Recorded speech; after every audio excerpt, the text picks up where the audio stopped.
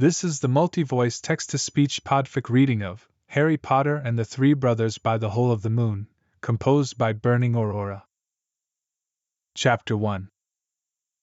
The early July 11th Sunday was rising over the row houses of Islington, London, bleeding away the grey hues of the sky to brilliant basking rays of yellow, turning the faint glare in the windows down the street to white. The bedroom window on the 5th floor of the concealed building, 12 Grimmauld Place, was open, letting in the sounds of the engines in the double-decker buses, the barking of dogs, the cooing of pigeons, and the noises of other such early risers. "I love Muddle London," Sirius Black said. He was standing beside Remus Lupin, who was sitting on the edge of the windowsill, relieving the pre-transformation ache in his long legs and drinking a cup of tea, looking out over the soft summer morning in the city. Remus turned to him. Sirius's dark eyes were shining with the bright sun's rays as it rose over the adjacent roofs, and he gazed upon the burrow with a peaceful smile. "I know you do," Remus said softly, and took a sip of his tea, watching the way the sun lit Sirius's dark locks to look as if it were a stream of flowing onyx waters. "Camden, then, or Hackney," Remus said with a soft smile. "Notting Hill, perhaps." Sirius turned away from the view outside of the window to meet Remus's gaze. "Hey." "I was wondering where we ought to live," Remus said. "When the war is over. When we do not need to stay at headquarters any longer. Where do you want to live, Sirius?" Sirius smiled, rubbing the back of his neck. "Oh, I don't know, Moony." "I know you've thought about it," Remus said gently. Sirius nodded, his eyes becoming wistful. "Yeah, all right, I have." Remus waited, sipping his tea and admiring the way Sirius's face looked as he thought of dreams and hopeful things. "I rather thought we'd go back to Hope's cottage," Sirius said after a moment. "The open countryside and woods nearby for Padfoot and the wolf. The garden to teach Teddy how to fly a broomstick." Remus smiled wryly. "Surely it's too quiet for you. No bustling vintage markets, no concert venues, no Chinese or curry shops." Sirius met Remus's eyes again, and Remus saw clarity there. "I've had quite a great deal of noise in my life, Moony," Sirius said. "Hope's cottage, it reminds me of the first home I ever had. With James, when the Potters took me in. And it's the place where you came from. The place where we first took over care for Harry, and the place where we soon will be married. It's full of magic, Moony. It's where I want to live. You and Teddy and I." Remus reached his hand, not holding his teacup out to meet Sirius's, interlacing their fingers. "Then we shall," Remus said softly. "When the war is won, we shall live there."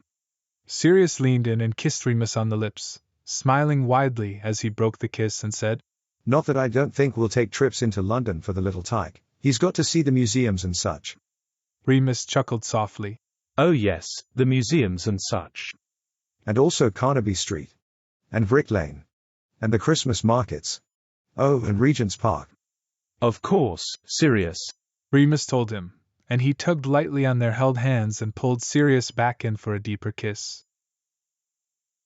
"Right, that's the water boiling," Harry Potter said later that same evening as he stared into the roiling bubbles in the pot, the steam misting his glasses. Only a few short weeks, and he could boil water by magic, he thought, and then he better be off. But Harry reminded himself that there would be time to think of his nearing task when he next saw Ron and Hermione.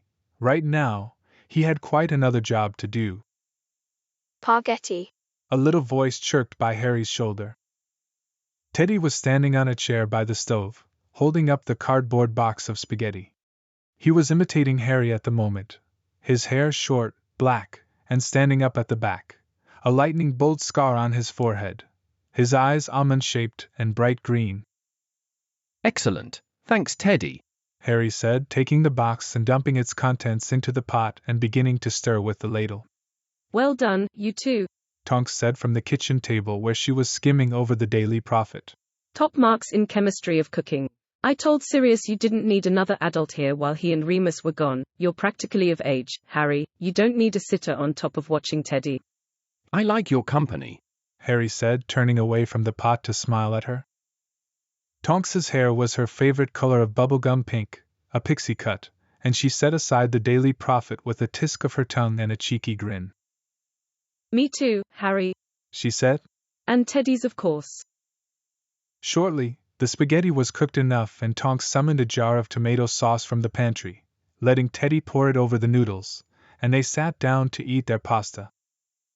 Here, let me cut the noodles short for you, Harry said to the toddler, taking Teddy's bowl and cutting the long spaghetti so it was short enough for the child to manage with his little fork. Ta. Teddy said brightly and Tonks snorted with laughter. Ah, he spends too much time with adults, she said, ruffling Teddy's already untidy hair. Harry's brow furrowed a bit, and he considered the toddler sitting next to him at the table. Do you really think so? Tonks chewed her pasta for a moment before saying, Well, it is what is it, innit? Wartime and all, reckon when it's past, he'll get to be a proper kid. Go to the park and such. That's what kids do, right? Blimey, guess I spend quite a lot of time with adults too. Harry tried to smile back at her but found it a bit of a struggle. The question of when the war would be over was plaguing upon him. It all came down to when Harry could destroy the Horcruxes, and then confront Voldemort. Harry turned to look once more at Teddy. The child's eyes were bright as he concentrated on his fork and his pasta. How many more childhoods, how many more young lives, would be weighed down, disturbed, taken, by the threat or presence of war? A war which Harry had such a large role in ending. Suddenly there were footsteps on the basement stairs and Tonks and Harry both instinctively rose to their feet, withdrawing their wands from their pockets. No members of the order were expected to check in tonight, but it was not uncommon for one of them to show up unannounced, seeking a refuge or to send a report to Mad Eye. Sirius Black stepped down the last stair and entered the kitchen, smiling brightly at them all. Padfoot. Teddy cried, bouncing in his seat. Go on, Sirius said to Tonks and Harry, waving at Teddy. What is Teddy's born surname? Harry asked. Marok. Sirius said with a nod. And he'll be keeping it as his middle name once I amend the papers, of course. That right there, Sirius said, pointing at the toddler who was now imitating Sirius's features, is the soon-to-be-named Edward Teddy Marok Black Lupin. How was it with Bill? Tonks asked curiously as she and Harry lowered their wands and took their seats at the table. Sirius waved a hand casually. It really was quite a bit of a stretch that Padfoot might be needed for Bill's first full moon. He had no effects besides a bit more energy than usual, and a mad amount of hunger. He just about ate 3 bloody steaks before Fleur decided I wasn't needed. Still, good to know, Tonks said with a shrug. There's spaghetti still in the pot. Harry told his godfather brightly. Ta. Sirius said, and Tonks snorted again. I'll take Teddy up to bed, shall I? As I'm on my way out. Tonks said as she stood up from the drawing-room carpet later that night after her, Sirius, and Harry's poker game. Sirius had only narrowly won, seeing as Tonks had excellent poker faces to choose from. Nah, let him sleep here a bit, eh? Sirius said, glancing over to look at the sleeping child curled up under blankets on the sofa. Are you sure you don't want to use one of the spare guest rooms for the night? Tonks smiled but shook her head. My mum's dying to see me, and I thought I could spend tomorrow with her and then travel with her and my dad to the wedding on the 13th. Sirius grinned. It's grand that Andy and Ted can come. She wouldn't miss her favorite cousin's wedding for the world. Tonks said, grinning back. Night then, Sirius, Harry, see you at the ceremony. See you. Harry and Sirius chorused as Tonks waved and left. Right then. Sirius said to Harry. Another game. Harry nodded. Yeah, wizard's chess. Good man. Sirius said, nodding sagely and waving his wand to organize the deck of cards and poker chips back into their box before summoning the wizard's chess set. After Harry asked his pawn to move first and as Sirius was contemplating his first move, Harry said casually. So, the wedding. Sirius said, rubbing his chin before asking his knight to move. I had an idea, Harry said, scanning the board and then asking his pawn to move again. Do tell, then, Sirius said, his brow furrowing as he surveyed the board. You and Remus need to have a first dance, Harry said. And I reckon he made you promise that you wouldn't have one, but I also reckon he didn't go as far as to make you take the unbreakable vow on that. Sirius looked up from the chessboard, clearly trying to hold in a barking laugh so as not to wake Teddy, but Harry shouldered on. And you can blame it on me. Tell him I made you, whatever it takes. You two need to have a first dance. Sirius grinned wickedly at Harry. Oh, Hub. This is the lily in you, isn't it? Harry smiled. You would know. Sirius leaned back, giving up on strategizing on the chess game for a moment. All right then. I promise to you, a promise which shall override my earlier promise to Moony, that we will have a first dance. And we also shall promise to each other that you made me agree to this under threat of death. Agreed, Harry said, extending his hand. Sirius grinned wickedly and shook his godson's hand. Harry narrowly won the wizard's chess game, which he knew was mostly in part because Sirius was thinking of which song he and Moony ought to dance to after the ceremony, and then sobered up a bit. Teddy was sleeping soundly on the sofa, clutching his stuffed wolf tightly to his chest, named Wolf, his hair turquoise and curly in sleep. Harry stared at the child, and was reminded of Tonks's earlier comment, and the journey that Harry must soon set out on. Related to that journey was something Harry had been meaning to ask Sirius and Remus about. Even though Remus wasn't here, as he was spending the full moon as the alpha with his werewolf pack, Harry still thought that Sirius may offer some insight. Sirius, Harry said as Sirius put the chess pieces away, breaking up a fight between the white and black knights. Sirius glanced up, concerned at Harry's sober tone. All right. I've something I've been meaning to ask you and Remus. Harry said. From the night Dumbledore and I. Harry swallowed. Where we went. Sirius's face froze for a moment, and then very slowly he placed the wizard's chess set aside. The fake whore. Sirius's head shot in Teddy's direction, and finding him still sound asleep, turned back to Harry. The fake Horcrux. Harry nodded and put his hand into his robes, lifting out the small golden locket. He opened it and handed it to Sirius. I thought maybe you might know who took the real one. Hermione reckons that whoever left this note had to be close to Voldemort. Sirius took the locket in his hands, his eyes on the folded piece of parchment within it. Carefully, he took it out and unfolded it. And then, he read. Harry watched Sirius's brow furrow as he read, and then Sirius's eyes widened slightly, and his mouth fell open. R.A.B. Sirius breathed. Sirius licked his lips, his eyes scanning the note again. In death, I will one day be reunited with my brother. And perhaps, for what I have done here today, I may be forgiven. Sirius murmured, quoting the end of the note. And suddenly, Harry's blood became ice. Because he saw that Sirius had started shaking. Sirius, do you know who wrote this? But Harry's godfather didn't seem to hear him. Sirius's breath was now coming fast and ragged. His knuckles were white as he held the note in his shaking hands, his dark eyes locked on the words scribbled on the piece of parchment. Sirius. Sirius tore his eyes away from the note to look at Harry, and Harry felt his heart stutter unevenly. Sirius's eyes were wide, beseeching, and haunted. It seemed a ghost was looking at Harry from within those dark depths. Yes. I know. Sirius stammered, his voice hoarse and broken. It was my brother. It was Regulus. Sirius's shaking worsened, and suddenly it seemed as if he couldn't draw air. His breaths were desperate, gulping, as if he were drowning. Sirius, Harry cried, reaching forward, grabbing his godfather's wrist. It's all right. Sirius panted, dropping the piece of parchment and staring at Harry. What can I do? Harry begged his godfather. What do you need? Sirius stared at him, in terror and in aching pain, terrible aching pain. Where's the calming draught, Sirius? Harry asked. Where is it in your and Remus's room? Sirius's mouth was open, he fumbled for words, his whole body trembling. And so Harry ran. Fuck the trace. Harry thought to himself as he bolted up the flights of stairs. If only I was bloody 17 and could summon it myself. But the last thing he and Sirius and Remus and Teddy needed was the Ministry having an excuse to meddle in their business. And so Harry ran. He threw open the door to Sirius's and Remus's bedroom and bolted to their wardrobe. He found on the top shelf an assortment of potions and jars: essence of murtlap, pain relief potion, blood replenishing potion, dreamless sleep, and then Harry recognized the familiar potion bottle.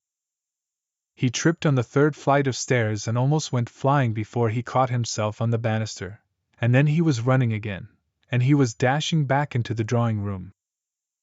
Sirius was hunched over on his hands and knees, gasping, and Merlin, Teddy, had woken. The child was also on his knees, his hands on Sirius's face. Padfoot. He was saying in a high voice. Padfoot. Here. Harry cried, uncorking the bottle and thrusting it towards Sirius. Sirius reached a shaking hand and grabbed it, and then brought it to his lips, gulping and gasping until the bottle was dry. For a moment, Harry and Teddy just stared at Sirius in wide-eyed fear. And then Sirius took a deep inhale and deep exhale, and he lifted his head to look at them both. Thank you, Sirius breathed. His eyes were calm waters now, a safe harbor. Padfoot. Teddy said, his voice still high. Sirius lifted himself off of his hands, so now he was crouching on his knees, and the next second he had enveloped Teddy in a tight hug. Oh, thank. I'm all right. It's okay? Harry heard himself saying, reaching out to touch Sirius's shoulder. It's okay? Remus Lupin apparated the evening of July 12th into the entrance hall of 12 Grimmauld Place. Having just been in the body of the Alpha Wolf, he could sense heartbeats much more acutely than usual, and at once, he registered Harry's in the drawing room, thudding rapidly as he heard Remus's arrival. Teddy was in his bedroom, 5 floors up, his heartbeat calmed by sleep and pleasant dreams.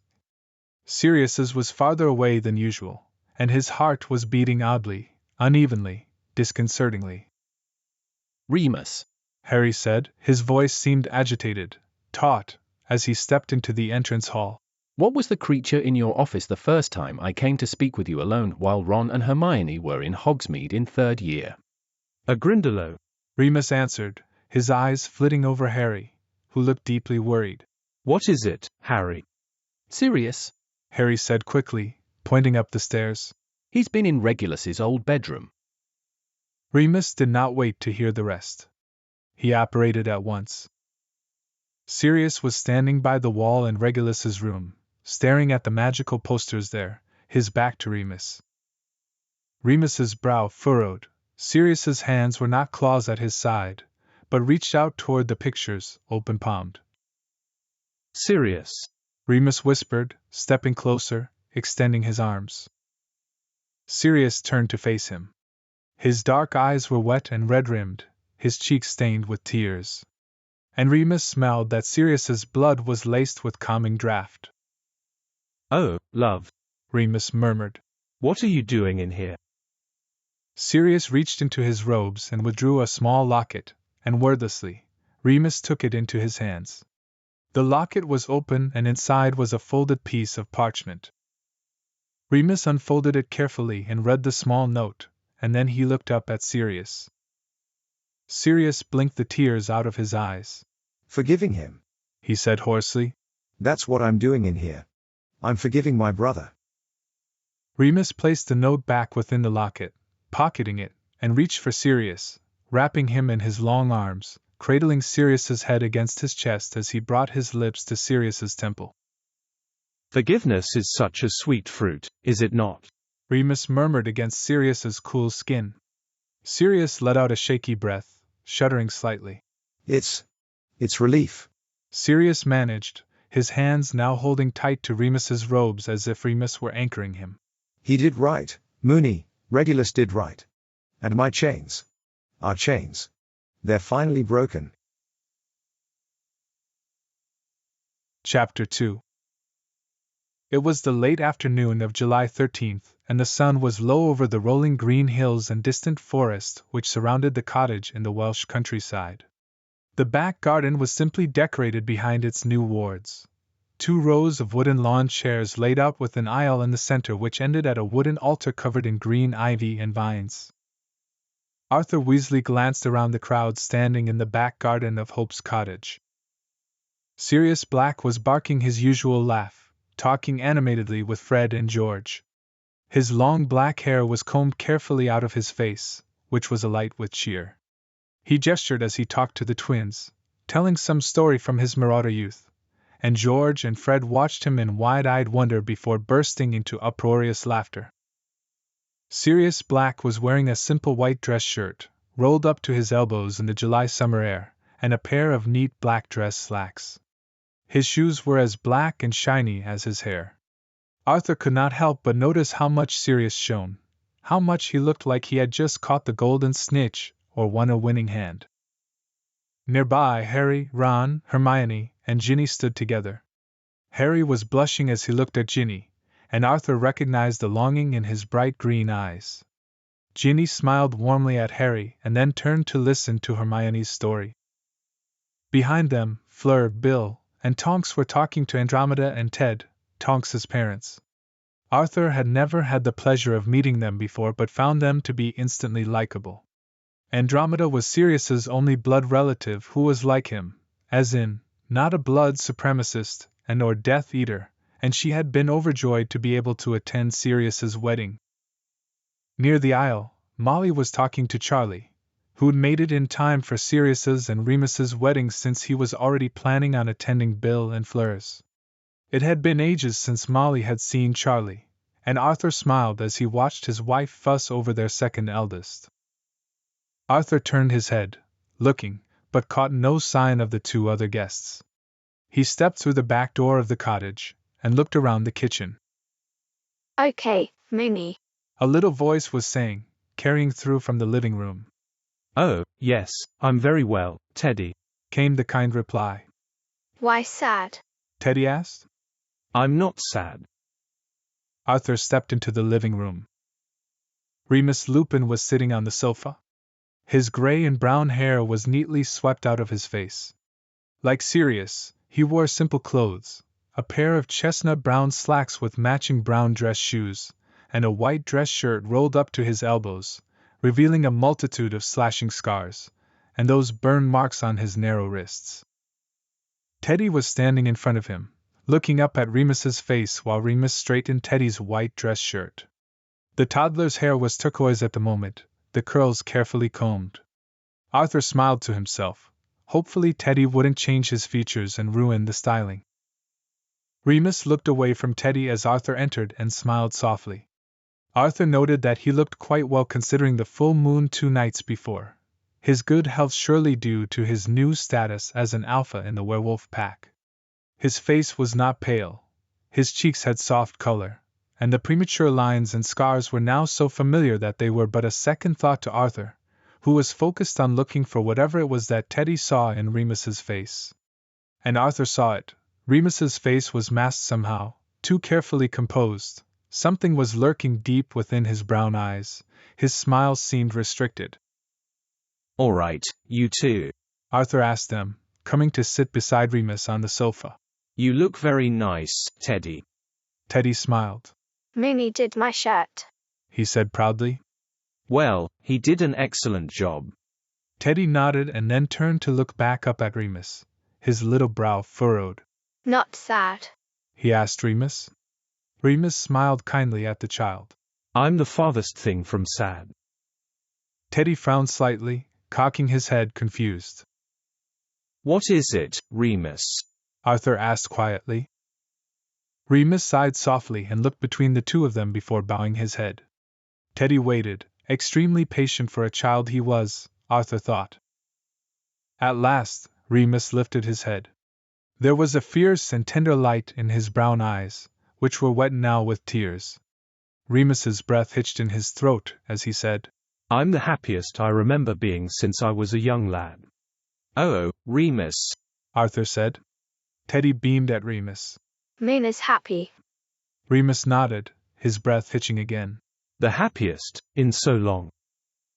Teddy crawled up into Remus's lap, pressing himself against Remus's chest. Your shirt will get wrinkled, little one, Remus murmured. Arthur tutted. One wave of a wand and it'll be sorted again. Remus nodded, taking deep breaths and closing his eyes. It's all right, Remus, Arthur said gently after a moment. Remus opened his eyes and looked at Arthur. Thank you, he said, for everything. Arthur blinked. He couldn't for the life of him understand why Remus was thanking him. Remus's wet brown eyes twinkled. You were the first adult since Sirius's return from Azkaban to know about us. You accepted us, and accepted me as a werewolf too. You showed me what it could be like if our friends knew. I wasn't worried, because of you. Arthur stared, shocked, and then he shook his head. Of course, Remus. Remus tilted his head, his eyes still swimming with tears as he lifted a hand now to rest on Teddy's small back. I never imagined it could be so, Arthur. So often, my life has been a series of closed doors, or something I just had to endure, and after October 31st, 1981, there were many times when I wondered what the point was. Why stay in a body that ripped itself apart once a month, in a world that did not want it? I did not want to succumb to the kind of the life the rest of my fellows led. I was not welcome in the wizarding world, and still, because of my condition, I could not fully fall back into the muggle world either. Arthur felt his chest ache, his mouth was dry. Remus continued quietly. There were many times in those years alone, after James and Lily, with Sirius in Azkaban, with what I believed he'd done, in which I pondered how I may apparate to a pack and instigate a fight. How I would find Silver. Remus, Merlin's beard, Arthur stammered. Remus turned to look at Arthur, and startlingly, his wet brown eyes were warm. But I did not ever move to make such thoughts a reality. Because I never stopped loving him, Arthur. Even then. And somehow, I knew that love, that it would not be in vain. I had to keep it alive, and so, I had to keep myself alive too. How did you know? Remus smiled softly. It was in the same way that I knew I first loved Sirius. That I knew I loved Harry and Teddy. I just knew. Arthur reached out and placed his hand on Remus's shoulder. Remus, it's been an honor getting to know you. The world is a better place with you in it. We are all better people, because of you. However you knew, whatever and all that brought you here up to today, well, we're all just so bloody grateful. Remus took a steadying breath. And I am so grateful for you all too. Arthur patted Remus's shoulder, and then withdrew his hand. Come now, let us dwell on that, on the fact that this is the happiest you've been in ages, on the family and friends here today, and on the love we're here to celebrate between you and Sirius, all right? Remus nodded and smiled wryly. That can be easily done. Thank you for confiding in me, Arthur said kindly. Oh, and also for helping me get that officiant license. Remus chuckled softly. Not at all. Thank you for officiating. Like I said, it's an honor, Arthur said with a grin. Now, let me take Teddy to Molly. She's got the rings for the little ring bearer, and I've got to get everyone in their seats and take my place. And you better dry your eyes now before Sirius comes and thinks you're having cold feet. Remus smiled. Never. Arthur stood at the altar, his notes ready in his hand.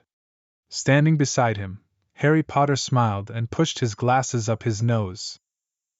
The small assembly of guests seated in their chairs turned their heads.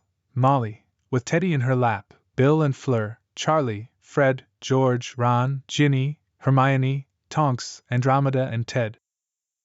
And then the back doors to Hope's cottage opened, and two men stepped out from within. Sirius Black and Remus Lupin were holding hands, and for a moment they stood on the threshold, looking up the aisle, toward where Arthur and Harry stood. Sirius and Remus each looked as if the sun were shining out of their faces, and in fact they might as well have, for Remus's magical aura was imbuing both of them in a golden glow. Together they smiled and gazed upon the guests, and then Sirius turned his head to look up at Remus. In response, Remus turned to look down at him, and Arthur saw Remus squeeze Sirius's hand.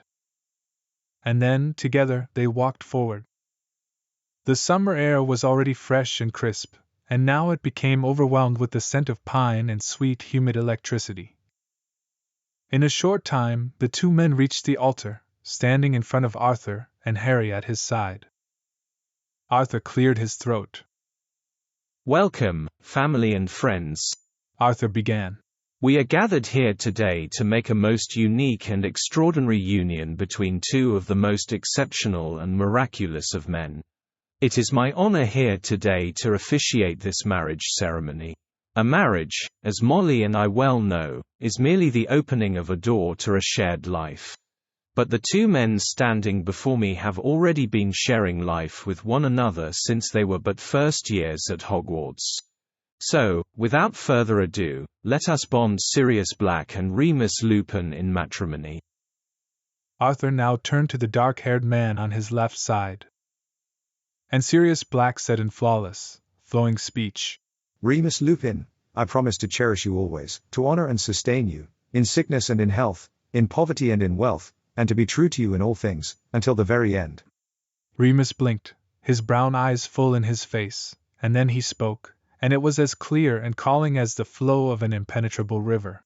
Sirius Black, I promise to cherish you always, to honor and sustain you, in sickness and in health, in poverty and in wealth, and to be true to you in all things, until the very end.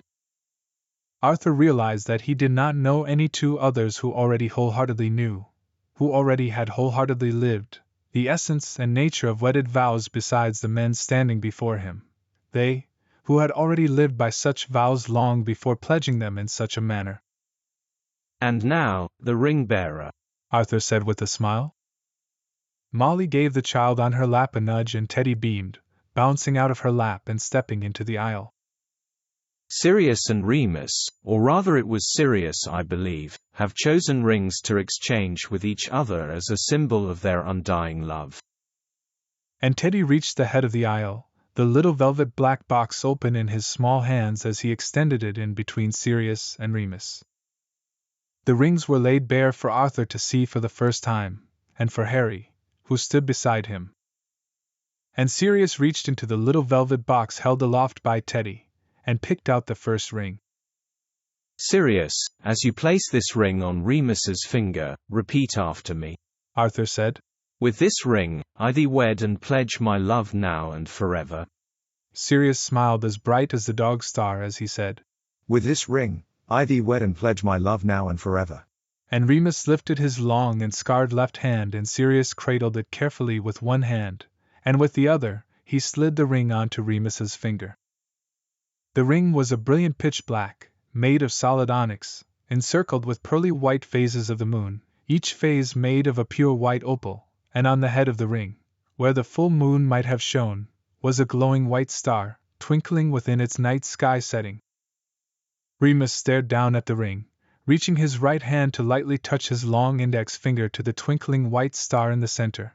It shone brighter underneath his touch, illuminating Remus's face in starlight. Remus lifted his head, and tears were spilling over his eyelashes as he smiled widely. Remus, as you place this ring on Sirius's finger, repeat after me, Arthur said. With this ring, I thee wed and pledge my love now and forever. Remus turned now to Teddy, taking the second ring within the little black velvet box, and he reached his hands out towards Sirius's waiting left hand. Remus rested his own left hand, now ringed, underneath Sirius's, and their palms touched as Remus carefully slid the ring onto Sirius's finger. With this ring, I thee wed and pledge my love now and forever, Remus said. Sirius's ring was identical to Remus's, made of pitch onyx, and encircled with opal phases of the moon. But in the center of Sirius's ring was indeed the full moon, yet above it was that same bright star, twinkling as if to tell the moon, "You are not alone." Arthur cleared his throat and rapidly blinked his eyes. Before these witnesses, you have pledged to be joined in marriage. You have now sealed this pledge with your wedding rings. By the authority vested in me by the Ministry of Magic Officiant Course, I now pronounce you married. Harry Potter brought his hands together and started the applause. Like Arthur, he was blinking furiously, and soon Teddy joined in, clapping and giggling as he came to stand beside Harry. The small crowd rose to their feet, applauding and sniffing. Remus Lupin bowed his head, reaching his right hand to cup Sirius Black's cheek, who was smiling so very proudly, and Remus's smile mixed with the radiant glow of his magic as he brought his lips to meet Sirius's. When they broke the kiss, the two men looked at one another. We did it, darling, Sirius whispered, his hands now on Remus's chest. Yes. Remus whispered back, kissing Sirius's forehead. We did it, love. The adults and those of age waved their wands and the chairs were moved to encircle tables covered in an array of glasses and drinks. The tables were gathered around a wooden dance floor in the back garden covered by rows of string lights. Remus's record player was set on a table and magically amplified. Remus was shaking hands with Charlie and Bill as Harry hurried up to Sirius, who was chasing little Teddy among the tables. Sirius, Harry hissed. it's time. Sirius grinned, catching Teddy and tickling the toddler under his chin before straightening up to focus on Harry. Too right. You've got the record. Harry nodded. Hermione's about to put it on. Excellent. You'll watch the little one, Sirius said, turning to where Hermione stood by the record player, blushing and waving as she held the vinyl album. Got him, Harry answered, scooping up Teddy as the child giggled. Right. Sirius said, sweeping his long black hair out of his face and patting Harry's shoulder as he winked. Wish me luck. Harry laughed and watched his godfather stride over to where Remus stood across the dance floor. Hiya, husband, Sirius said with a wicked grin as he reached Remus. Remus smiled back. Hi to you, husband. Sirius turned to the two young men standing beside Remus. You'll excuse me if I steal him for a moment. Bill laughed. Go on then. Remus's brow furrowed. What's this about? Sirius extended his right hand. This is about a dance, Moony. You and I. Remus's mouth fell open. Oh, Sirius. I thought we said. Sirius nodded, undaunted. We did. But Harry made me promise under threat of violence that we'd have a first dance. Remus glanced over to where Harry stood, smiling widely as he held Teddy. Ron had come to stand beside Harry and now waved at Sirius and Remus, calling out, Congrats, you two. Remus felt his cheeks warm at once as he turned back to Sirius, who was still waiting with his arm extended. Dance with me, Remus, Sirius said, his dark eyes shining. Remus looked upon Sirius, and knew that he'd follow him anywhere, through anything. So, he reached out a long arm and took Sirius's hand. As they stepped out onto the dance floor, the record player cracked and spun, and the voices of the small crowd went quiet. Sirius led them to the center and then turned, stepping into Remus's hold. Their right hands clasped. Sirius placed his other hand on Remus's waist as Remus put his hand on Sirius's shoulder. And then the music started. When all the dark clouds roll away, yeah, the sun begins to shine.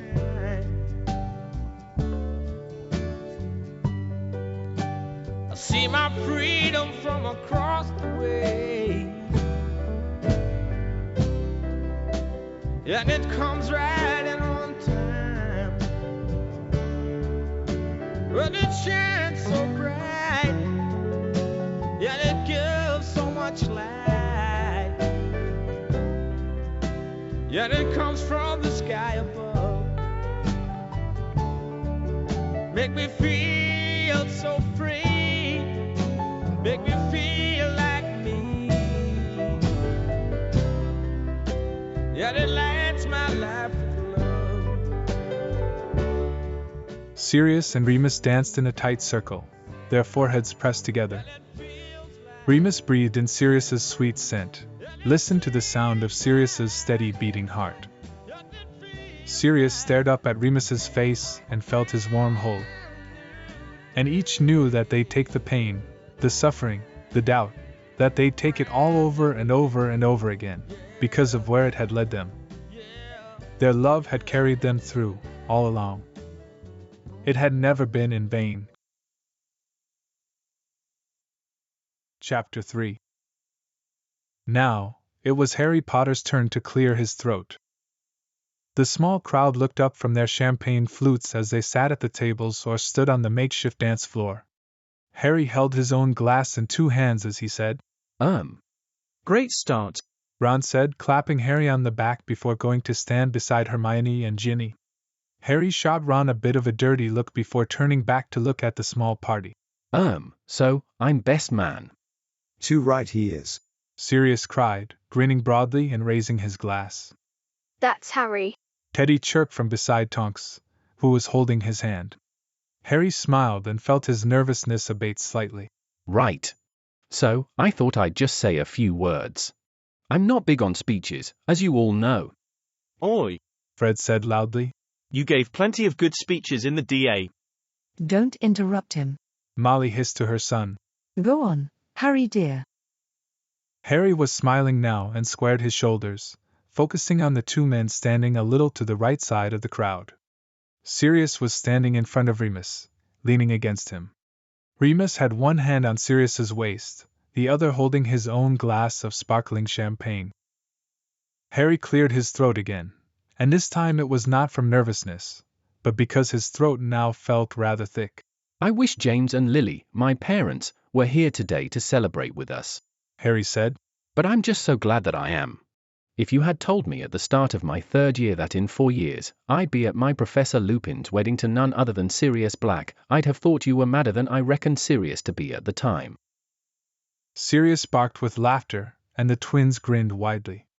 Remus bowed his head as he chuckled, bringing his lips to kiss Sirius's temple. Harry cleared his throat again. And in those 4 years since I met Remus, and later on, once I met Sirius and we all realized his innocence, there have been hard times. For all of us. But what I can say for myself is that in those hard times, when I could have felt alone, when I could have felt I had no one who understood what I was going through, I had them. Harry blinked his eyes, as they were quite prickly now. I don't know what I did to deserve such amazing friends and family. And especially the 2 best guardians I could have ever imagined. There have been hard times, but also the best of times. Harry finally admitted to himself that blinking wasn't going to suffice, and so he wiped at his eyes for a moment before continuing. I guess one of the biggest lessons I've learned from Remus and Sirius is that no matter what happens, no matter what obstacles we face, no matter what the world tells us or throws at us, to never give up on love.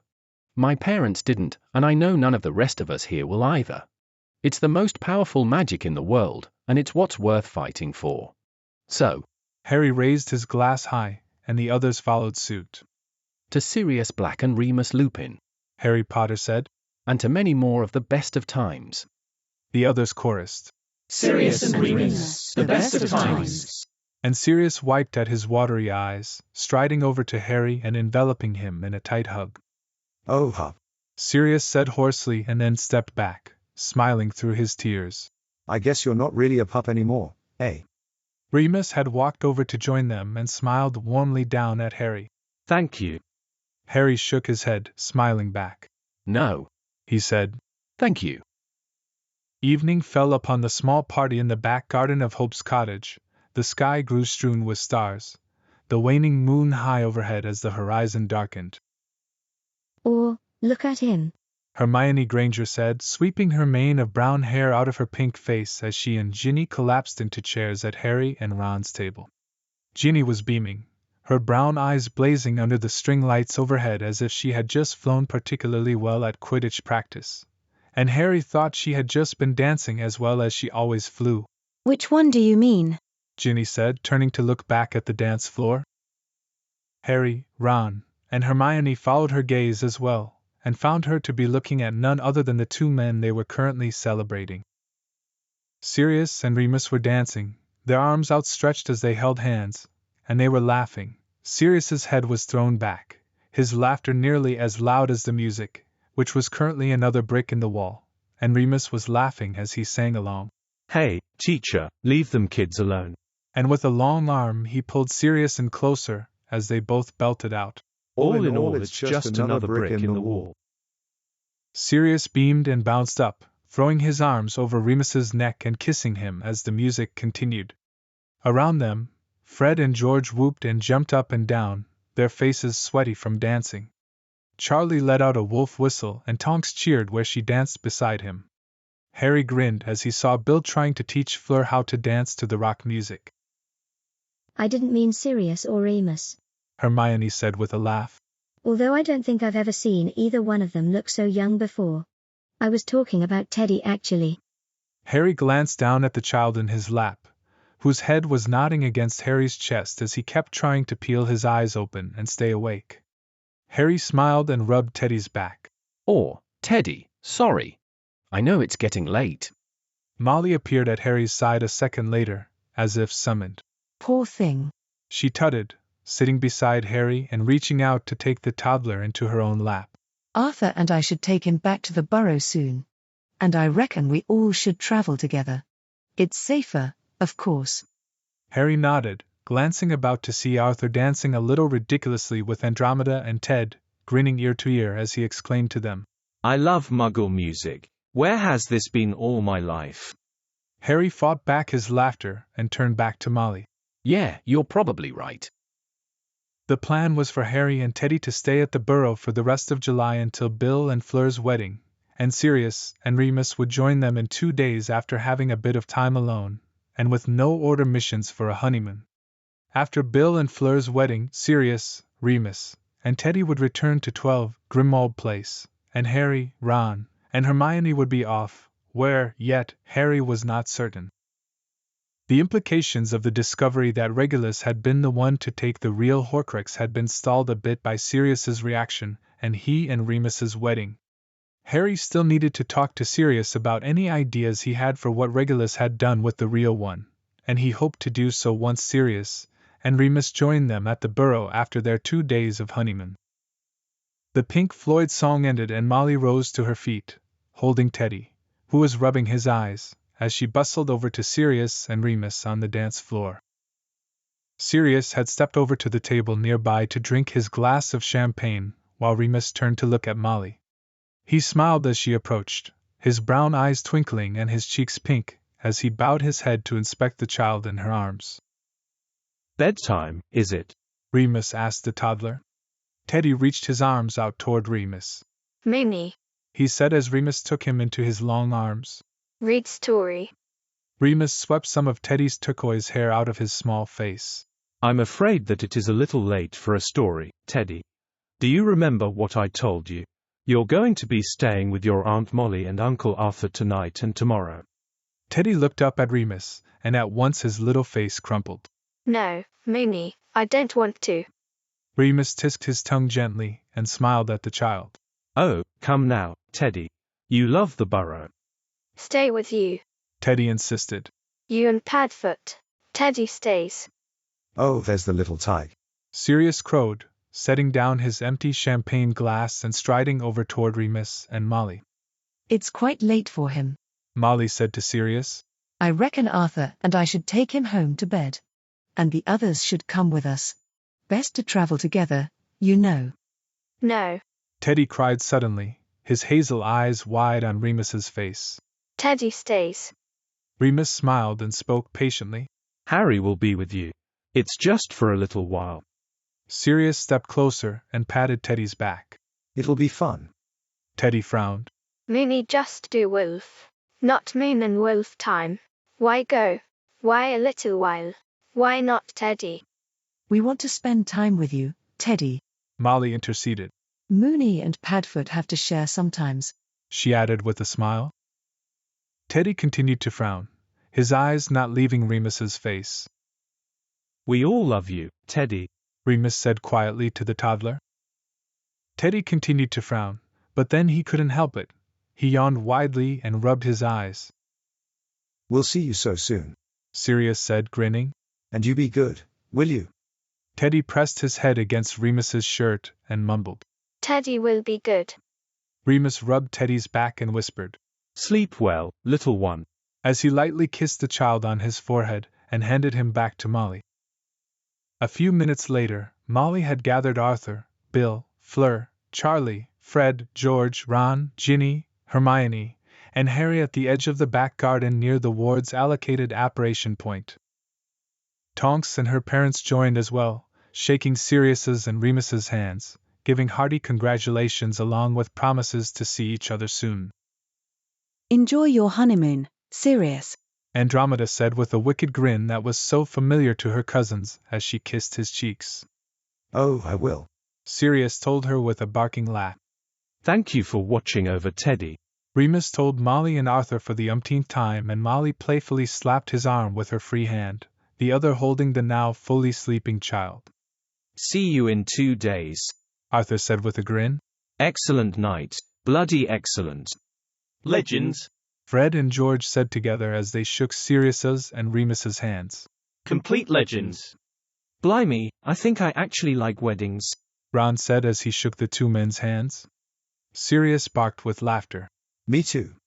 Harry stepped forward and hugged each of his guardians in turn before stepping back and beaming. It really was bloody excellent. Sirius ruffled Harry's hair. Too right. Remus chuckled. See you soon, Harry. See you soon. Hermione and Ginny chorused. Have fun, Tonks said. but not too much fun. Sirius grinned wickedly. No promises. One after another, the guests apparated from the back garden of Hope's cottage. First Arthur, then Molly with Teddy, followed by Bill, with Hermione side-alonging, Fleur, with Ginny side-alonging, Charlie, with Harry side-alonging, Fred, with Ron side-alonging, and then George. Finally, Tonks, Andromeda, and Ted said their final goodbyes and apparated back to Andromeda and Ted's safe house. Sirius and Remus stood in the soft quiet of the early night. They turned to face the decorations, and Remus instructed Sirius to wave his wand to fold up the dance floor and transfigure it, as well as the chairs and tables, back into their miniature size to store within the garden shed. Remus kept a few of the string lights magically suspended in the air, and summoned a picnic blanket, along with a few bottles of leftover champagne and 2 glasses. He set the record player with his record collection beside the picnic blanket. As Sirius brought the furniture into the garden shed, Remus summoned a picnic blanket which he spread under the remaining string lights. Sirius turned to find Remus sitting on the picnic blanket, 2 glasses of champagne poured and waiting as he shifted through his record collection with his long, deft fingers before pulling out an album. It was Mirage by Fleetwood Mac. Remus set it on the record player before saying, I reckoned a toast was in order, as Sirius sat down beside him on the blanket. Sirius grinned. Go on, then. Remus lifted his champagne glass as Sirius did the same. To you, Remus said. Sirius cocked his head and opened his mouth in protest. Sirius, none of this would have happened if it had not been for you, Remus said. Sirius shook his head. I would have loved you in silence, Remus told him. I would have been your friend, and taken all you would have given me, and not have taken anything for myself. If you had not kissed me that day in our 6th year, I had resigned myself to a life in the rafters, Sirius, of unrequited pining, and that would have been all right. Because I got to love you, I thought that it would have been enough. Because never would I have believed that you'd want me in return, that you would love me as well. Mooney. I know the animagious transformation was more your idea than James's. You did it, and it was the greatest gift you've ever given me. Remus continued, unrelenting. Mooney. You escaped Azkaban, Sirius. And you kept yourself sane. You escaped to catch Peter and protect Harry. If you had not. Mooney. You adopted Teddy, Sirius. And you asked me to marry you. Don't you see, all along, it's always been you, making this life possible. Mooney. Please. You told me after I kissed you that you wanted to be together. You survived after James and Lily. You took the Dada job, you came to the shack that night, you helped me recover from Azkaban, you rescued Teddy and brought him home. Sirius. No, listen. Sirius set his champagne glass aside and rose on his knees, his dark eyes firm in his stern face. Why do you think I did any of that? Kissing you, becoming an animagius, even escaping Azkaban. Yes, I did it for Harry, for James and Lily, but also for you. Because you inspire me, Mooney. It was you inspiring me all along, and you've never led me astray. I wanted to do everything with you. I want to do everything with you. Remus smiled softly. This toast is not going as I planned. Sod your toast, Sirius said. It's always been us, hasn't it? I suppose it has. And I want to do everything with you too, Remus said softly. Well, that's bloody good that is, seeing as we're married now. Sirius said with a wicked grin. Remus shook his head, smiling widely. Can you believe it? I never would have thought it would happen for us. Of course, I dreamed. See, that's where we balance each other out, Moony, Sirius said, reaching out to Remus's free hand, interlacing their fingers. You know what they say about dreamers? That they need someone to pull them back down when they get too carried away. Well, the practical ones need the dreamers too, or else they might never get off the ground. Remus smiled, and raised his glass once more. All right then, to the dreamers and the realists. You and I.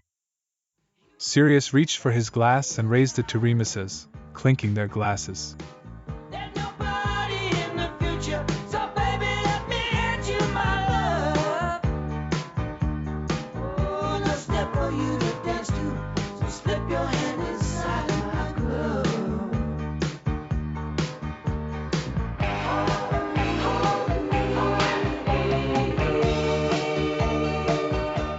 The birdsong woke him. Sirius opened his eyes to find the sunrise bathing the hills and forest around them, the sun's early rays warming his bare skin. Sirius turned on the picnic blanket.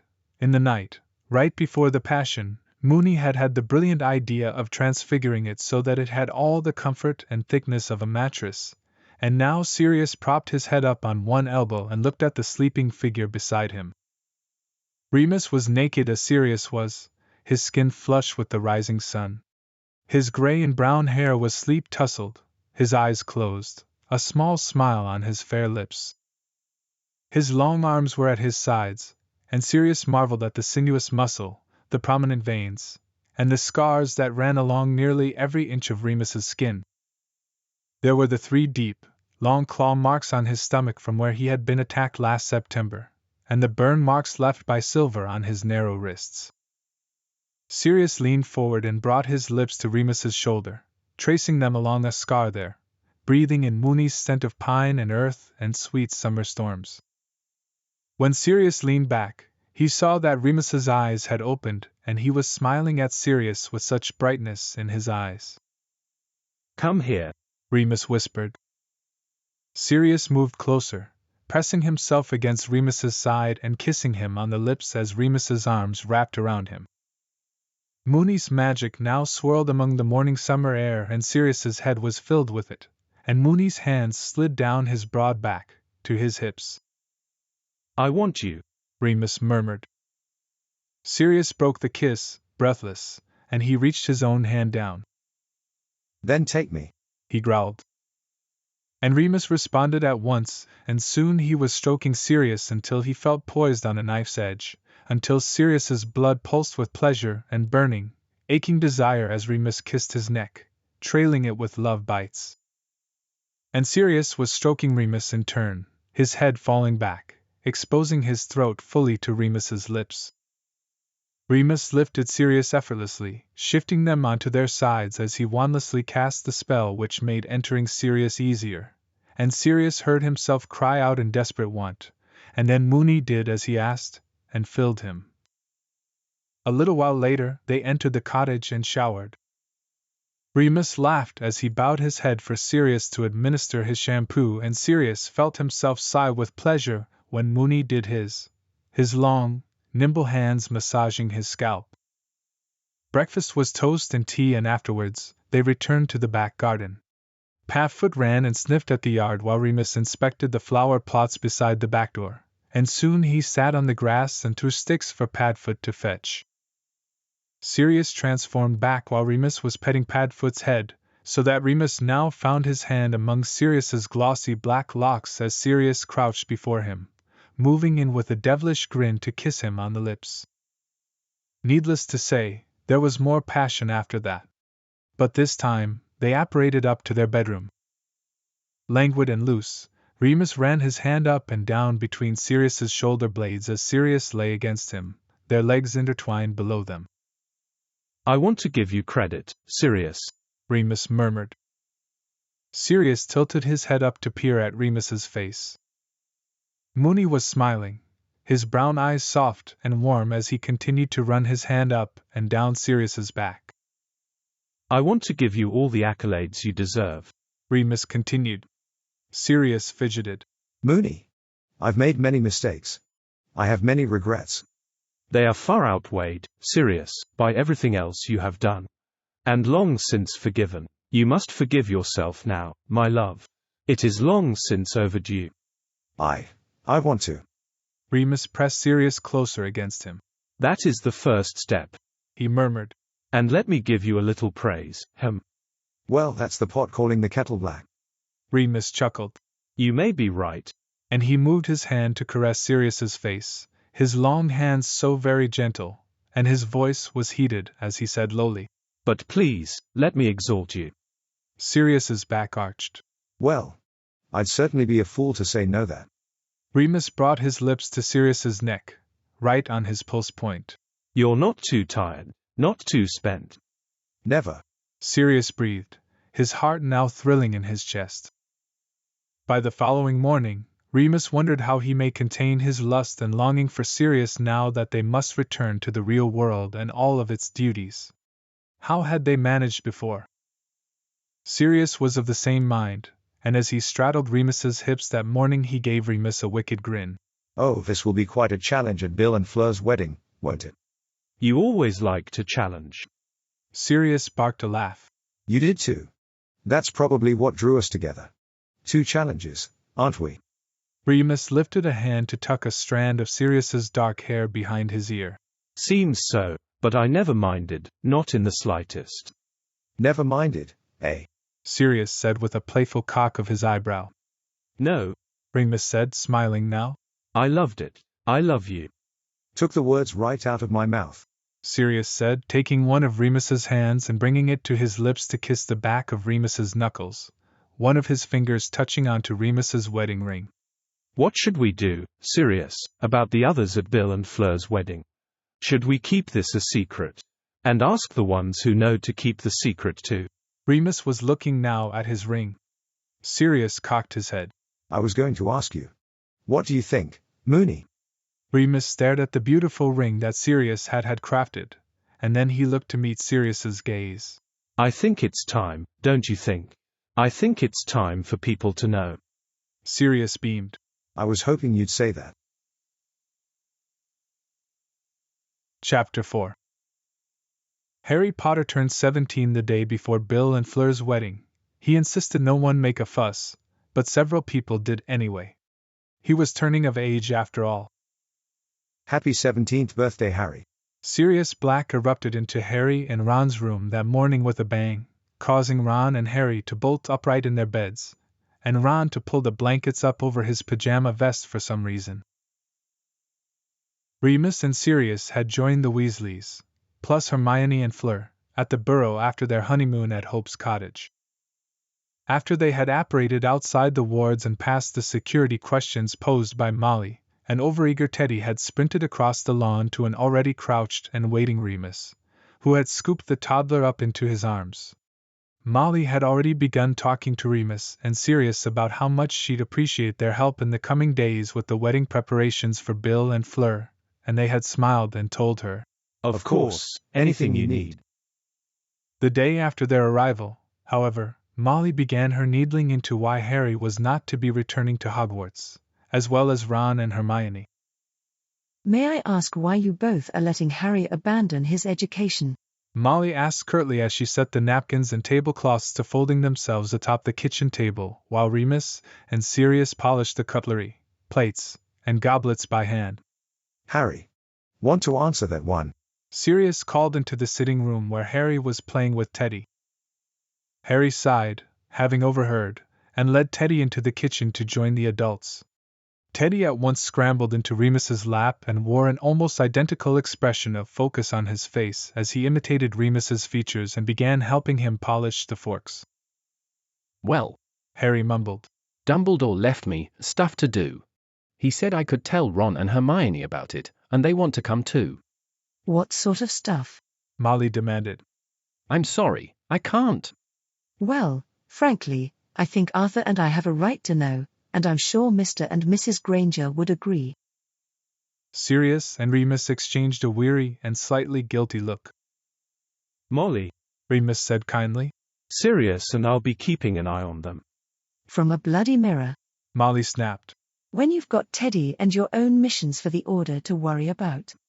Sirius frowned and opened his mouth, but Remus beat him to it. Harry may be almost of age, Molly, and taking his own path, but that does not mean we will take our guardianship of him any less seriously. He will always be under Sirius and I's care until the day we die. Molly blinked, looking addled, and stammered for a moment. Yes. Of course. She shook her head and squared her shoulders. But come now, Remus, Sirius, if Dumbledore needed work doing, he had the whole Order at his disposal. He probably didn't mean that he wanted Harry to do it. It's got to be me, Harry said flatly. Molly stared at Harry for a moment, and then looked back at Remus and Sirius. Harry's got something he needs to do, Sirius said in a hoarse voice, although his dark eyes were sharp with determination. and he'll see it done. It's grand that he's got the two best mates in the world to help him with it, isn't it? Molly sniffed and turned away, fleeing into the laundry room. But she didn't mention it again. The days became non-stop work for the wedding for Harry, Ron, Hermione, and Ginny. Sirius and Remus went out on Order missions once more, leaving Teddy in the care of the teenagers or Fleur and Molly. Harry noticed that he, Ron, and Hermione were never set to the same task, and Ginny illuminated that his suspicions for why that was were correct. Mum thinks that if she can stop the three of you getting together and planning, she'll be able to delay you leaving, Ginny said as they laid the table for dinner 2 days later. Sirius and Remus would be returning from their mission in time to eat with them, and they'd also be joined by Tonks and Kingsley. And then what does she think's going to happen? Harry muttered. Someone else might kill off Voldemort while we're color matching flowers. Ginny's face whitened. So it's true. That's what you're trying to do. I was joking. Do Sirius and Remus know? Harry stared at her. There was something more than shock in Ginny's expression. But just then the door opened and Arthur, Kingsley, and Bill walked in. After dinner, Fleur turned to Harry. We must decide how you will be disguised, Harry, she said. Of course, with Sirius and Remus in attendance, people will be looking for you. It is best to keep them looking. Sirius nodded. Too right. I was thinking a red-haired glamour, eh, Harry? Harry grinned. Sure. Ron, have you cleaned your room yet? Molly asked. Why? Ron groaned and glared at his mother. Is the wedding happening in my bedroom? No, so why in the name of Merlin's saggy left? Don't talk to your mother like that. Arthur interjected with a sigh. And do as you're told. Ron scowled at his parents while Sirius held in his laughter. Later that evening, Harry bade goodnight to Sirius and Remus. Teddy had already been put to bed and the two men were joining Kingsley, Tonks, Bill, Arthur, and Molly for an Order meeting in the sitting room, and headed up to Ron's room. Hermione was sitting in the corner sorting through 2 enormous piles of books. Hi, Harry, She said as Harry sat on his cot beside Ron's bed. What are you doing with all of those books anyway? Ron asked her. Just trying to decide which ones to bring with us. Hermione answered. When we're looking for Horcruxes. Listen, Harry said slowly. are you sure that you two have thought this through? Hermione slammed down Hogwarts, a history, and glared at Harry. Let's see. I've been packing for days, so that we're ready to leave at a moment's notice, which, in case they haven't told you, involved Remus teaching me a load of pretty difficult magic and Sirius helping me smuggle some of Mad Eye's stock of Polyjuice potion. I've also modified my parents' memories so that they're convinced they're called Wendell and Monica Wilkins and that their life's ambition is to move to Australia, which they have done. Assuming I survive our hunt for Horcruxes, I'll find Mum and Dad and lift the enchantment. If I don't, Well, I think I've cast a good enough charm to keep them safe and happy. Wendell and Monica don't know they've got a daughter, you see. Hermione's eyes were swimming with tears. Gently, Ron came and crouched beside her, putting an arm over her shoulders and looking at Harry as though reproaching him for his lack of tact. Hermione, I'm sorry, I didn't. Harry stammered. Didn't realize that Ron and I know perfectly well what might happen if we come with you. Well, we do. Ron, show Harry what you've done. Ron nodded and said, Come on. Why? Harry asked as he followed Ron out of the room and onto the tiny landing. Descendo. Ron muttered, pointing his wand at the low ceiling. A hatch opened and a ladder descended, leading them up into the attic. Come on and have a look at the ghoul, Ron said. Harry followed Ron up the ladder's steps and into the small attic. But it looks, do ghouls normally wear pajamas? Harry asked, staring at the creature curled up a few feet from him in the gloom. No, nor do they normally have red hair or that number of pustules, Ron said. He's me, see. No, Harry said, staring at the slimy creature. I don't. I'll explain back in my room, Ron said. The smell's getting to me. They climbed back down the ladder, which Ron returned up into the ceiling, and rejoined Hermione, who had resumed sorting books. Once we've left, the ghoul's going to come and live down in my room, Ron explained. He's going to be me with Spattergroit. Good, eh? Harry stared in confusion. It is, Ron said, frustrated. Look, when we three don't turn up at Hogwarts again, Death Eaters will go straight to our families to see if they've got information on where you are. But we can't hide my whole family, it'll look fishy and they can't all leave their jobs, Ron insisted. So we're going to put out the story that I'm seriously ill with Spattergroit. And your mum and dad are in on this plan? Harry asked. Dad is, Ron said proudly. He trusts Remus and Sirius's judgment. Alright, maybe he trusts Remus's judgment slightly more, but that's by the by. Anyway, Dad helped Fred and George transform the ghoul for me. Harry stared at his two best friends. The measures that they had taken, all the risks. Thank you, Harry said thickly. Ron shrugged and sat back down on his bed. So this RAB person. Harry sank onto his cot. His legs felt slightly shaky. Regulus Arcturus Black. Hermione and Ron's heads snapped to attention. What? Hermione squeaked. Harry nodded. It was Sirius's younger brother. Ron gaped. Bloody hell. Sirius read the note and made the connection. Harry sighed. I'll need to speak to him about what Regulus may have done with the real one, if he has any ideas. Do you reckon he was able to destroy it? Ron asked. Harry shrugged. We'll have to track it down, won't we? We'll need Sirius's help for that. How do you destroy a Horcrux? Ron wondered aloud. Well, I've been researching that. Hermione piped up. How? Harry asked. Hermione turned pink. Well, Dumbledore removed the books on Horcruxes from the library, but he didn't destroy them. They were in his office. After the funeral. After we decided we were going to come with you to destroy Horcruxes. I did a summoning charm. And they zoomed out of his study window and right into my dormitory. And I packed them. Hermione pulled out a book bound in black leather.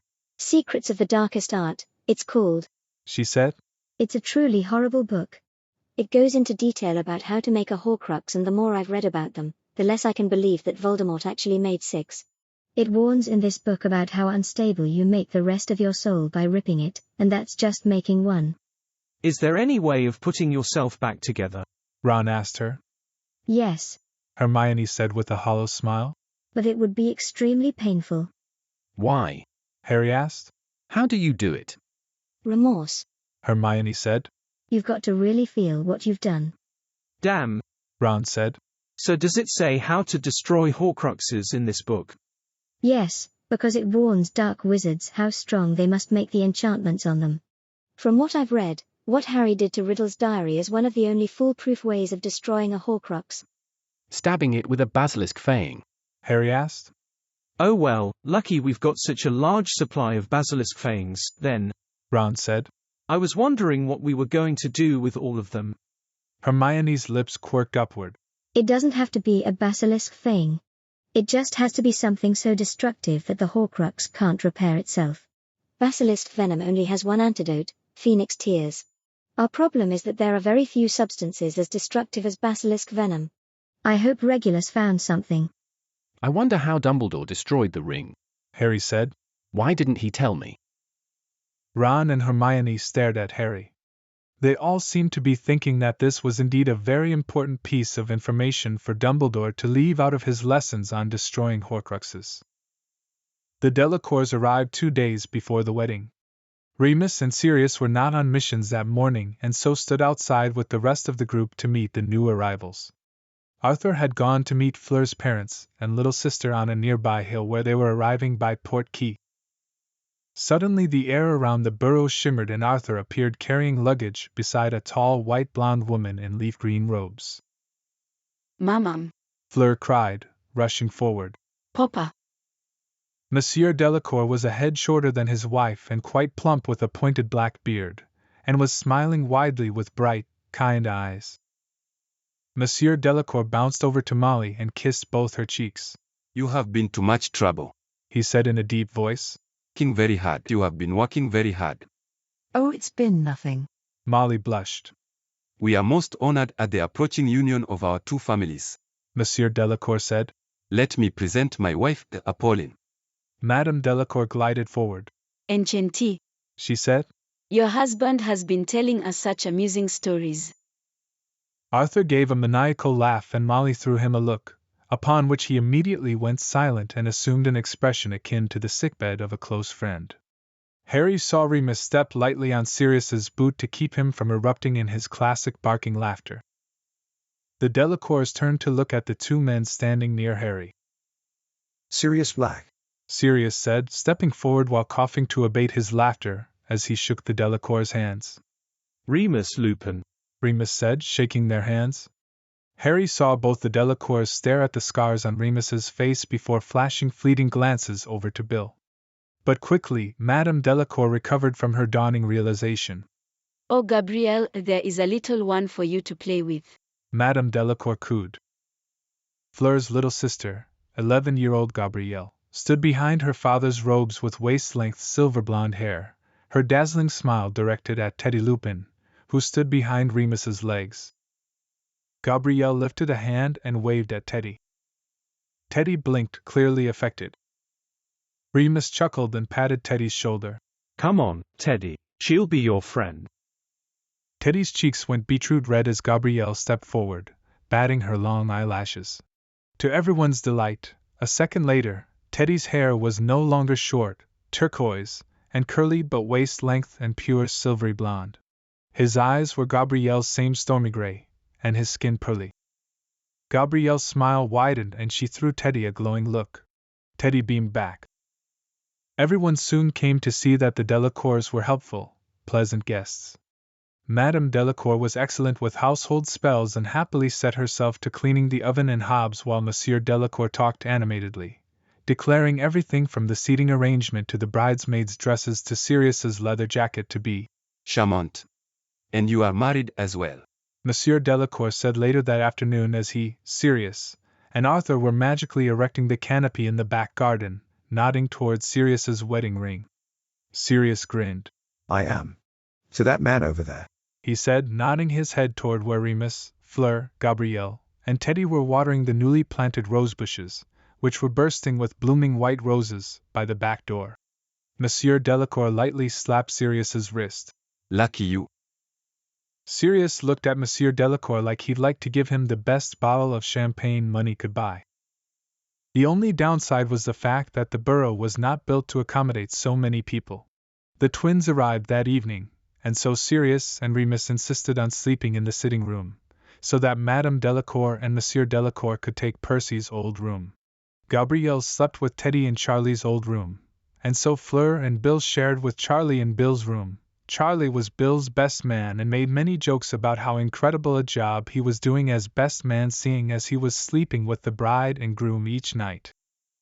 Later that evening, Molly approached Sirius and Remus. I know Harry won't want a fuss, she said. But he'll be of age tomorrow and we should celebrate, oughtn't we? Sirius, who had been lounging on the sofa beside Remus, straightened at once. Too right, Molly. But don't worry yourself at all, Remus and I'll get all the food and drinks sorted. Molly smiled but looked a trifle nervously at them both. I hope it's all right, that you haven't picked it out yet for Harry, that is, but I wanted to give him something traditional. Sirius's eyes widened. Blimey, I'd forgotten about that old magical tradition. My parents or Moonies didn't give it to us when we came of age, see? My parents. Well, I was disowned by then. And my father had died by the time I turned 17. Remus said, nodding. My mother was a muggle she didn't know. He looked up at Molly, focusing. That is to say, we haven't picked one out for Harry. So you don't mind then, if I give it to him? Remus smiled warmly. It'd be an honor from you, Molly. Molly blinked and wiped her eyes. Well, that's sorted then. And I'll invite Tonks and Hagrid for dinner, shall I? That sounds grand. Sirius beamed at her. And so, on the morning of July 31st, Harry and Ron bolted awake to Sirius's shout of, Happy 17th birthday, Harry. Harry blinked and rubbed his eyes, reaching for his glasses on Ron's desk before Sirius cried. You're of age, pup. Harry grinned. That's right. He seized his wand and pointed it toward the desk. Accio glasses. They zoomed to Harry's face, promptly poking him in the eyes. Teddy giggled and Ron snorted. Slick. When they trooped down to the kitchen, Remus at once sought out the teapot which Madame Delacour handed him with a charming smile. Remus smiled back at her politely while Sirius sat so close to Remus at the table that their shoulders and thighs were touching. Harry blinked, staring at the pile of gifts in the center of the table. Arthur had to leave early for work but told me to wish you a happy birthday. Molly told Harry beside the stove, beaming at him. Our present is on top. Harry took the square parcel she indicated and opened it. Inside was a watch very much like the one Arthur and Molly had given Ron for his 17th. It was gold with stars circling around the face. It's tradition to give a wizard a watch when he comes of age, Molly said, watching Harry a little anxiously. I'm afraid this one isn't new. It was my brother Fabian's. Harry stood up at once and hugged her. Sirius and Remus bowed their heads and held hands under the table. Harry's other presents included a new sneakoscope from Hermione, a book which Ron insisted Harry open in private. It was a guide to girls, apparently, a thick black well-fitted winter traveling cloak from Sirius, a wizarding radio from Remus. That also tuned into Muggle stations as well as a box of chocolate frogs, an enchanted razor from Bill and Fleur, macarons from the Delacours, an enormous box of merchandise from Weasley's Wizard Wheezes from the twins, and a colorful drawing of Harry and Teddy from Teddy himself. Ron and I'll pack these for you, Hermione said brightly as she took Harry's presents after breakfast. Harry, will you come here a minute? Ginny called from the first-floor landing. Harry stared nervously up the stairs but felt someone push him between the shoulder blades and looked back to see Sirius grinning wickedly at him. Go on, Sirius said in a low voice, before winking at him. Harry took the stairs and followed Ginny into her room. Ginny closed the door and then turned to Harry. Happy 17th. Thanks. Harry breathed. She was looking at him steadily. I couldn't think what to get you. You didn't have to get me anything, Harry said at once. She took a step closer to him. I'd like you to have something to remember me by, if you meet some Vila when you're off doing whatever it is you're doing. I think dating opportunities are pretty thin on the ground, to be honest. That's the silver lining I've been waiting for. She whispered, and then she was kissing him like she'd never kissed him before, and Harry was kissing her back. It was blissful oblivion, better than fire whiskey, which Harry had no experience with in all honesty, but she was the only real thing in the world. Ginny, the feel of her, one hand at her back and the other in her long auburn hair. The door banged open and they jumped apart. Morning, George said, grinning widely. Ginny, Mum wants you to help her with the dishes. By late afternoon, Hagrid and Tonks had arrived at the Burrow to join in Harry's birthday celebrations. Sirius bewitched red and gold lanterns, emblazoned with a large number 17 to hang in midair over the outdoor tables, and Hermione made red and gold streamers come forth from her wand which draped themselves over the trees and bushes while Teddy clapped his hands in awe. As the guests sat down at the table, Remus emerged from the kitchen carrying a huge tin-covered birthday cake. The honors, Harry, Remus said with a smile as he set the covered cake in front of Harry. Harry smiled back and lifted up the lid. It was an enormous replica of the Marauder's map of Hogwarts. In the place of the usual name tags of students and staff that the map revealed, were smiling figures waving up at Harry like magical pictures. Fred and George were beside their magical swamp they made to annoy Umbridge from the end of Harry's 5th year. Hermione was in the library, Tonks was in her old Hufflepuff common room, Bill and Fleur were in the entrance hall, Ron, Ginny, and Charlie were on the Quidditch pitch, Arthur and Molly were walking by the gates up to the oak front doors, Hagrid was at his hut, and Remus, Sirius, and Teddy were standing at the edge of the Forbidden Forest. Even Harry's other friends were included, Neville in the greenhouses, Luna in the Ravenclaw common room. It was stunning. Absolutely stunning. You've outdone yourself, Moony, Sirius said, shaking his head in awe. It's even more well done than the map. Arthur whistled lowly and Hermione groaned. Oh no, we can't eat this. But eat it they did, and just before everyone tucked in, Sirius raised his wine glass and rose to his feet. To Harry Potter, Sirius croaked before clearing his throat and sang in a booming voice. The boy who lived, the chosen one, the son of Lily and James, my godson, to his triumphs, and many more of the best of times ahead. To Harry Potter. Everyone chorused and Harry bowed his head, slightly overwhelmed. The summer air was balmy and pleasant, with a light breath of a breeze. Harry leaned back in his chair, unable to stuff himself further with his third slice of birthday cake. Hagrid was talking happily with Charlie. Molly and Arthur were talking to the Delacours. Bill and Fleur were making eyes at each other while Gabrielle kept trying to chat to her sister in rapid French. Fred and George were telling Sirius about how it was going at their joke shop and their new products. Hermione and Tonks were asking Ginny about her upcoming 6th year, and beside Harry, Ron was looking longingly at Harry's uneaten cake. Go on then, Harry told him with a grin, and Ron thanked him and tucked in. Harry looked across the table to Remus, who was seated in between Sirius and Hagrid, with the twins on Sirius's other side and Charlie on Hagrid's other side. In Remus's lap, Teddy was smiling and bouncing and whispering up by Remus's ear. The child's hair was the same gray-brown mixture as Remus's, his eyes an identical brown with green flecks. Remus smiled and drained his wine goblet. His cheeks were pink, and he lifted a scarred hand to sweep his hair out of his face with a casualness that seemed to Harry as if the wine was taking effect on him. Harry realized that he had never seen Remus inebriated before, even as only slightly as he seemed to be now. And then Harry smiled widely, for Remus had placed his hands below Teddy's underarms and swept the child up as he himself rose on his long legs, a smile on his lips and mischief bright in his eyes. Sirius turned in his chair. Oi, where are you off to, Moony? I've a game to play, Remus replied easily, his voice slightly slurred. Teddy giggled as Remus easily swung Teddy behind him so that the toddler was riding piggyback as Remus strode over to the wide green yard a bit away from the table. And then Harry watched as Remus knelt onto the grass, not even minding the likelihood of grass stains on his trousers, and Teddy slid eagerly off of his back and at once crouched in front of Remus on his hands and knees. Teddy's hair was now thunder gray, his eyes bright yellow. On the count of 3, Remus said to Teddy, mirth in his voice as he knelt on the grass. 1, 2, 3. Teddy leaned his head back and let out a high-pitched howl, and then he crawled forward and tackled Remus, who fell back at once, playfully feigning defeat as Teddy pounced on top of him.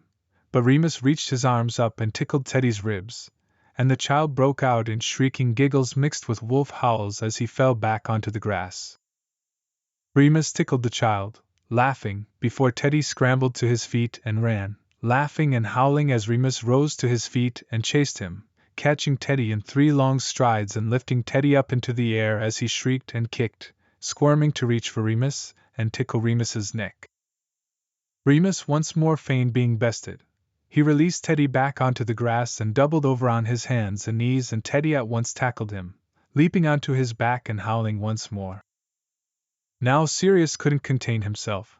With the sound of a soft exhale, Padfoot was running across the yard to meet them, barking and wagging his tail before letting out his own wolf howl. Teddy squealed in delight as Padfoot joined in the fray, pouncing on top of Remus beside Teddy and licking Remus's and Teddy's faces between howls. Teddy released his tackling of Remus to tickle Padfoot's belly, and Padfoot scampered off with a howl, and Remus seized his opportunity. He lifted Teddy off of him, pausing to tickle the child, before running after Padfoot.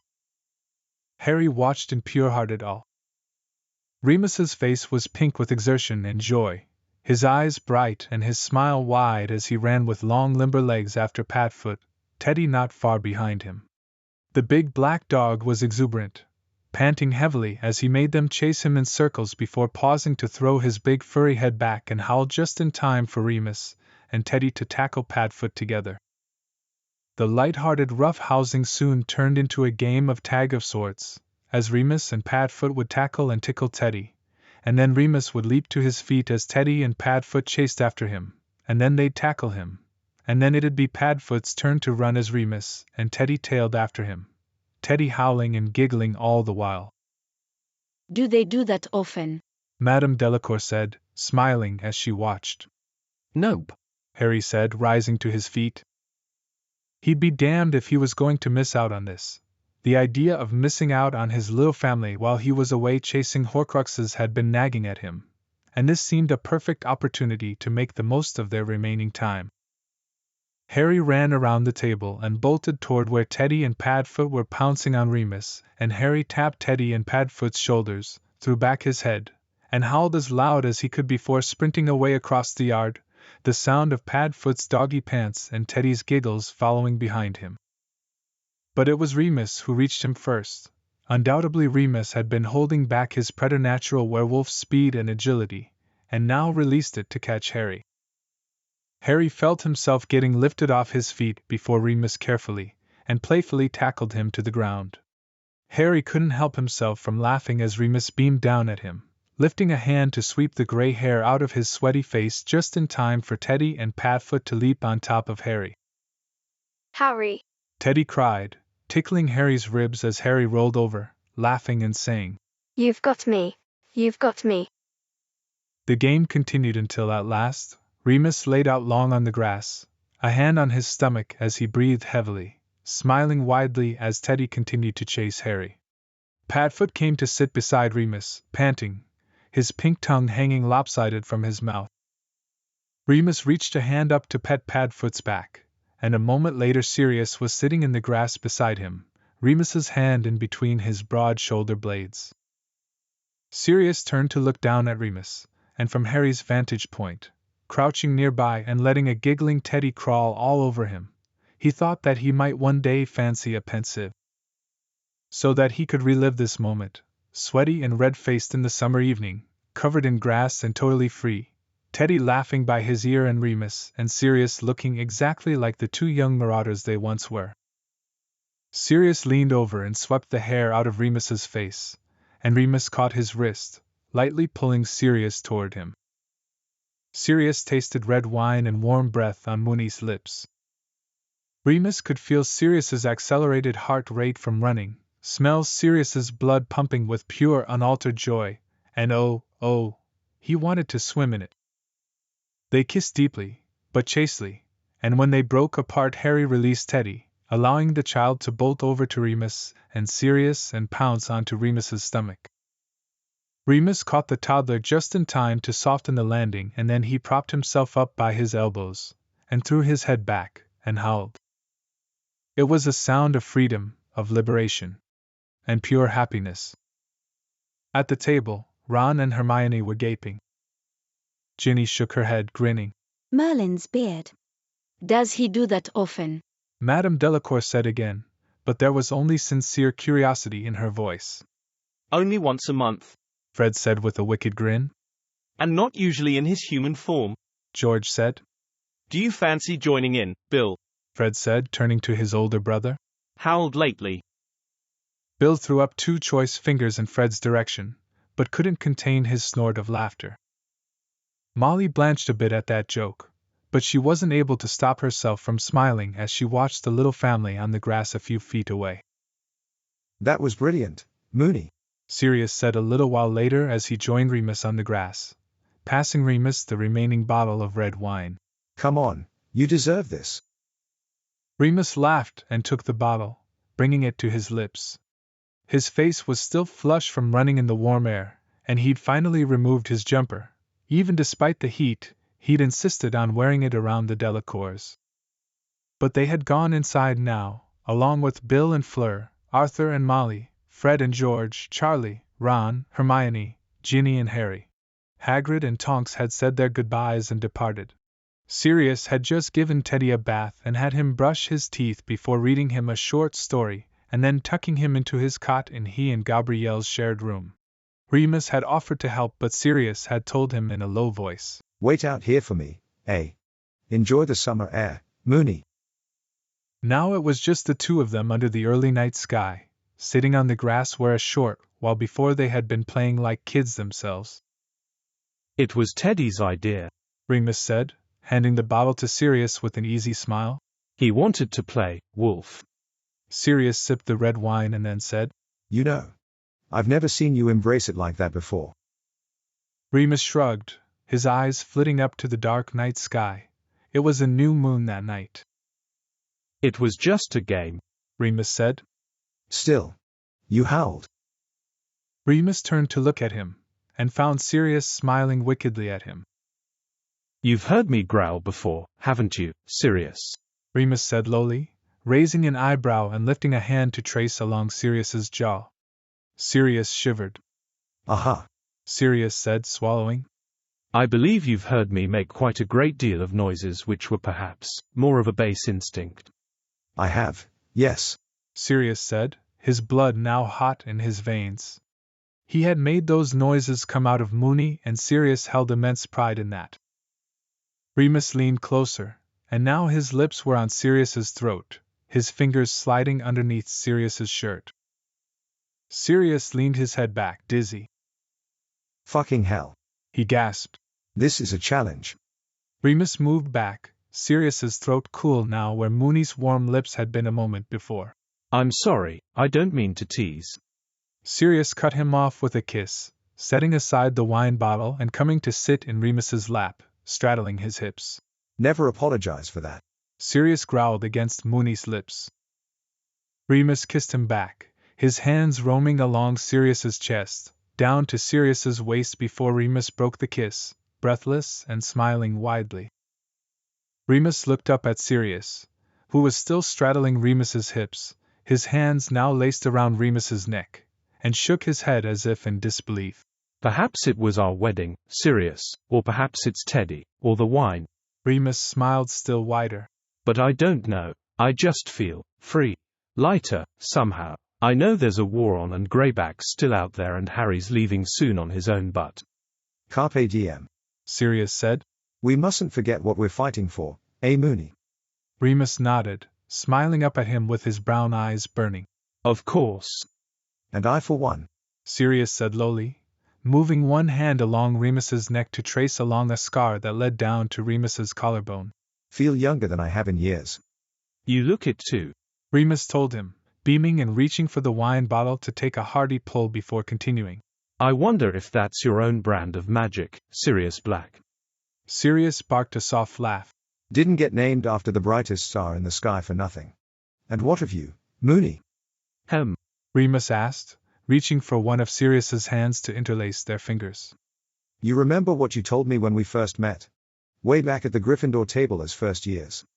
"Something extraordinarily witty, I'm sure," Remus said with a wry smile. Sirius huffed another laugh. "It was simple and sweet. It was, your name's Sirius, right? Finally, someone with a name as bad as Remus." "I was lying, you know." Remus chuckled. "I already knew your name well enough by then." "Well, what of your name?" Sirius pressed. "Where'd your parents pull it from?" Remus was quiet for a moment, looking down at their intertwined fingers. Sirius helped himself to some of the wine as he waited. "My mother had a naming seer come to our house right before I was born," Remus said quietly. "Come off it." Remus nodded, smiling softly. "My mother knew the likelihood that I would be a wizard like my father. She wanted to leave no stone unturned. My father never was one for divination." "Sounds like a certain someone I know," Sirius said with a wink. Remus chuckled. "Yes, I get it from him, I know. Anyway, my mother was all for the spiritual realm. Her reading of the Bible and her predilection for a naming seer before my birth are just two examples. Anyway, the seer told them that they ought to name me Remus. Nothing to be done for it, I believe is what my mother said her words were. His destiny is right here in the cards. But why Remus? Sirius asked. What was in the cards? Remus looked down at he and Sirius's interlaced fingers, using his free hand to lightly touch Sirius's wedding band. She said the cards showed a significant role for a wolf, of course. But she also said that one day I would be one of a set, like the twins Remus and Romulus that founded Rome. And like the twin Remus, I would be the lesser known of the two. That I would walk in the shadow of my brighter half. She said that what I would help find would be akin to what Rome was, a new age. A golden age, I believe, were her exact words. Jesus Christ, Moony. That's incredible. Remus chuckled again. Come now, Sirius, I never placed any merit in divination. Sirius cut him off with a passionate kiss, and within seconds Remus found himself moaning into it. Sirius's lips crushed against his. Sirius had brought both of his hands to Remus's face, and then he abruptly pulled back. Remus bit his lip to stop himself from pleading, "No, don't stop, keep kissing me." I place merit in all that, Moony, I'm telling you. But she was wrong about one thing, Sirius said with a defiant, set look on his face. You do not walk in my shadow. You walk at my side. Remus smiled coyly. I never minded being lesser known than you. Sirius barked a laugh. I know you don't, but that's not the same as walking in a shadow, which you do not. And together, we will help make the world a better place, eh? We have been, haven't we? And we'll see it finished. A golden age does sound rather nice, doesn't it? Yes, Sirius, it does. Chapter 5. Remus Lupin was sitting at the kitchen table of the Burrow the morning of August 1st, the day of Bill and Fleur's wedding. He was nursing a slight hangover from too much wine and a late night spent in the Burrow's back garden with Sirius, where the pair of them had been acting as if they were nearing 20 years old rather than 40. But Remus had showered before descending the stairs that morning and was on his third cup of tea, and Sirius Black was standing behind him with a thin-toothed comb, combing through Remus's slightly damp gray and brown hair with relaxing strokes. Sirius combed while humming softly to himself, aware that his meticulous care of Remus's hair was a reflection of his own way of showing care and attention. As a young lad, and as a student at Hogwarts, the Marauders had endlessly teased Sirius for the painstaking amount of time he took before parties or pranks to perfect his long locks of black hair. Peter, and most of the school for that matter, had thought Sirius was vain, and maybe a bit of a Nancy. They were only right on the last part. Sirius's careful attention to his hair and his wardrobe, both as a young lad and now, were not symptoms of vanity but of his identity, and of the way he expressed self-love. Remus knew this. Remus had always understood this. He had never called Sirius vain. Not even once, even in moments when it could have been temporarily true. Sirius hummed and combed Moony's hair, an act which expressed his love, and Remus tilted his head back, revealing his bare throat. Moony being vulnerable, one way in which he revealed his love and trust to Sirius. Teddy was sitting in Remus's lap, quietly playing with his porridge and adding far too much brown sugar, although Sirius wouldn't say anything, and he knew that Remus could smell the pile of sugar with his eyes closed and also opted not to scold the child. The window to the kitchen was ajar, and Sirius combed while listening to the soft birdsong, while Remus's keen sense of hearing caught Molly and Madame and Monsieur Delacour's shared words as they worked on setting up the chairs, altar, and aisle beneath the canopy. Arthur had hurried off to work before Remus and Sirius had even woken. Some urgent matter he had told Molly, though she had looked confused herself by the need for Arthur to go in to work on the day of his eldest son's wedding. Remus slowly tilted his head down toward his teacup as Sirius combed, and he murmured, "It'll need to be combed again in a few hours' time, you know," as he sipped his tea, eyes still closed. "I'm counting on it," Sirius replied, his voice low. Remus smiled. There were footsteps on the stairs, and a few moments later, Harry, Ron, Hermione, Ginny, and Gabrielle entered. Remus opened his eyes but didn't move his head as Sirius continued to comb his hair methodically while the teenagers sat themselves down at the table. Late night, Remus? Ginny asked with a smirk. Sirius barked a laugh and Remus merely smiled serenely at her before pushing the teapot back into the center of the table and saying, "Tea." "Ta," Ginny said brightly. Hermione yawned and helped herself to the pot after Ginny. Morning, all. And how are you, Teddy? Gabrielle asked politely. Teddy looked up from his porridge, his hazel eyes shining. Good. He chirped, bouncing in Remus's lap. Best let someone else have some brown sugar, Tyke? Sirius said. Suddenly the kitchen brightened, as if it were noon instead of mid-morning, and a streak of light flew through the open window before resolving itself into a bright silver weasel, which stood on its hind legs beside the teapot and spoke in Arthur's voice. En route to the burrow. The Minister of Magic is coming with me. The Patronus dissolved into the air, leaving them all blinking at the spot where it had vanished. And then everyone's chairs scraped back at once as they got to their feet. Remus lifted Teddy as he rose to his feet, securing the toddler onto his hip and striding at once toward the back door, Sirius at his heels. The teenagers and Gabrielle were not far behind. Molly! Sirius cried, but she was already standing outside the canopy beside Madame and Monsieur Delacour. And there, walking across the yard, was Arthur, accompanied by the limping, grizzled-looking Rufus Scrimgeour. They marched across the yard toward the crowd at the canopy. Gabrielle secured herself to her father's side, peering at the minister behind her father's robes. Sirius stood at Remus's side, glowering at the advancing man with the walking stick. Remus could hear Sirius's accelerated heart rate and smell the vitriol now flooding Sirius's bloodstream. Teddy's heart rate too had gotten rapid, and he was holding tight to Remus's jumper, his hazel eyes wide on the adults.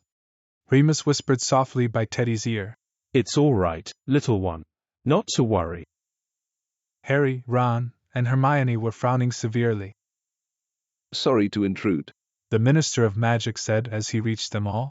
"Especially on the day of your son's wedding."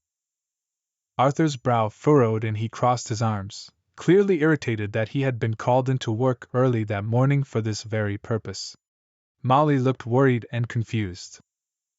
The Minister of Magic's eyes surveyed the group, lingering for a moment on Remus and Teddy. He scowled but said nothing, and his hawk-like eyes fixed on Harry. "I require a word with Mr. Potter in private," Scrimgeour declared. "Also with Mr. Ronald Weasley and Miss Hermione Granger." "Us," Ron said, his eyebrows raised. "Why us?" "I shall tell you that when we are somewhere more private." Scrimgeour huffed. "Is there such a place?" he said, turning to Arthur. "Yes, of course," Arthur said at once, though his brow was still furrowed. "The sitting room, I reckon." "You can lead the way," Scrimgeour said to Ron. "There will be no need for Arthur or Harry's caretakers to accompany us. Congratulations on the unique wedding are in order, I see," the minister added, his sharp eyes narrowing in on Sirius's and Remus's wedding bands. Sirius smiled wickedly. "Thank you, Minister. And for failing to amend the legal loophole which made it possible under Ministry of Magic law." Scrimgeour bristled, his nostrils flaring. "Ah yes. Well, non-human breeds being what they are, most would have thought such a union would never be envisioned for a wizard." Sirius growled low in his chest, his hands clenching into fists at his sides. "Then I pray you no longer suffer from that same lack of enlightenment," Remus said coolly, "considering the example before you." Scrimgeour sniffed, his eyes narrowing still further, before he turned away, following Ron toward the house, Hermione and Harry walking slowly behind him. As Harry passed by Sirius, he placed a steadying hand on Sirius's arm and gave Remus a nod. Harry's green eyes were sharp behind his glasses, and he wore an expression of combined weariness and anger as he continued after the minister. As he watched the three teenagers and the Minister of Magic enter the burrow, Sirius felt a soft bit of tearing, like a rope that tied him to Harry had been frayed slightly. His eyes darted to look at Arthur and Molly, who wore expressions of weary resignation. "Harry's got to fight his own battles," Sirius told himself, But while Harry may not always need me, he'll always have me. He'll always have us. Remus stepped closer to put a hand on the small of Sirius's back. The minister's no threat to Harry or us, Remus said quietly. Sirius turned to look at him, the fierceness in his dark eyes giving way to tenderness. He lifted a hand to ruffle Teddy's turquoise curls. Yes, but even so, I myself pray that old bigot's got a plan. The ministry ought to be pulling its own weight in this fight for once. Remus smiled wanly. I fear that the bureaucracy is far too heavy, Sirius.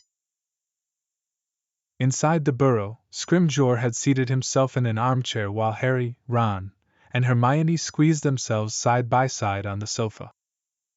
I have some questions for the three of you, Scrimgeour told the trio. And I think it will be best if we do it individually. If you two, he pointed at Harry and Hermione, can wait upstairs, I will start with Ronald. We're not going anywhere, Harry said while Hermione nodded vigorously in agreement. You can speak to us together, or not at all. Scrimgeour gave Harry a long, frigid look before saying, Very well then, together. I am here because of Albus Dumbledore's will. Harry, Ron, and Hermione blinked and looked at one another in surprise. Ah, you were not aware that Dumbledore had left you anything. All of us. Ron stammered. Me and Hermione too. Yes, all of. But Harry interrupted. Dumbledore died over a month ago. Why has it taken this long to give us what he left us? Isn't it obvious? Hermione said. They wanted to examine whatever he's left us. You had no right to do that, she added, turning to glare at the minister. I had every right. Scrimgeour growled. The decree for justifiable confiscation gives the ministry the power to confiscate the contents of a will. That law was created to stop wizards from passing on dark artifacts. Hermione interjected. And the ministry is supposed to have powerful evidence that the deceased's possessions are illegal before seizing them. Are you telling me you thought that Dumbledore was trying to pass us something cursed? Are you planning to follow a career in magical law, Miss Granger? The minister asked, narrowing his hawk-like eyes. I'm hoping to do some good in the world, Hermione declared. Perhaps a career amending magical law would be a nice fit then.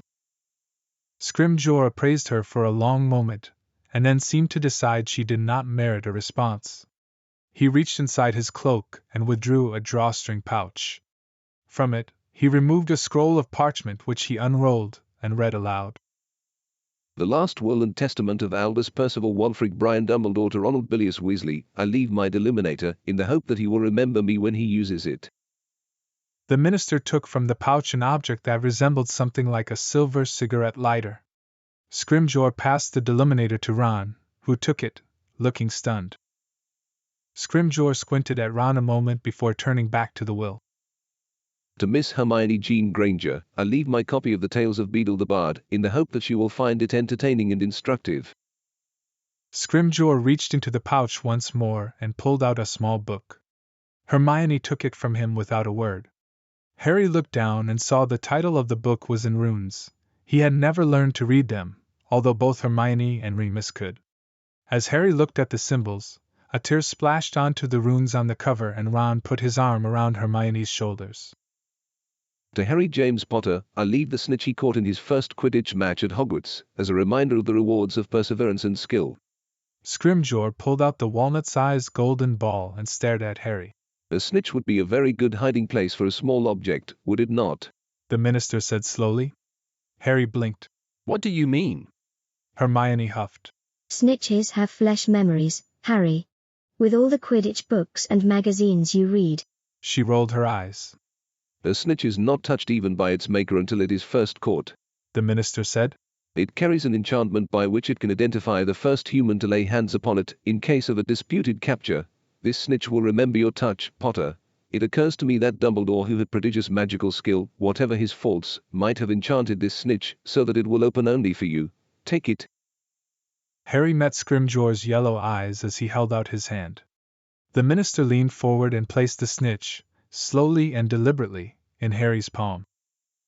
Nothing happened. That was dramatic, Harry said. Ron and Hermione laughed. Scrimgeour frowned, the lines in his face becoming more severe and his eyes flashing as he said, Dumbledore left you a second bequest, Potter. Oh, Harry said, eyebrows rising. The sword of Godric Gryffindor. Scrimgeour said. But that sword was not Dumbledore's to give away. Why do you think? Dumbledore wanted to give me the sword, Harry said, shrugging. Maybe he thought it would look nice on my wall. This is not a joke, Potter, the minister snapped. Was it because Dumbledore believed that only the sword of Godric Gryffindor could defeat the heir of Slytherin? Interesting theory, Harry said. Has anyone ever tried sticking a sword in Voldemort? Maybe the ministry should put some people onto that, instead of wasting their time stripping down Delimuninators, covering up breakouts from Azkaban, and harboring supremacy complexes. Is this what you've been doing, Minister, shut up in your office, trying to break open a snitch? People are dying, going missing, putting their lives on the line for their loved ones, for what's right, while you go too far, Scrimgeour shouted, leaping to his feet and pulling out his wand. You may wear that scar like a crown, Potter, but it is not up to a 17-year-old boy to tell me how to do my job. It's time you learned some respect. It's time you earned it, Harry said smoothly as he smiled widely. The sitting room was now heavy with humidity, and the cloying earthy sweet sense of pine and rain showers on a hot day. Another voice said, And I believe it is time, Minister, that you understand what real power is. Hermione and Ron's bulging eyes, glued to the Minister of Magic, who was still pointing his wand at Harry's chest, snapped to the entranceway. Remus and Sirius stood shoulder to shoulder, bathed in the golden-gray glow of Remus's radiating magic that wafted into the air around them, mixing with the summer sunshine now streaming in from the windows. Remus was staring quite soberly at the minister, his hands in his pockets. His jaw was tight, flexing in his lined and scarred face, and his brown eyes were carefully guarded as he appraised Scrimgeour. Sirius, however, looked like thunder. The magic and the words may come from Remus, but the storm would be delivered by Sirius. Real power, Scrimgeour said, his eyes flashing over Remus and Sirius and back to Harry. You lot fancy yourselves more powerful than the ministry. You seem to think that the ministry does not desire what Dumbledore desired. His eyes stayed focused on Harry as he insisted. We ought to be working together. Afraid that's where you're wrong, Minister, Sirius growled. What we and Harry stand for and what the ministry stands for does not align. Afraid that enemy of my enemy is my friend scheme just won't cut it here. But you're not wrong about the first part. Harry grinned. Don't you remember, Minister? He raised his right fist toward the Minister of Magic and displayed the white scars. I must not tell lies. We don't approve of your methods, or your policies, but that message really did sink in, Harry said. We do not tell lies. Remus smiled softly, his brown eyes molten. Indeed. Now, Minister, if you will please get the fuck out of this house. Chapter 6. Scrimgeour used his walking stick to pull himself to his feet. His sharp yellow eyes moved from scrutinizing Harry, Ron, and Hermione, to look back towards Remus and Sirius in the entranceway. Slowly, Scrimgeour limped forward toward the two men. He paused in front of them, staring at them rather like they were on a display. Remus cocked his head. His magic was still thick in the air, his hands in his pockets, and he lifted his eyebrow as if to say, "See?" Sirius glowered, his dark eyes glinting like coals. I underestimated you, Scrimgeour told them, and then he limped around Sirius, and was out the back door in a matter of seconds. Remus caught the sound of his apparition from beyond the Burrows wards and turned back to Harry and his friends. He's gone, Remus said.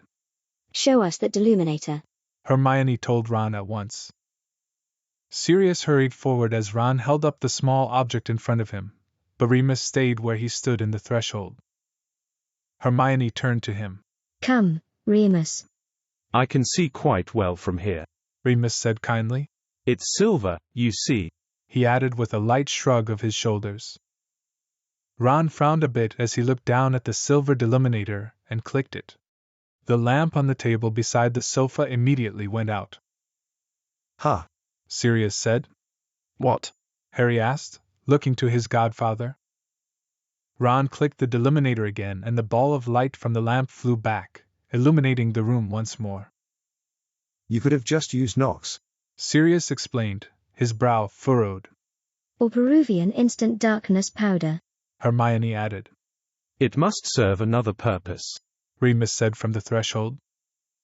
They all turned to look at him. Dumbledore invented it himself, Remus continued. I am certain it does more than merely turn off lights. But Dumbledore also knew that the Ministry would confiscate his will and examine his belongings. These gifts. Remus nodded toward Hermione's lap where she had rested the tails of Beedle the Bard and Harry's left fist where he held his snitch. I believe they must serve some purpose for your upcoming quest. Why didn't he just tell us what these things are for when he was alive? Ron asked, looking perplexed. Sirius groaned. Bloody typical. Ron stuffed the deluminator into his pocket. With the silver now no longer exposed in the open air, Remus moved forward to come stand behind Sirius. A crease appeared between Remus's brows as he considered Dumbledore's methods, and soon his expression was clouded with thought. When Scrimgeour made you take the snitch, Harry, Hermione said, changing the topic, I was so sure something was going to happen. Harry grinned at her. Yeah, well, I wasn't going to try too hard in front of Scrimgeour, was I? What do you mean? Sirius asked.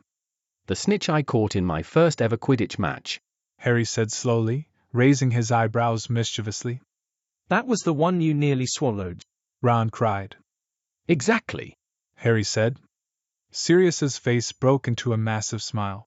Go on then. Harry felt his heart rate increase and Hermione, Ron, Sirius, and Remus's eyes were all on him as he raised the snitch to his mouth. It did not open. Harry lowered it slowly, disappointment now coursing bitterly through him, but Remus suddenly said, Harry, look, there's writing on it. Harry immediately glanced down, and there engraved upon the smooth golden surface of the snitch, where seconds before there had been nothing, were 5 words written in the thin slanting handwriting that Harry recognized as Dumbledore's. I open at the close. I open at the close. Harry breathed. What's that supposed to mean? He glanced up to look at their faces. Ron, Hermione, and Sirius shook their heads, both looking at a loss. But Remus was staring now at Harry with his face rather frozen, his brown eyes wide in his masked face. What? Harry asked him at once. He knew Remus's tells by now. Sirius's head snapped to look at Remus. What do you reckon it means, Moony? Remus blinked slowly before saying, I think it means that whatever is inside the snitch, Harry will need it for the end. The end? Hermione asked. The end of what? Remus's jaw flexed subtly. Perhaps it means the end of the mission he sent you on. But more likely, I believe it must mean it opens whenever Harry is ready to end Voldemort. Sirius's dark eyes met Harry's of bright green, and in the heavy silence Sirius cleared his throat. Further evidence that Dumbledore believed in you, Harry. Sirius croaked. As do we. Harry's heart stuttered. After a moment, Ron fidgeted. And the sword, why did he want Harry to have the sword? But why couldn't he have just told me? Harry exclaimed, suddenly finding himself quite impatient now. It was there, it was right there on the wall of his office during all our talks last year. If he wanted me to have it, why didn't he just give it to me then? Hermione bit her lip, looking wretched at having no ideas. Ron looked dumbfounded and merely shrugged. Sirius gave Harry a helpless look, full of baleful wide eyes and uncertainty. But Remus spoke again, and this time he began to pace smoothly, walking the length of the carpet in the sitting room while they all watched him. Dumbledore must have known the sword was not his to give away, Remus murmured. Including it in his will was ceremonial then, a message more than a gift. The sword must be useful for your mission somehow. But it's at Hogwarts, how to retrieve it then? Remus continued to pace. Hermione raised the book in her lap. And what are the tales of Beedle the Bard? I've never heard of this book. Sirius and Ron stared at her incredulously. You're kidding. They chorused together. Hermione looked surprised. You two know them then? While Remus continued to pace, murmuring low under his breath, Sirius nodded eagerly, looking glad to help. Of course. They're all the old magical kid stories. Babbity Rabbity and her cackling stump, that's Teddy and I's favorite. Ron laughed. Figures. My favorite growing up was the The Fountain of Fair Fortune. Sirius grinned. Nice one. But Hermione was frowning. But I wonder why Dumbledore thought I should read them. Sirius shrugged and Ron and Harry looked equally baffled. Remus paced past Sirius, who gently reached out and rested his hand on Remus's upper arm. Come now. Sirius tutted. You'll wear down a track in the carpet if you keep that up. Sirius turned to look back at Harry and his friends. Best put your gifts in a safe place for now. Moony and I need to help with the final preparations. I say let's have another bloody good wedding, shall we? And then afterwards we can all puzzle over the vexing mysteries of Albus Dumbledore, eh? Remus smiled softly down at Sirius, his concentrated-looking expression melting away at once. All right, then. Harry, Ron, and Hermione shared one last perplexed look between themselves and then hurried to carefully store away their gifts. 3 o'clock that afternoon found Harry, Ron, Fred, and George standing outside the great white canopy awaiting the arrival of the wedding guests. Harry had taken his polyjuice potion disguise and so now resembled a red-headed muggle boy from the village nearby, Ottery St. Catchpole, whom Sirius had managed to take a hair from when he had gone into the village as Padfoot a few hours earlier. Harry would introduce himself as Cousin Barney to those who asked and Remus, and Sirius would tell curious guests that Harry Potter was not able to attend the ceremony. Behind Harry, the entrance to the canopy revealed the rows and rows of golden chairs set on either side of the long purple carpeted aisle that Molly and the Delacours had arranged. Outside, butterflies and bees were hovering lazily over the grass and Teddy was pulling lightly on Remus's hand as he tottered toward a particularly bright yellow butterfly. Sirius and Remus had their heads bowed as they stood together, talking lowly, and Harry knew they were discussing the security precautions taken for this wedding. Teddy's hair was now as yellow as the butterfly, and he grinned cheekily up at Remus, pulling harder on his hand. Look, Moony. Remus and Sirius both turned to look down at the toddler as Fred, George, Harry, and Ron watched from their position at the entrance to the canopy. Harry frowned a bit. Remus's lined and scarred face looked weary and Sirius had that anxious agitated manner that he usually had only before Remus left for a full moon with the werewolves. Harry realized that his guardians were far more uncertain about the security of the wedding than they had voiced aloud. The rest of the wedding party waited inside the burrow, and so now Fred turned to Harry, Ron, and George and said, When I get married, I won't be bothering with any of this nonsense. Fred said. It'll be like Moony and Padfoot's wedding.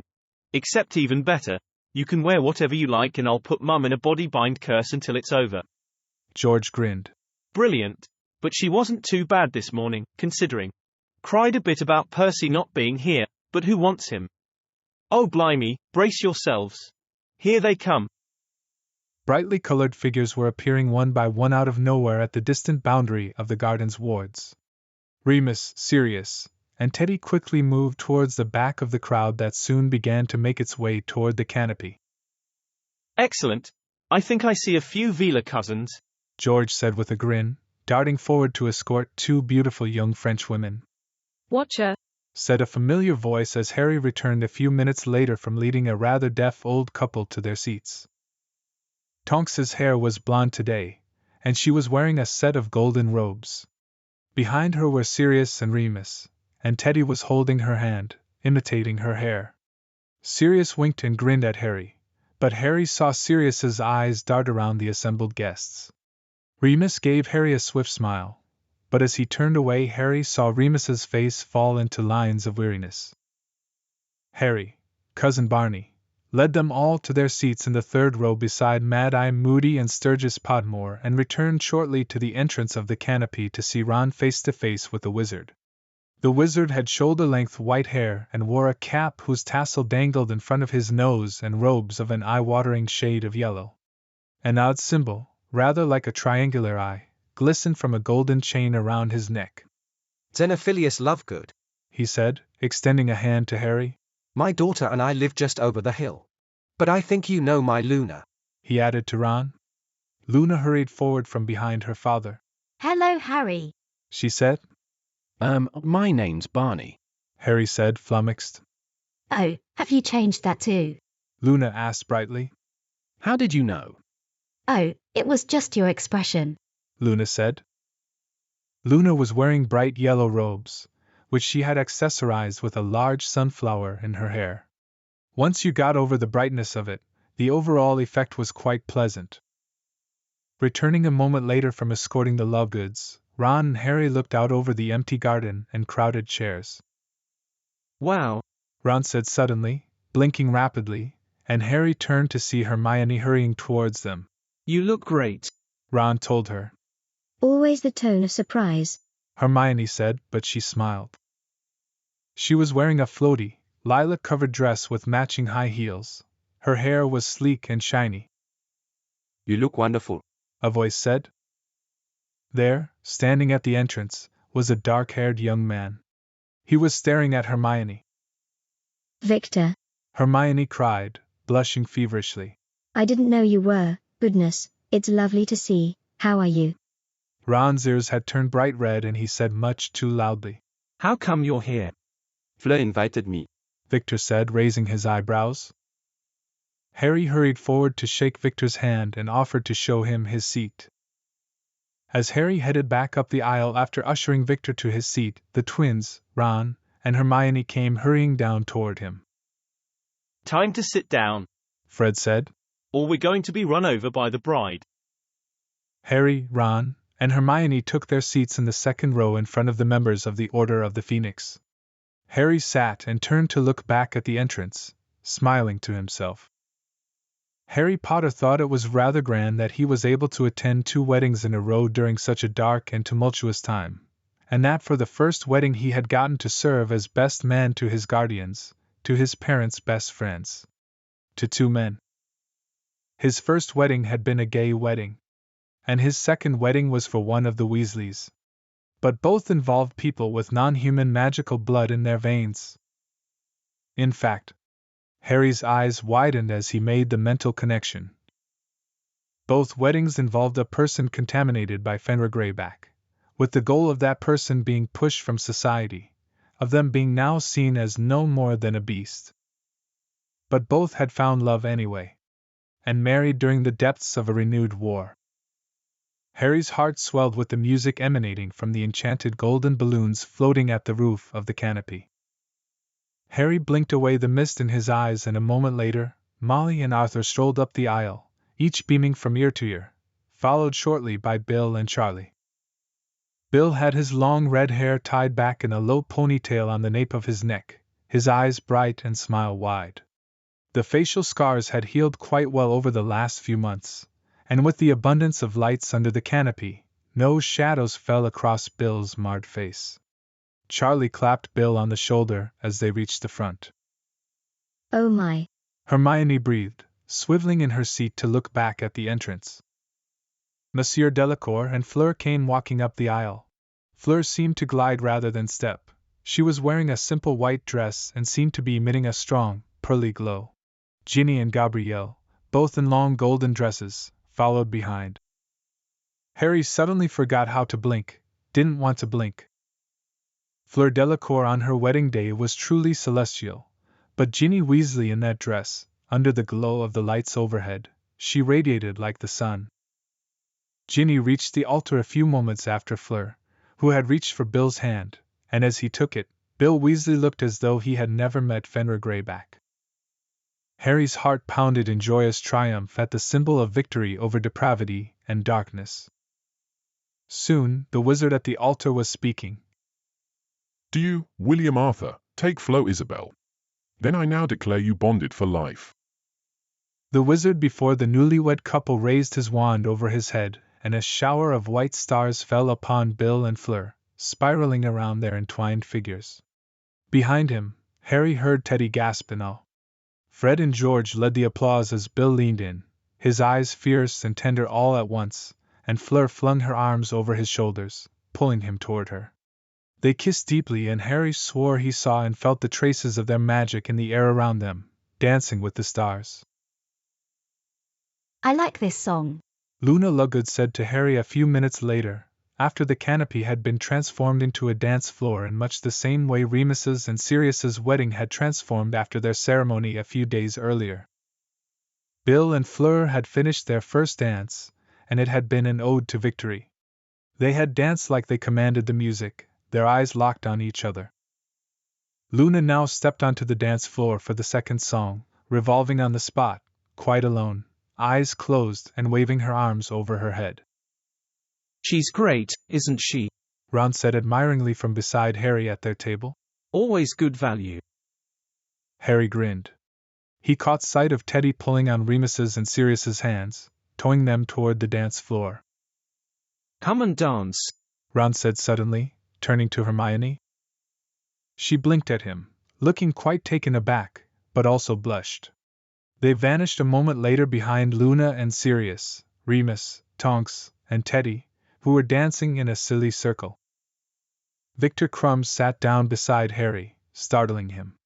The reason for Ron's sudden invitation for Hermione to dance with him now made sense to Harry. Are they together now? Victor asked. Sort of, Harry said. Who are you? Barney Weasley. Who is that man in yellow? Victor asked Harry with a frown. Xenophilius Lovegood, Harry said. He's the father of our friend Luna. Victor glowered over the top of his drink, staring at where Xenophilius stood talking to several warlocks on the other side of the dance floor. That is a filthy sign he wears on his chest, Victor said lowly. Sign, Harry said, looking at the triangular sign on Xenophilius' chest. What's wrong with it? That is Grindelwald's sign. Grindelwald. The dark wizard Dumbledore defeated. Yes. Harry stared in confusion. Are you quite sure it's Grindelwald's? I am not mistaken. Victor huffed.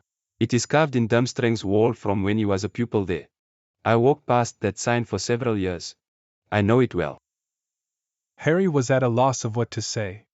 He knew it was most likely that Xenophilius had no idea what the symbol meant, or had his own special interpretation of it. That girl is very nice looking. Victor spoke up, pointing at Ginny, who was now dancing with Luna. She is a relative of yours. Yeah, Harry said sharply. And she's seeing someone. Jealous type. Big bloke. You wouldn't want to cross him. Victor grunted. What is the point? He said, draining his goblet and rising to his feet. Of being an international Quidditch player if all the good-looking girls are taken. And he strode off. As the evening drew in, and moths began to swoop in under the canopy, the reverie became more and more uncontained. Fred and George had long since disappeared into the darkness with a pair of Fleur's cousins. Charlie, Hagrid, and a squat purple-robed wizard were singing Ode to Odo in a corner.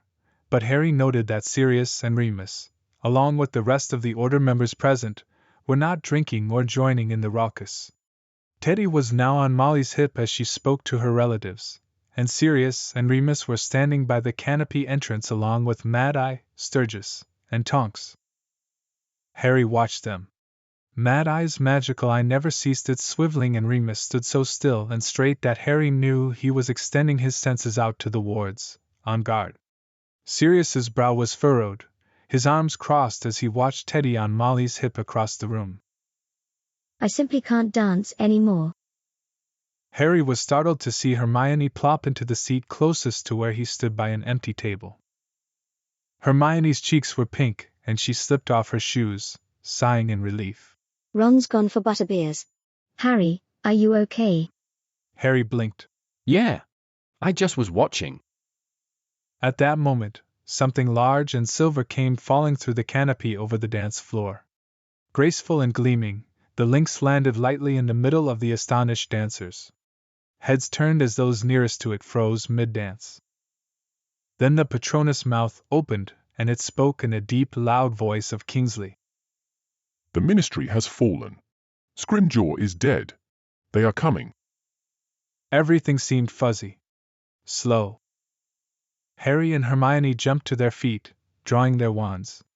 Silence spread outward in cold ripples from the place where the Patronus now had faded. Then someone screamed.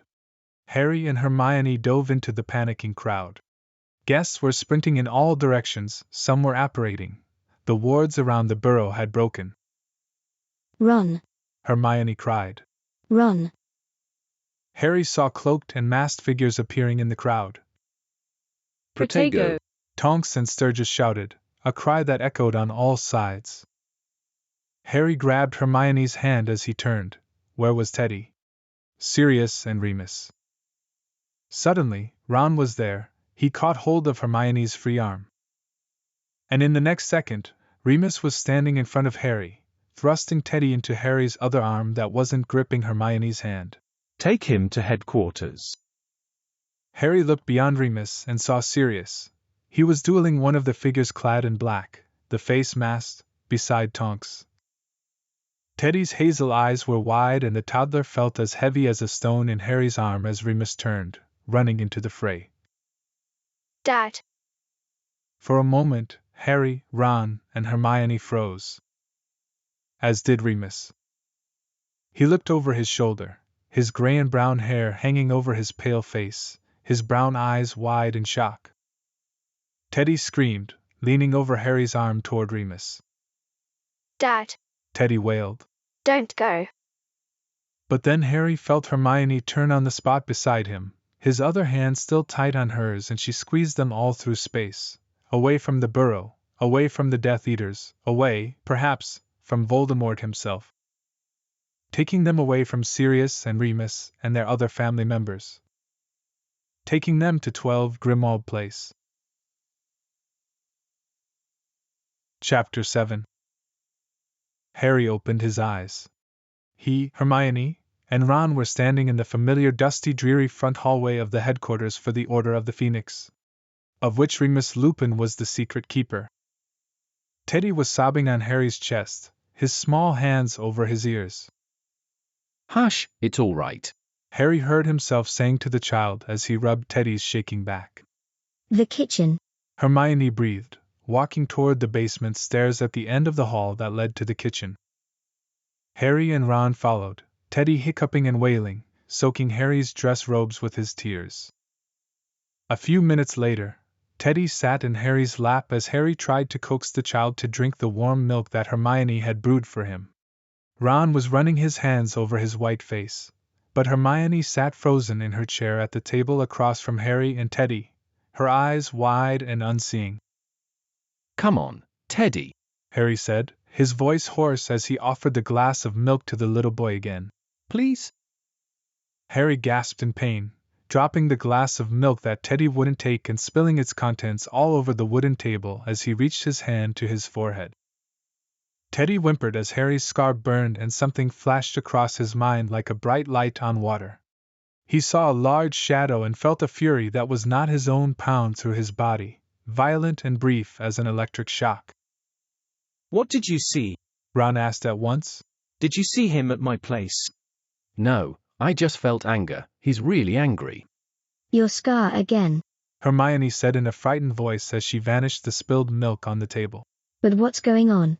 I thought the connection was closed. Teddy wailed loudly and Harry returned a hand to the toddler's back. It's all right, I think it opened because he lost control. Harry grappled for any explanation. But then you've got to close your mind. Hermione cried shrilly. I know, Harry said coldly.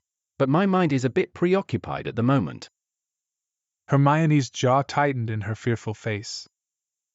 I want that. Teddy hiccuped, rubbing his tear-stained eyes and looking up at Harry. Where is Dad and Padfoot? Ron stared at the child, white as a sheet. Hermione blinked away her own tears. Keeping us safe, Harry told the child. And they'll be here soon. But Harry didn't make that a promise. He couldn't. Harry continued to rub Teddy's back, and Hermione warmed another glass of milk that Teddy still refused to drink, and so they retreated up to the drawing room on Harry's request. It was his safe space, after all. The place in his mind that he envisioned for a clemency. But even the reality of it did not quell his worries, or Teddy's soft cries. The fireplace crackled softly and Ron stared at the flames while Hermione wandered over to the shelves of books as Harry murmured any soothing words he could muster into Teddy's ear. Suddenly the room brightened, bathed in the light emanating from the Patronus that now landed on the drawing room floor before them. The weasel spoke in Arthur's voice. Family safe. Do not reply. We are being watched. As the weasel vanished into nothingness, Harry, Ron, and Hermione went rigid. There was a low groan coming from the entrance hall, and a second later, Remus appeared in the doorway to the drawing room, sagging under the weight of an unconscious Sirius that he half carried. One of Sirius's arms was slung over his shoulder, as he held Sirius upright by his waist. "He's just stunned," Remus panted as he staggered into the room. Parts of his dress robes were singed and frayed, his hair unkempt and hanging over his face. Harry and Ron leapt up from the sofa as Teddy jolted in Harry's arms, a cry rising from his small throat. Remus stumbled to the now empty sofa, laying Sirius, eyes closed as if in sleep, onto it before turning to Harry, Ron, Hermione, and Teddy. "Mad-Eye was killed. Death Eaters took his body," Remus said quietly, his eyes raking over the three teenagers before snagging on Teddy, extending his now free arms to take the toddler. Teddy clung to Remus's neck, crying again. Dad. Remus shivered, but even in his sorrow, his brown eyes were molten, warm. So warm. Hermione sniffed, raising her hands to her face, and a second later Ron strode to her side, putting an arm around her shoulders. She leaned into his lanky frame, and whispered, "I can't believe it. Mad-Eye always seemed. It was like he couldn't die." But as Remus's mouth opened to speak, Harry fell to his knees. In an explosion of agony, Harry felt the rage that did not belong to him possess his soul. He saw a long room lit only by firelight, and that large blonde Death Eater Harry had seen in June was writhing on the floor, screaming, and a slighter figure was standing over him, wand outstretched. The once arrogant pale face was now thin and sharp, eyes sunken, the white blonde hair matted with sweat. Harry said in a cold, high voice, "More, roll. Or shall we end it and feed you to Nagini? Lord Voldemort is not sure he will forgive this time. You called me back for this, to tell me that Harry Potter escaped again. Draco, give Roll another taste of our displeasure. Do it or feel my wrath yourself." A log fell in the fire, flames reared, their light dancing across the terrified pointed white face of the teenage boy, and with the sense of emerging from deep water, Harry drew heaving breaths and came back to himself. He was spread eagle on the drawing-room floor, and Draco Malfoy's gaunt, petrified face seemed branded on the inside of his eyes as he looked up at Remus Lupin. Teddy was in Hermione's arms now, and Remus reached into his battle-tattered dress robes to withdraw a large bar of chocolate. Remus offered the chocolate to Harry wordlessly, his face so pale that the scars and lines blared like signals. Harry pushed himself into a sitting position and took the chocolate obediently, biting into it and feeling the warmth despite his nausea and pounding headache. Remus did not speak of Voldemort, or a clemency, or press to know what Harry had seen. He did not speak further of the death of Mad-Eye Moody, though Harry saw the pain of the loss in Remus's eyes. Remus merely rested an overwarm hand on Harry's shoulder and said softly, "It is time to rest." Sirius Black woke around midnight with a hand on his forehead. A warm hand, long-fingered, and the air smelled of pine and earth and storms. Sirius's eyes fluttered, his blood coursing immediately with adrenaline and cold fear. "We're at headquarters," Remus whispered where he crouched beside Sirius's head. "Harry, Ron, Hermione and Teddy are sleeping upstairs." Sirius reached for him, and Remus came to him, using their favorite trick of transfiguring the sofa wider to fit their bodies side by side. "The Weasleys," Sirius croaked as Remus lay beside him, enveloping him in his warmth. "Safe but under watch," Remus murmured, his hand now running slowly through Sirius's long black hair. "The Ministry is now under their control. And Mad-Eye is dead." There was no question needed for who their control referred to, and Sirius closed his eyes briefly as he let the blow of Mad-Eye's loss wash over him. He and the old Auror had not always seen eye to eye, but Sirius had always respected the man. When they'd first joined the war as 17-year-olds themselves, Mad-Eye's presence was an assurance that they had a skilled and tested warrior on their side. In this renewed war, it had still been a comfort. Now it was gone. The Order had suffered another terrible loss, first Emmeline Vance, now Mad-Eye. You were brilliant, Remus whispered. Sirius opened his eyes to meet Remus's gaze and found Remus's brown eyes to be burning. No one duels like you, Remus continued, his voice low and heated. And before you say that I am the best duelist you know. Someone thinks highly of themselves, Sirius teased despite his exhaustion. Remus did not even roll his eyes, he was that focused as he continued. You duel as you dance, Sirius. Like it is your birthright. But even so, it is like you know you are capable of more, of so much more. Sirius scoffed. I was just stunned in my last duel like a daft idiot. And need I remind you of my duel with Bellatrix in the death chamber? Remus cut him off with a fierce kiss. It was so stormy and wild that it made Sirius's head swim, his blood boil. Your dancing and your dueling made me weak in the knees as a lad. Remus breathed on Sirius's lips, his hands peeling back Sirius's dress robes. And now it ignites me, terribly frightening and enlightening all at once. Sirius fought to voice the words he wanted to say before his body and will cave to Remus's touch, his heated presence. I was bested, he gasped as Remus kissed his throat. No, Remus murmured into the sensitive skin by Sirius's Adam's apple. Never. Sirius put a hand to Moony's arm, pushing him back. And Remus relented, peeling his head away to look into Sirius's face. And Sirius really saw it then. The turmoil and pain and love in Moony's eyes. What is it? Sirius asked. Remus swallowed. The connection between Harry and... Sirius pushed himself to sitting at once. What did he see? Remus shook his head, his gray and brown hair falling over his eyes. I did not ask him. Tomorrow I will. This bloody fucking connection. Sirius erupted, rage heating his blood. And these bloody Horcruxes. I need to speak to Harry about Regulus. In the morning, Remus said steadily, resting one of his long scarred hands on Sirius's chest, and then he sighed heavily. Look at me, acting like a lovesick lad, trying to seduce you at a time like this, after Mad Eye's death. Sirius reached for Remus's face, his voice gruff as he said, Trying to seduce me? As if you even need to try. Sirius scoffed, and rolled his eyes and then said more softly, And didn't I say never to apologize for teasing? Remus shook his head, his expression torn between guilt and longing. Sirius bit his lip. The logs in the fireplace crackled into the silence, and then Remus whispered, Teddy called me, Dad. Sirius's face broke out at once into a tremendous smile. Too right he did. Remus smiled sadly. Is it? Sirius cocked his head. Remus looked toward the fireplace, the red flames dancing in the depths of his brown eyes. When you took over guardianship of Harry, you never meant to replace James. Remus's throat bobbed, the premature lines in his face growing taut. Sirius shook his head. Harry was near grown when we were reunited.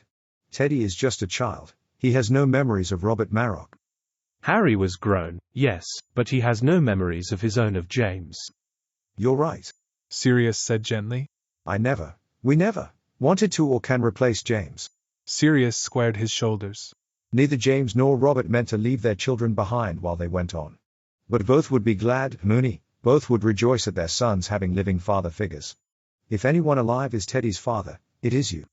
Remus turned his gaze from the hearth to meet Sirius's.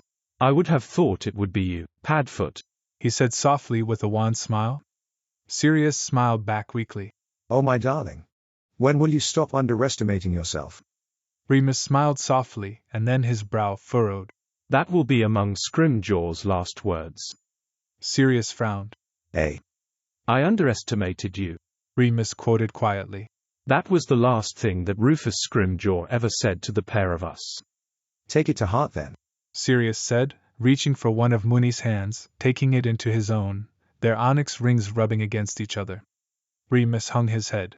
And Teddy said, Dad, don't go. But I had to. Of course you had to. You went into the fight. You were trying to make a world in which he can live a happier life. Sirius croaked. It's what James did.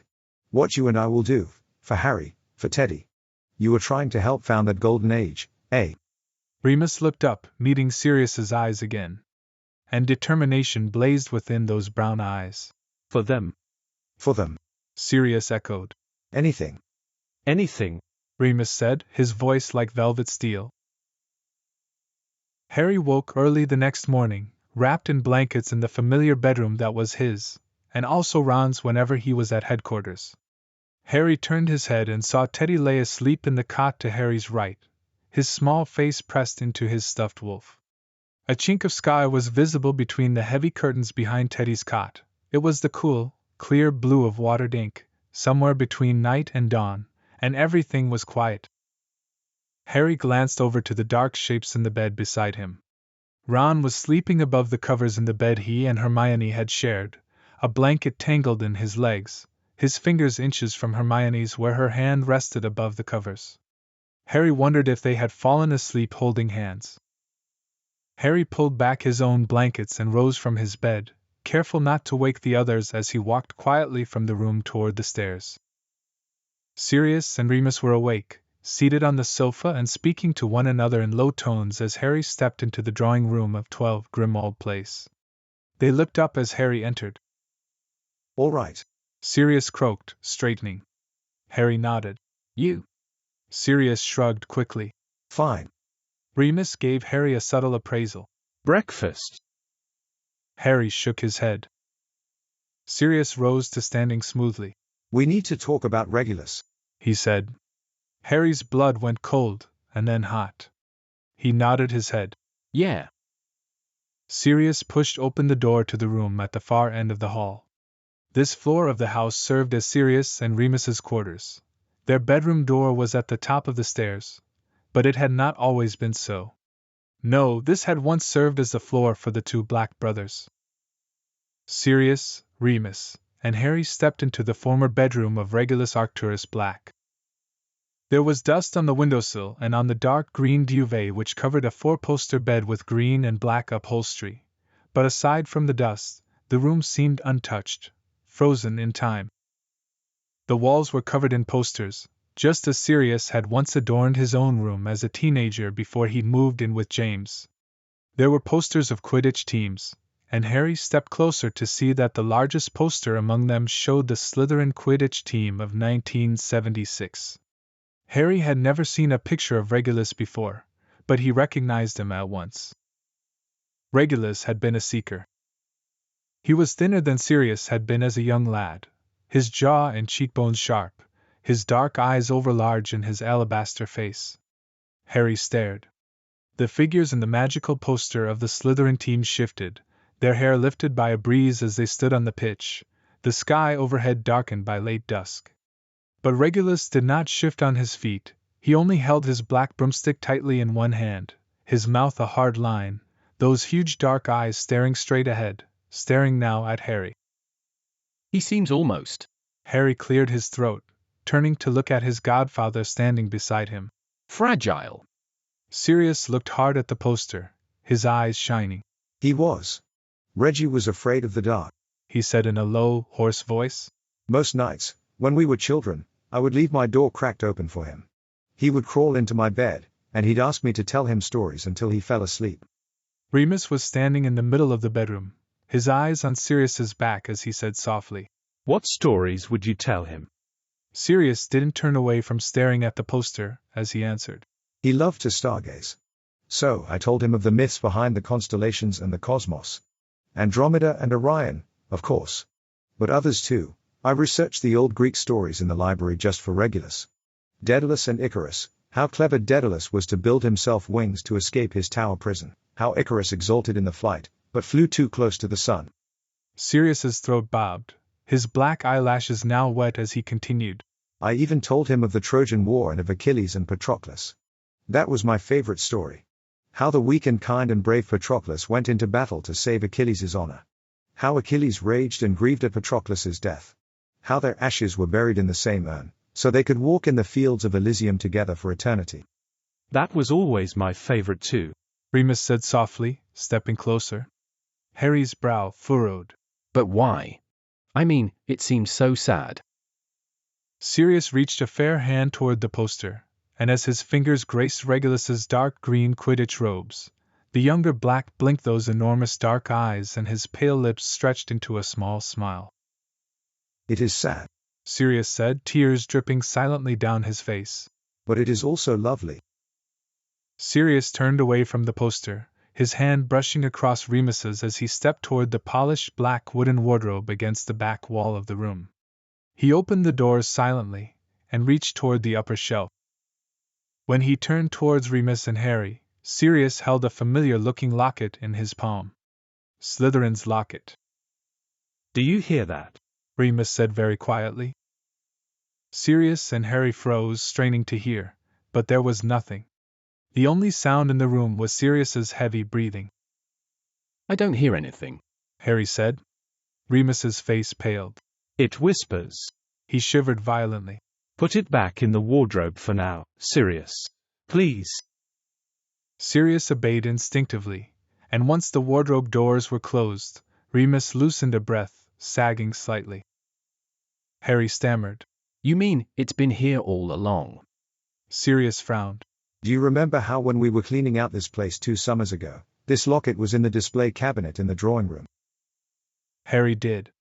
They had been sorting through the heirlooms and knickknacks when Sirius had pulled out a heavy-looking locket and had gotten a funny look on his face. Sirius had retreated up the stairs with it, and had said nothing of it. Harry nodded. Yeah, I remember. But when have you seen it before? Remus asked gently. Sirius looked up at Remus, and his tear-stained face was open and raw. Regulus sent it to me. I heard his voice, he said my name. And it appeared in my hand. I didn't know why he sent it to me. I didn't know what for. I didn't tell anyone, and then the war escalated, and I forgot all about it. When I saw the locket 2 summers ago, part of me recognized it, but it was foggy. I just brought it into Regulus's room for some reason. I didn't even remember any of this until I read the note in the fake Horcrux, and it was like it was finally revealed to me again. But now the memory. It feels like a dream. Or a nightmare. I can't even trust it was real. Maybe I had gone mad. The only evidence that it even happened is the locket. Remus stared in confusion. Maybe it's the dark magic of the Horcrux. It wanted you to forget about it, forget what had happened. But Sirius, Regulus sent the Horcrux to you. Yes. He told me to expect it and to take it here. He told you? Remus breathed. Sirius nodded, voice broken. He came to me. Remus gasped softly, his body going stiff. What? Sirius nodded, his shoulders sagging. As I said, I couldn't even believe it had really happened. I didn't really remember. You were away. On a mission with the werewolves. I was on a stakeout outside of a Death Eater meeting house when I heard someone moving in the forest nearby. I found him standing at the base of a yew tree. Sirius's voice broke, and he closed his eyes tightly as he shook his head. I. Remus stepped forward, placing a hand on Sirius's shoulder. What did he say? Sirius didn't reply, just bowed his head. Harry's heart pounded. They needed to know what Regulus had said to Sirius, how he had sent the locket out of the cave. Remus straightened suddenly. You can show us. Sirius looked up, blinking hard. What? Remus's face was set. I will go right now to Diagon Alley. I will return with a pensive. Sirius's dark eyes widened. Harry jerked forward. But Diagon, it'll be crawling with Death Eaters. It's not safe. Remus turned to Harry, his brown eyes kind in his determined face. Nowhere and no one is safe until the Horcruxes are destroyed.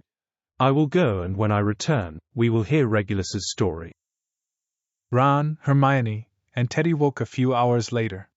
While Harry filled in his best friends on where Remus had gone and why, Sirius gave Teddy a hot bath with a ridiculous amount of bubbles, evident from Teddy's delighted squeal, and then they all returned to the drawing room. Teddy drew pictures on parchment, while lying on his stomach on the carpet, while Sirius transformed into Padfoot. Hermione read from that horrid book on Horcruxes in the corner, while Ron and Harry played wizard's chess. Harry tried not to fidget or stare at the clock on the dresser nearby, but his smiles when Teddy showed him his drawings were tight and he couldn't focus on the chess match. Ron didn't seem able to either, and their chess pieces grumbled angrily at being ignored. By late evening, Remus had still not returned and Sirius barely spoke as he and Harry made supper. They just washed the dishes and Sirius had gone to tuck Teddy into bed when there was a heavy sound from the entrance hall and Harry, Ron, and Hermione jumped to their feet just as Remus stepped into the drawing room. Floating in the air beside him was a large rectangular gray trunk. Sirius lifted his wand to his temple and closed his eyes. Remus, Harry, Ron, and Hermione went still as Sirius pulled the wand slowly back, and at the wand's tip a pearly string of mist drew forth from Sirius's head. He waved his wand and it sank into the swirling surface of the pensieve that rested on the drawing room carpet. They all crouched around it in trepidation. While we're in there, Sirius croaked, turning to look at Remus. Don't let go of me. Never, Remus said, taking Sirius's hand. Sirius nodded, squaring his shoulders. Together. The five of them bent their heads over the basin's contents, and then felt themselves falling through time and space. It was dark, and the air was still and thick with the smell of moist earth and growing things. Overhead, tree branches pierced the pitch-black cloudless sky, which was littered with white stars. Harry turned, and saw Hermione and Ron staring in surprise beside him. There, walking slowly through the tightly nestled trees around them, was 19-year-old Sirius Black. He was wearing Muggle clothes, a thin cotton t-shirt with the logo of a band Harry didn't recognize. His jeans were black and torn at the knees.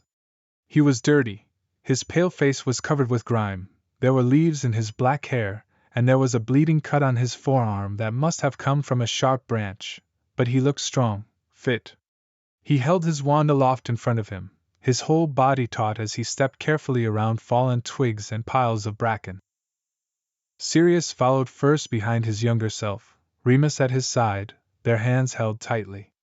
Harry, Ron, and Hermione walked behind. The younger Sirius paused behind a large pine tree, peering around it into the clearing ahead, and then he went rigid. Harry leaned around the others and stared at the sight before them. An enormous old yew tree grew from the earth in the center of the clearing, its thickly needled drooping branches reached the forest floor, taking new roots. And there, standing in front of it, was 18-year-old Regulus Black. Harry's mouth fell open.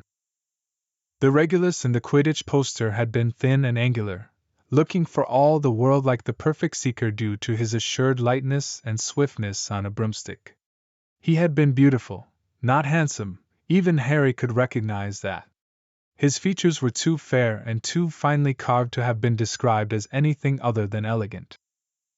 But this version of Regulus looked far too similar to the image of Draco that Harry had seen the night before. His huge eyes, dark and glinting, were stark in his sunken face. Dark shadows encircled those eyes, and in the light of the waxing moon overhead, his protruding cheekbones gleamed like a skull's. His black hair, tucked behind his small ears, was lank and thinning. He was not tall nor imposing, he was white skin and bone, but there was a heaviness in the air around him. A darkness. Shadows clung to his shoulders, wrapped around his sharp exposed collarbones. His arms hung at his sides, wandless. He wore simple black robes that hung off his frame, and there on his chest was a plain locket. The one he would soon put into the basin with the small note folded inside. The note that would say that he knew Voldemort's secret, that he hoped to make Voldemort mortal once more. The note that said that in death Regulus would be reunited with his brother, something he could never have hoped for in life. The two brothers stood in front of each other, but this was not a reunion. The younger Sirius stepped out into the clearing, wand raised in his shaking hand. Revelio, the younger Sirius barked. The spell swept around the clearing, reaching Regulus and wrapping him in a shimmering blue mist. Regulus did not move, did not so much as blink, and after a heartbeat, the spell dissipated. So, it really is you, the younger Sirius said, his voice hard and grating. And you're all alone. Regulus said nothing, did nothing. I should kill you, the younger Sirius said, but his voice was softer, barely more than a whisper. I'll be dead soon enough, Regulus answered. His face was inscrutable, like a statue.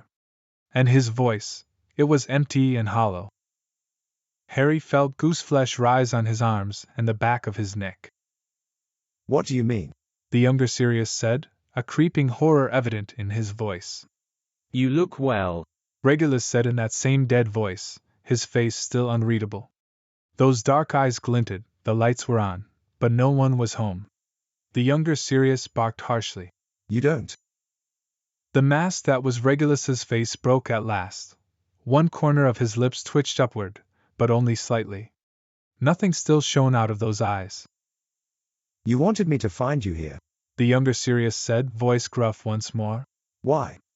Regulus tilted his head upward, his starved white face open to the night sky and the branches of the yew tree rising above him. Did you know that the yew tree was sacred to Hecate, Sirius? The younger Sirius startled slightly, most likely at hearing his name on his brother's lips, in that spine-chilling dead voice. Regulus did not look at Sirius as he continued. Hecate, the goddess of death. She purifies the dead with the branches of the yew as they descend into Hades. I have never let myself hope, not until recently. But I have found something. Some small peril. So, I chose this spot, this tree, for our last meeting. Maybe the yew will purify me too.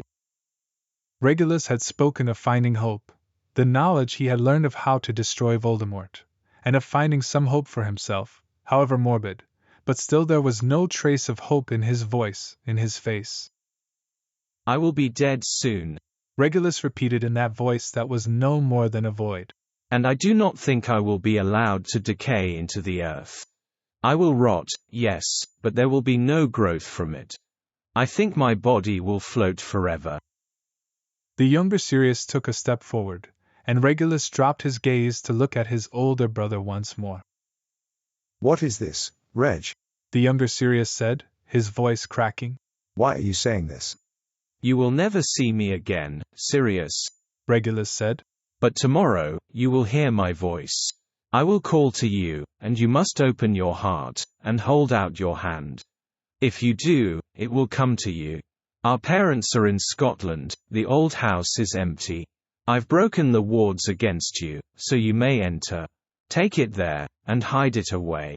I don't want it to be you that destroys it, I've prepared someone else for that. It rests on their shoulders. I believe I can trust them. The younger Sirius growled. You better start talking bloody sense right now. What the fuck are you on about, Regulus? Just do as I said. You cannot know more than that. You think I'm going to listen to you? To this madness? You're sick, Reg. The younger Sirius's voice broke. You're sick. Regulus's lips twitched slightly upward again, his face still a death mask. I am, but you have always been stronger than me. You will stay sane, no matter what happens, that I know, yet even so. I do not want it to be you who destroys it. It's too dangerous. You must catch it when I send it, and hide it away. That is all. Catch what? Hide what? Regulus lifted a bony hand to his chest, touching the locket that shone in the darkness there. It will be a locket very much like this one. But there will be an S upon it, quite like a serpent. Why are you sending some bloody locket to me? The younger Sirius's voice hardened. This is a trap. Regulus stared at him for a long moment, and then said, It has to be you I send it to. You are the only one. The enchantments are impenetrable. There is only one magic that I know of that will allow me to summon it away, summon it to you. A magic that he would never consider, because he is blind to it. The most powerful magic in the world. The younger Sirius took a sharp inhale of breath. Regulus nodded slowly. You will hear my voice tomorrow. You must open your heart, and the locket will appear in your hand, and you must take it to 12 Grimold Place. Why on earth would I do a bloody daft thing like that? It will not be for me, Regulus said. The younger Sirius barked coldly. Too right it won't. Regulus turned his head to look back at the yew tree towering behind him, the shadows shifting on his shoulders, snaking around his ears. I'm still afraid of the dark, you know, he said, speaking as if to the tree. But I finally understand now. I was never supposed to get over that fear. I was meant to feel every ounce of terror, and still walk into that darkness. Reg. Regulus turned away from the tree, and his dark eyes flickered for the first time with the ghost of life, of spirit, as he said very quietly, "I love you, Sirius."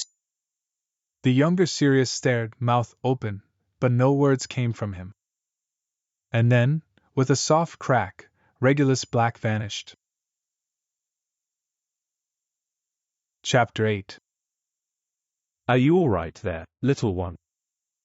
The bedroom door had been kept ajar, and Remus had caught the sound of Teddy's sniffling all the way from the floor above, from he and Sirius's bedroom. After they had all emerged from the pensive, Sirius had sagged into Remus's chest, burying his face. I loved him, Sirius had said. And I didn't tell him. He knew, Remus had whispered, holding Sirius to him. He knew as soon as the locket had successfully left that wretched cave. It could only be transported beyond those enchantments by two people who loved one another. That was all that had been said. The rest could be discussed in the morning. Who it might have been that Regulus had hoped would destroy the locket, why it had failed, but for now, they needed to breathe. To digest and reconcile with the scene in the forest, with what had been said in front of the towering yew. Harry, Ron, and Hermione went quietly up to their shared bedroom. Remus had caught murmurings from their bedroom, and then the soft sound of Ron's snores and Harry and Hermione's deep breathing. Sirius fell into a heavy sleep within minutes of laying in their bed, aided by the dreamless sleep potion that Remus had poured for him. Remus had lain awake, his heart felt scraped raw, his blood cold. And then he had heard the sniffling. Teddy looked up, rubbing his eyes. He sat up against his pillows, stuffed wolf in his lap, his turquoise curls matted slightly from his attempts at sleep. He reached his arms out toward Remus in the doorway, his lips quivering, and a second later his hair was gray and brown, his cherub face slashed with Remus's scars. Remus came and sat on the side of the bed, lifting a hand to sweep some of the hair, Remus's hair, out of Teddy's face. Bad dreams. Teddy nodded, sniffing. Remus clucked his tongue gently. Poor thing, how about a story, then? Teddy nodded again. Remus pulled out a book from one of the shelves of the bedside table, and then sat up against the small bed's headboard as Teddy snuggled into his side, clinging to his jumper. In a hole in the ground, there lived a hobbit. Remus read the long first chapter, glancing every time he turned the page to see if Teddy had nodded off to sleep. He didn't.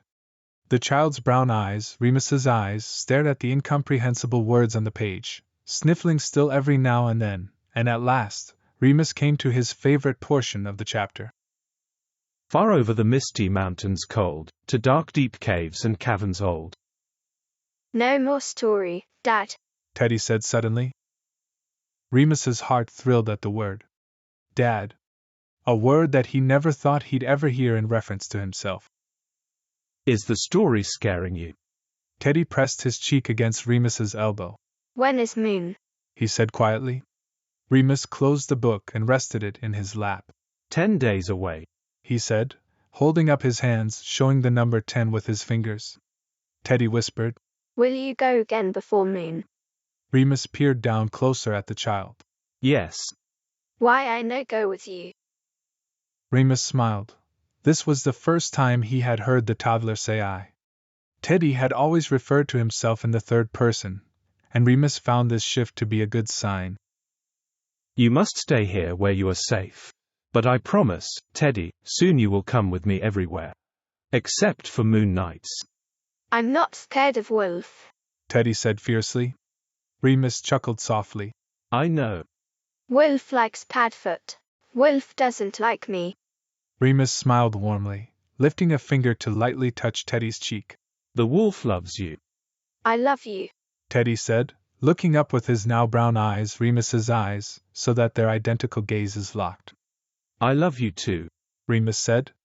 And he realized then that he had never said it aloud. So he continued. I love you, Teddy, to the moon and to the stars, and beyond. As he said those words, Remus let the leash release just slightly on his magic, and that clear and calling well of the most powerful of magic within him, that which had saved Sirius in the Department of Mysteries and that had allowed Regulus to thwart Voldemort's enchantments, flowed into the soft night air of the bedroom. Teddy's eyes widened. Magic. He breathed. Remus smiled. Yes, you have it too. He rested his finger lightly on Teddy's chest, on his pale blue night shirt. In here. Teddy smiled widely, and then he pressed his head back into Remus's elbow. Sleep with you? He asked. All right. Come on, little one, grab hold. Teddy scrambled into Remus's lap, and then Remus rose to his feet, carrying the child out of the bedroom and up the stairs. When Remus awoke in the morning, Teddy lay curled on the blankets between him and Sirius was smiling in his sleep, his hand holding Teddy's. I have no idea who Regulus would have entrusted to destroy the Horcrux, Sirius said hoarsely, his hands holding tight to his teacup. That's all right, Remus said softly, his hand on Sirius's knee beneath the kitchen table. Harry fidgeted in his chair, stealing a glance at Ron and Hermione. They sat side by side, their faces intent on Sirius. But we know what does destroy Horcruxes, Harry said. Basilisk venom, for one. Ron laughed coldly. As I said. Yes, I know, Harry said irritably. We haven't got a basilisk fang. But we can get one, Remus said, looking away from Sirius to meet Harry's eyes. There's a black market, I'm sure. Where's Mundungus when we need him? Hermione huffed crossly. Remus gave her a wan smile. Sirius and I can go looking for one today. Regulus, Sirius croaked, lifting his head heavily, his dark eyes were deep wells. He said destroying it was dangerous. Destroying the ring, however Dumbledore did it, cursed him, Harry muttered. His black hand all of last year. If that is the price I pay, Remus said. Sirius's head snapped to Remus. You will not pay that price, he growled, bristling. I will destroy it. No, I will, Harry said at once. Remus raised his hand in pause. All right, we shall discuss who will destroy the Horcrux once we have the means of doing so. Hermione swallowed. We can't help you both with the black market, she said to Remus. But what can we do? Remus nodded sagely. Continue your research, Hermione. There might be another means of destroying the Horcrux that we haven't yet thought of. In the days leading up to August 12th, Remus and Sirius left headquarters each day in search of a basilisk fang. There was still work for the Order to be done as well, and their missions and their search for the basilisk fang kept them quite busy. Ron, Hermione, and Harry busied themselves with caring for Teddy, and Hermione continued her research on Horcruxes. Tonks came by periodically, and on her first visit she shared a toast to Mad-Eye with Sirius and Remus, her eyes swimming with tears. She had been Mad-Eye's prodigy in the Auror office, and they all saw the terrible fierceness flash across her face as she said that she'd work to avenge his death. Tonks also brought news of the Weasleys. Bill and Fleur had gone to their new home on the coast, working deep undercover for the Order. Arthur was back at the Ministry, which was now controlled by Voldemort's Death Eaters. It was during Tonks's second visit to headquarters, as she relayed news of the Ministry, when they appeared in the square outside of 12 Grimmauld Place. Voldemort still hasn't been seen by any of the Order, she had said as she had donned her cloak to leave, set to return to her parents' safe house. Harry looked away. He still hadn't spoken more on the connection between him and Voldemort that had resurfaced, and Ron, Hermione, Sirius, and Remus hadn't pressed him further on the subject. Still, Harry had returned to the bookshelf and the boxes in his mind, and kept closing his eyes to envision the drawing room, his safe space, and a crackling fire, a record spinning. What the fuck? Tonks said in a startled voice, staring out the window of the drawing room. There, standing in the shabby, small square in Islington, were two men, clothed in black, their faces masked. Tonks's face paled. How? Remus stared out the window, the premature lines stark in his face. They're looking, they can't see the house. Sirius's mouth hung open in frozen shock. No one had any idea how the Death Eaters had come to know of their concealed presence. Every day, the two Death Eaters remained in the square, and soon, more joined their ranks. The morning of August 12th, Remus left to rejoin his werewolf pack for the full moon. At 6 o'clock in the morning of August 13th, as Sirius, Harry, Ron, and Hermione sat in the drawing room, trying to distract themselves after having found themselves quite unable to sleep at all, the glowing silver Patronus of Padfoot materialized on the carpet before them. Come. Remus's voice was so soft that Harry barely registered it before the Patronus disappeared. Sirius plunged his hand into his robes, yanking out the magical compass Remus had gifted him the Christmas before. Sirius's eyes scanned the coordinates as he waved his wand and summoned a map. A minute later, Sirius apparated away. For one harrowing second, Sirius thought he had dived back into the pensive, back into that memory. The forest was dark and utterly silent, the trees so tightly rooted together that their canopy obscured the weak light of the rising sun. The full moon had only just waned. Sirius transformed into Padfoot at once, and the dog lifted its furry black snout into the air, and then Padfoot ran. Padfoot ran, and then he abruptly stopped. There was a dark, canine scent lacing the air. It made Padfoot's tongue curl, the fur on his back rise to standing. The part of Padfoot that was Sirius recognized that scent. Padfoot stalked forward into a bramble bush, fighting the tremendous growl building deep within his stomach, and peered through the gnarled bush into the forest beyond. On a mat of moss and twigs there were two figures. One laying on the ground, the other kneeling. Both bodies were naked, and both were streaming with sticky, hot blood. I always like to make it slow. The voice of Fenrir Greyback was equal parts snarl and words. His chest was enormous, matted with dark hair, dirt, and blood. His yellow, barred teeth glinted in the faint dawn light, and one of his long-nailed hands carved along the ribcage of the man laying on the ground before him. Blood spurted in seeping lines as his fingers scraped against the bare skin. Still, Greyback snarled. Such a waste. An alpha in his prime, with such a loyal pack. What a pity about them. And we could have done great things, my son. Remus Lupin's face was hidden from Padfoot, but he'd no Mooney's scent anywhere.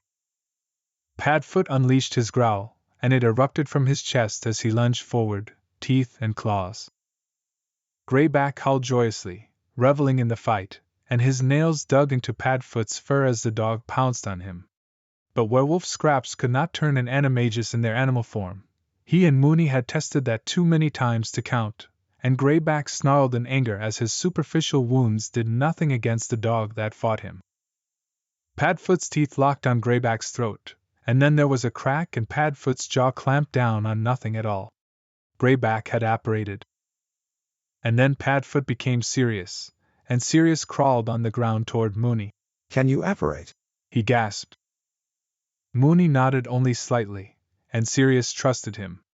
He gripped Mooney's hand, and with a crack of their own, they left the Scottish forest. They appeared a second later in the drawing room of headquarters, and Harry was there, a blanket to cover Remus's body and a jar of essence of murtlap ready in his hands, his face white, his green eyes huge behind his glasses. Mooney's wounds bled heavily, but they were truly only trivial. Fenrir Greyback had spoken true on his desire to make it slow, on his love for torture. It had spared Remus from the death blow, left him weakened, but already his supernatural healing was activating, and with the essence of murtlap, the harm was no worse than the full moons he had so often spent ravaging himself in the shack or in the cellar of Hope's cottage. The true damage had been to Remus's pack.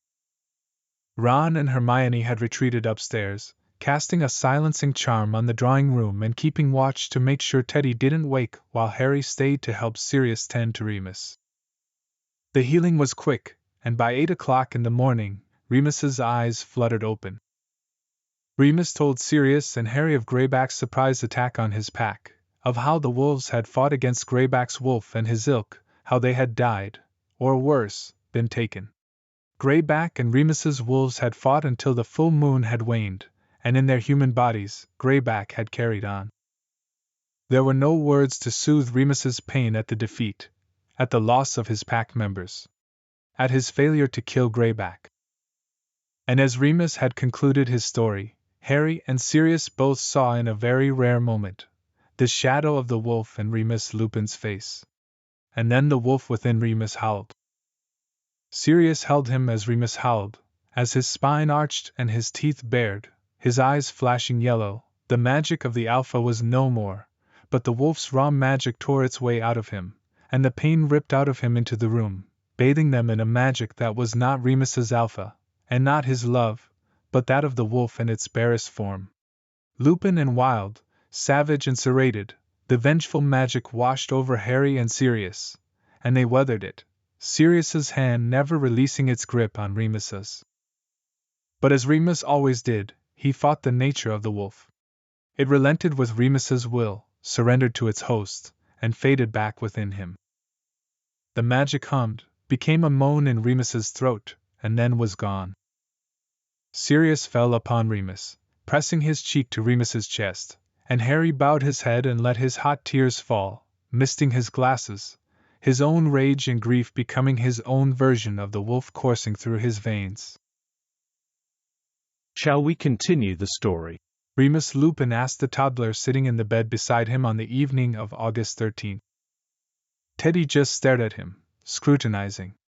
The already healing scars from grayback, on Remus's ribs and chest, were hidden from the child's eyes under Remus's clothes.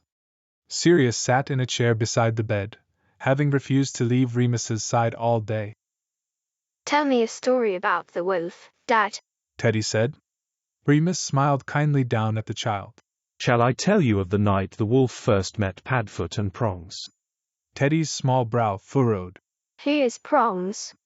Our friend, Sirius said from his chair beside the bed. Our best friend. Where is Prongs? Teddy asked. Beyond, Remus answered.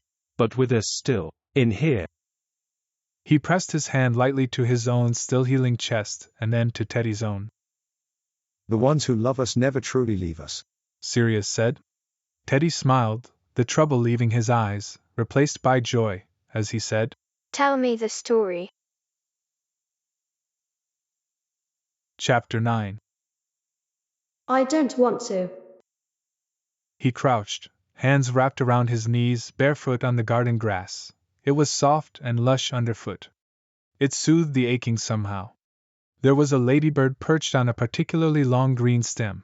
It was brilliantly red, moving slowly upward, about to take flight into the sweet balmy air of dusk. And then it did, but the little beetle did not fly upward into the twilight.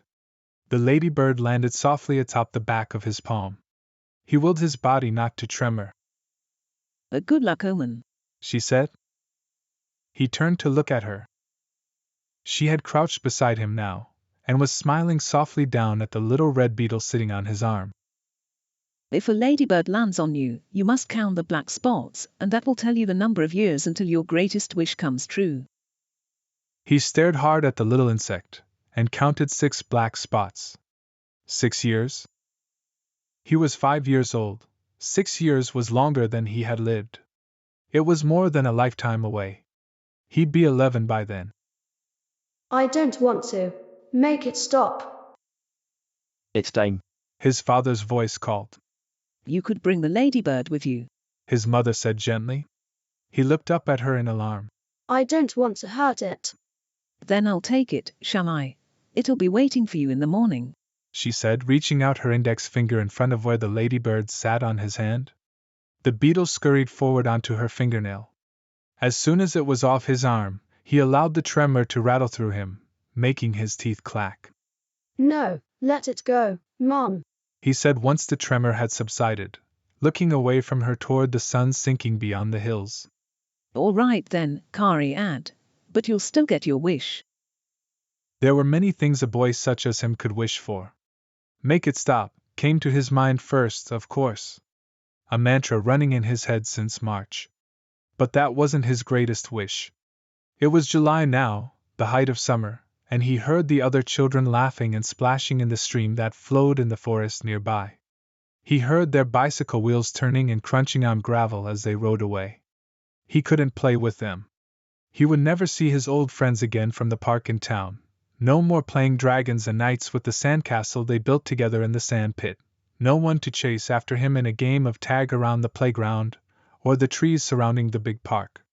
He liked to run with the others, his heart pounding, the air thick with growth, the others' footsteps and exhilarated hollering filling the silence in his ears. He did not like to run alone. I wish for friends again, the best friends in the world, who accept what I am. It was his dearest wish, for the dearest friends in the world.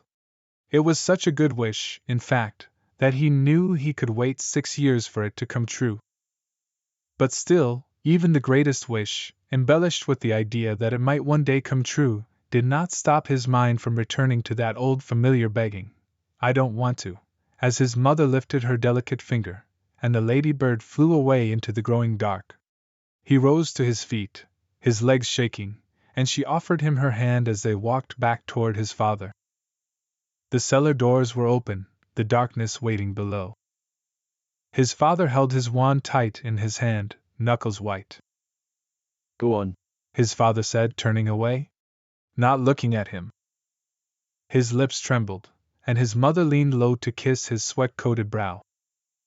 He was only halfway down the wooden steps when his father waved his wand, and the cellar doors snapped shut above him. There was no light at all, but his eyes were stronger now, since the bite. He could see the shapes of the walls around him, see the tangled blanket in the corner from last month.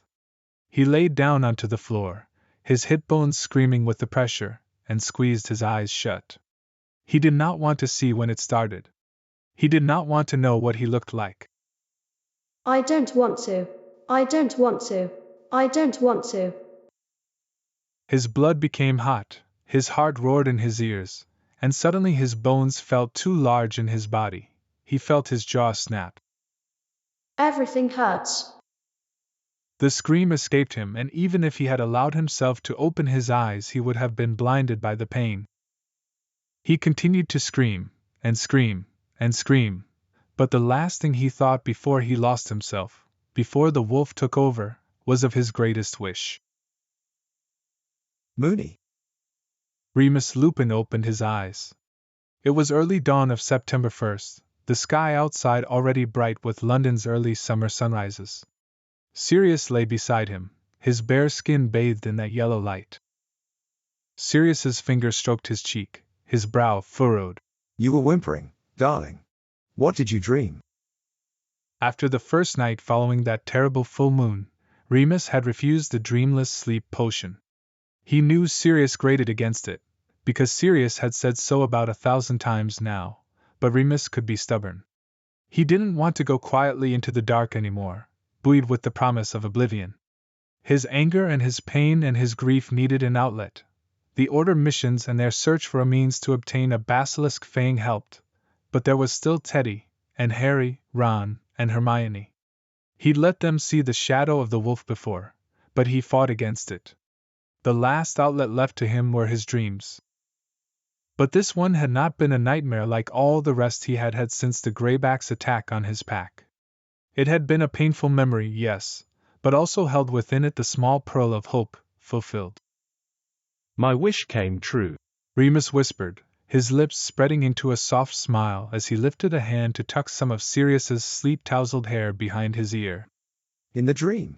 Sirius asked, confusion clouding his dark eyes. Remus shook his head. Maybe there is some merit to omens after all. I dreamed a memory of a wish. But it really happened. The wish really did come true. It took 6 years, just as my mother said it would. Sirius leaned forward, kissing Remus's temple. What did you wish for, Moony? And Remus told him. On this day 27 years ago, Remus had received the dearest friends in the world.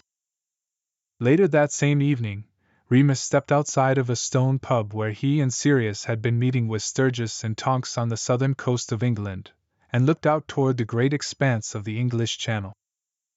Come on, Moony, James laughed.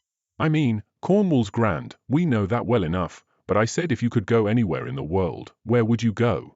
Not anywhere in Britain. Remus smiled shyly, and James propped his chin up on his hands. His brown eyes, wide behind his glasses, were full of dreams that Remus loved to hear, but never imagined for himself. I'd say Paris, Sirius said. Remus turned to look at him from across their table in the corner of the common room. Sirius was lounging back in his chair, his eyes on the ceiling, a wicked smile on his lips. His fingers tapped the table absent-mindedly, and Remus felt heat burn in his cheeks, remembering where Sirius's fingers had been the night before. James laughed again. Of course you'd say Paris, Padfoot, James said, rolling his eyes. You're such a bloody romantic. Remus blushed deeper, his eyes darting away from Sirius as his stomach twisted. He and Sirius were dating now, yes, but no one knew. James was referring to Sirius's past relationships with girls, Emmeline among them. Would James still think Sirius's relationship with Remus was romantic? Or would he think it was? Oi, Sirius said, his eyes dropping from the ceiling as he sat up in his chair. that's rich coming from James the First. Been dreaming of marrying Lily Evans since I was 11, Potter. James grinned, unabashed. Still, I wouldn't have said Paris. Well, where would you go, Prongs? I want to hear what Mooney has to say first, James said, turning to look back at Remus, waiting eagerly. Remus bit his lip. Paris did sound nice. He heard the panel chocolate was brilliant there, and if Sirius wanted to go. Remus sighed, looking away from James and out the window beside their table. The moon was waxing. It'd be full in 2 days. I don't know, Remus said quietly. I don't know if it's safe for me to go anywhere. That's Barlock's, Mooney, James said firmly. You can go anywhere any of us can. Remus turned back to look at James and Sirius. By the fireplace, Peter was playing wizard's chess with Lily, his small eyes shining with triumph as he moved his piece and put her in checkmate. I don't want to go anywhere without you all, Remus wanted to say. I don't want to be anywhere you aren't. Where'd you go, Mooney? Sirius said. Remus blinked and looked away from the roiling sea. Sirius stood outside the pub beside him, the wind lifting the curled locks of his black hair, his hands in his pockets against the chill, looking up at Remus with his fair brow furrowed. Remus smiled at him. Where I always want to be. I'm right here, with you. Sirius stepped closer, taking one hand out of the pocket of his jeans and resting it on the small of Remus's back. As you should be, Sirius said softly. They operated a minute later into the entrance hall of 12 Grimmauld Place, and Sirius pulled the rolled-up newspaper Sturgis had brought for them from the inside pocket of his leather jacket as they took the basement stairs down into the kitchen. We've come with news, Sirius said as he stepped into the kitchen and Harry, Ron, Hermione, and Teddy looked up from their supper. And you won't like it. What's happened? Ron said apprehensively. Sirius shook his head and threw down the newspaper in front of the teenagers as Remus walked over to Teddy's chair and scooped him, perching him on his hip as he went toward the teapot to sort himself out a cup of tea. Ron, Harry, and Hermione bent their heads over the Daily Prophet. A large picture of a familiar black-haired man stared up at them, beneath a headline that read, Severus Snape confirmed as Hogwarts headmaster. No! Harry, Ron, and Hermione cried together. Hermione was quickest. She snatched up the newspaper and began to read, her eyes flashing across the page as she muttered, I don't believe this. Snape, headmaster. Snape, in Dumbledore's study, Merlin's pants. She shrieked, leaping out of her chair and hurtling from the room, shouting as she went. I'll be right back. Merlin's pants, Ron repeated, looking faintly amused. She must be upset. Remus frowned, looking up the stairs where Hermione had run. Teddy tapped Remus's chest, beaming up at him. Pudding, Dad. Remus looked down at the child and smiled warmly. All right, then. The other teachers won't stand for this, Harry said, staring down at the newspaper, his face contorted with outrage. They haven't got a choice but to stay, Sirius said, sitting across from Harry and crossing his arms. If the Ministry and Voldemort are behind Snape, it'll be a choice between staying and teaching, or a nice few years in Azkaban. Harry and Ron shivered subliminally, and Sirius's face shadowed for just a moment. He shook his head, cleared his throat, and continued. At any rate, I reckon they'll stay to try and protect the students. Harry flipped over the newspaper angrily. Well, at least we know where he is now. Ron addressed Sirius. There were more Death Eaters outside today than usual, It's like they're hoping we'll march out carrying our school trunks and head off for the Hogwarts Express. It's weird not being on it, isn't it? Harry said quietly. Yeah, Ron agreed. Remus sat at the table beside Sirius, Teddy in his lap as he laid a large plate of apple crumble on the table. Teddy grabbed his small spoon and tucked in happily. Oh, here she is. Ron craned around in his seat to watch Hermione re-enter the kitchen. And what in the name of Merlin's baggy Y-fronts was that about? I remembered this. Hermione panted. She held up a large, framed portrait of a man, which she now lowered to the floor before seizing her small, beaded bag from the kitchen sideboard. Opening it, she proceeded to force the portrait inside. Oh, well done, Hermione, Remus breathed, his brown eyes wide. Hermione went pink-cheeked. Bloody Phineas, Sirius growled, scowling. Harry understood at once. The painted image of Phineas Nigellus was able to flit between his portraits in 12 Grimmauld Place and the Hogwarts' headmaster's study. Snape could send Phineas to look inside this house for Harry. Hermione explained to Ron. But now all he will be able to see is the inside of my handbag. Good thinking, Ron said, looking impressed. Hermione smiled. Thank you. She turned to Sirius and Remus. So what else happened today? Sirius waved a hand. No luck with the sauce on a basilisk fang. It was a dead end. Tonks says she saw Arthur yesterday and he's doing well, all things considered, Remus told Ron. Ron nodded his appreciation of that news, taking a fork and driving it into the apple crumble. Suddenly Harry's hand shot to his forehead and he doubled over, grunting with pain. He was gliding along a twilit street. The buildings on either side of him had high, timbered gables. He approached one of them, then saw the whiteness of his own long-fingered hand against the door. He knocked. He felt a mounting excitement. The door opened and a laughing woman stood there. Her face fell as she looked into Harry's face. Her humor died, terror replacing it. Gregorovitch, said a high, cold voice. She shook her head. I want Gregorovitch. He no live here. She cried, shaking her head. He no live here. I know him not. Harry stepped toward her, and she backed away down the dark hall, and Harry followed, gliding toward her, and his long-fingered hand had drawn his wand. Where is he? He move. I know not, I know not. He raised his wand. She screamed. 2 young children came running into the hall, and she tried to shield them with her arms. There was a flash of green light. Harry! Harry! Harry opened his eyes. He had sunk to the floor. Sirius was crouched beside him, his hands on Harry's shoulders. You were screaming, Harry. Sirius panted, his face white as he helped Harry sit up. Remus appeared beside him, chocolate bar extended towards Harry. I? Harry glanced around and saw Hermione holding Teddy, the toddler staring down at Harry in fear. Harry leaned towards Sirius. I saw Voldemort murdering a woman, he whispered, his voice breaking.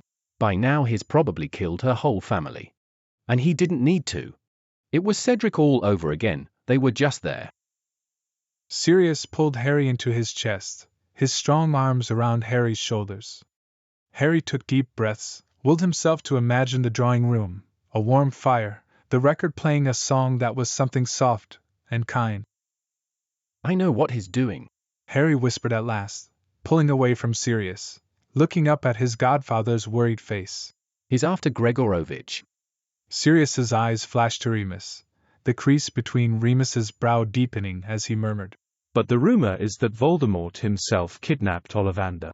He already has the best wand maker in Britain, why would he want the best from the continent? No one spoke. Finally, Hermione said, in a shaking voice. Harry. A clemency. Harry shook his head, pulling fully away from Sirius. Yeah, I know, all right. But this connection, it's bloody useful. I want to know what Voldemort's up to. It's your decision, Harry, Remus said quietly. Sirius nodded mutely, his face still carved with concern.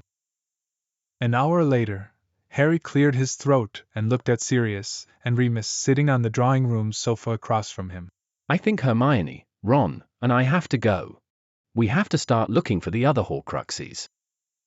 Ron and Hermione's eyes widened, but their faces became set. Sirius ran a hand through his hair. But we still don't have a means of destroying the locket yet. I know. Harry interrupted. But we've got to start looking for the rest. Maybe we can find something to destroy the Horcruxes on our search for them. And if you do first, you can send it to us. But we can't stay here anymore. It's time to go. Remus blinked slowly, but his lips quirked slightly upward, and his brown eyes shone with pride. Sirius stared and stared at Harry, his face anguished. Where should we start? Ron asked Harry. Harry squared his shoulders. I want to go to Godric's Hollow. A noise escaped Sirius's throat, and he closed his eyes as a shiver passed through him. His hands clenched into tight fists in his lap. Remus wrapped an arm around Sirius's waist, but he shielded his face from Harry, his breathing audibly ragged. It's where it all started for Voldemort and I, Harry said quietly. I feel it's important in all this to go. And I? Harry swallowed. I've never seen their graves. Sirius's head fell into his clawed hands, and Remus squeezed Sirius's waist tighter as he turned to look back at Harry. His jaw was tight in his face, but his eyes were sharp. Hermione fidgeted. I know how much it means to you to go there, Harry, but don't you think Voldemort will expect that? Harry looked at her sharply. I know that I need to go there. Hermione shifted under his gaze, but she didn't look convinced. I know that you want to go there. But I don't think he'd put a Horcrux there, Harry. It's too public, too well known. We know the snake is always with him, but the others. Ron spoke up. I get it, Harry. You want to feel like we're really searching. Harry jumped to his feet, fighting his anger as he strode to the fireplace, his back to the others. The green light still flashed behind his eyes, the cries of the woman in the hallway. Remus spoke, his hoarse voice carrying in the silence. Destroying the locket will be dangerous, that we do know. If you want to go, it would be best if you went somewhere remote, not only for your own safety, but for when the time comes to destroy it. I've packed camping supplies. Hermione piped up. In case we needed to go on the run. Harry turned away from the hearth, his eyes locking on Remus's. Sirius still held his head in his hands, his shoulders shaking, Remus's arms still around his waist. But Remus's eyes were clear, misted only slightly by that age-old pain. Godric's Hollow. Harry started. Remus rose to his feet so quickly that Harry blinked and took a step back. But Remus merely slid his scarred hands into the pockets of his trousers as he walked slowly forward. I cannot stop you from going there, Remus said softly. Nor do I want to. You deserve to, Harry. And it is so very long overdue. Harry blinked, taken aback. But what do you wish for more, Harry? Remus said gently, his eyes searching Harry's face. What are you willing to wait for? Harry took only a second to consider, the anger leaving him. I want to destroy Voldemort. The rest can wait. Remus smiled softly, though it did not quite reach his eyes. Then that is what you must focus on. You have one Horcrux, you must destroy it. The basilisk Fang is so elusive, you must find another way for now. Find some means of destroying him, find the other Horcruxes. That is what you must do. Harry nodded, throat thick. Okay. You, Hermione, and Ron shall go in the morning then. You shall take the Horcrux and go camping. Remus's mouth twitched slightly, but his voice and face were grave. All right, Harry said, squaring his shoulders. Sirius spoke up at last, his voice barely more than a croak. We'll always be with you, he said. Whether you can see us or not. But still, use the mirror, eh? Chapter 10. Harry Potter stared down at the locket in his hands. It was heavy, as large as a chicken's egg, an ornate letter S, inlaid with numerous small green emeralds, glinted dully in the diffused sunset light shining through the tense canvas roof. Sudden awareness of what he was holding, of what lived behind the little golden doors within the locket, hit Harry almost like a bludgeon. He felt a violent urge to fling the locket from himself. Can you feel it? Ron asked in a hushed voice. Harry nodded mutely. It didn't whisper to him as Remus had sensed in Regulus's bedroom. Perhaps that was Remus's werewolf magic. But was it Harry's own blood pulsing through his veins that he could feel, or was it something beating inside the locket, like a tiny cold metal heart? We'll keep it safe till we work out how to destroy it, Harry said, and despite the bile rising in his throat at the idea, Harry hung the chain around his own neck, dropping the locket out of sight beneath his robes. We should take turns to keep watch outside the tent, Hermione said, looking nervously out the canvas flaps as she set out the sneakoscope she had given Harry for his birthday on the table in the tent. Hermione and Ron boldly made efforts to prepare supper while Harry sat outside the tent, enjoying the feel of the setting sun's rays on his face. It had been a month since Bill and Fleur's wedding that Harry had been outside, and not just sitting beneath a cracked window at 12 Grimmauld Place. A breeze stirred the leaves in the trees overhead, birds chirped in the branches, and squirrels scurried over the soil, but there were no other sounds, and the sneakoscope stayed quiet. Harry thought he rather liked Hermione's choice of the sheltered wood where the Quidditch World Cup final had been held all those summers ago. Seeing the Quidditch World Cup felt like another lifetime.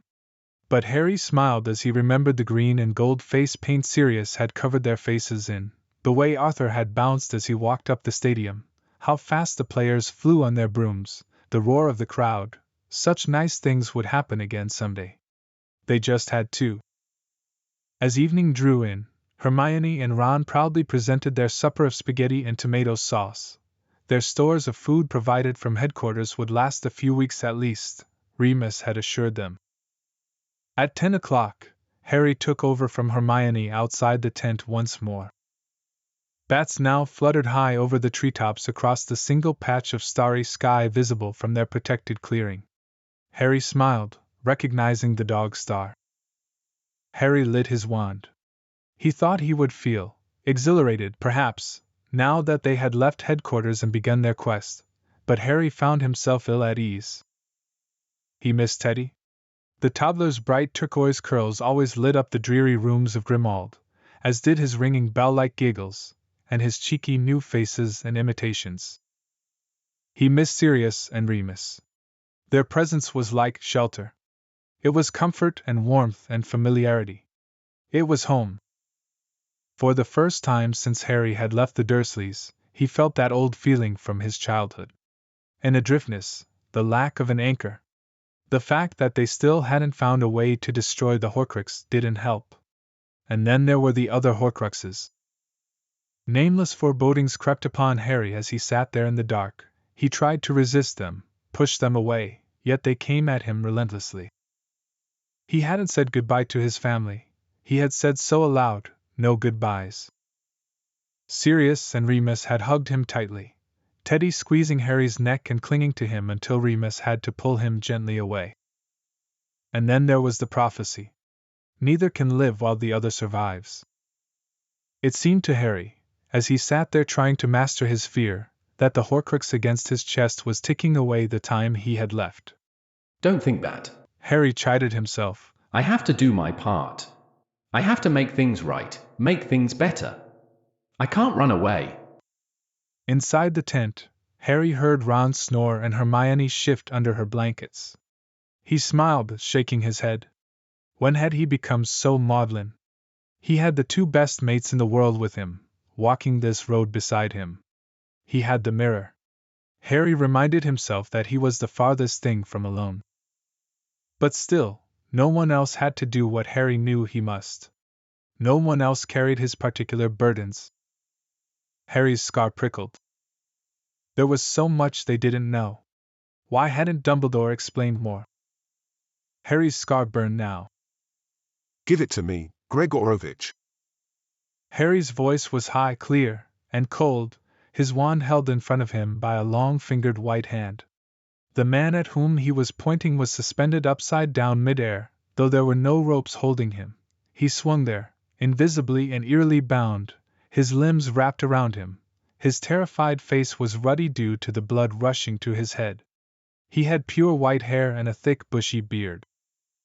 I have it not, I have it no more. It was, many years ago, stolen from me. Do not lie to Lord Voldemort, Gregorovitch. He knows, he always knows. The hanging man's pupils were wide, dilated with fear, and they seemed to swell, bigger and bigger until their blackness swallowed Harry whole. And now Harry was hurrying down a dark corridor in Gregorovitch's wake as he held a lantern aloft. Gregorovitch burst into the room at the end of the passage and his lantern illuminated what looked like a workshop. And there on the window ledge sat perched, like a giant bird, a young man with golden hair. In the split second that the lantern light illuminated him, Harry saw the delight upon the young man's handsome face. Then the intruder shot a stunning spell from his wand and jumped neatly backward out of the window with a crow of laughter. And Harry was hurtling back out of those wide, tunnel-like pupils and Gregorovitch's face was stricken with terror. Who was the thief, Gregorovitch? Said a high cold voice. I do not know, I never knew, a young man, no, please, please. A scream that went on and then a burst of green light. Harry.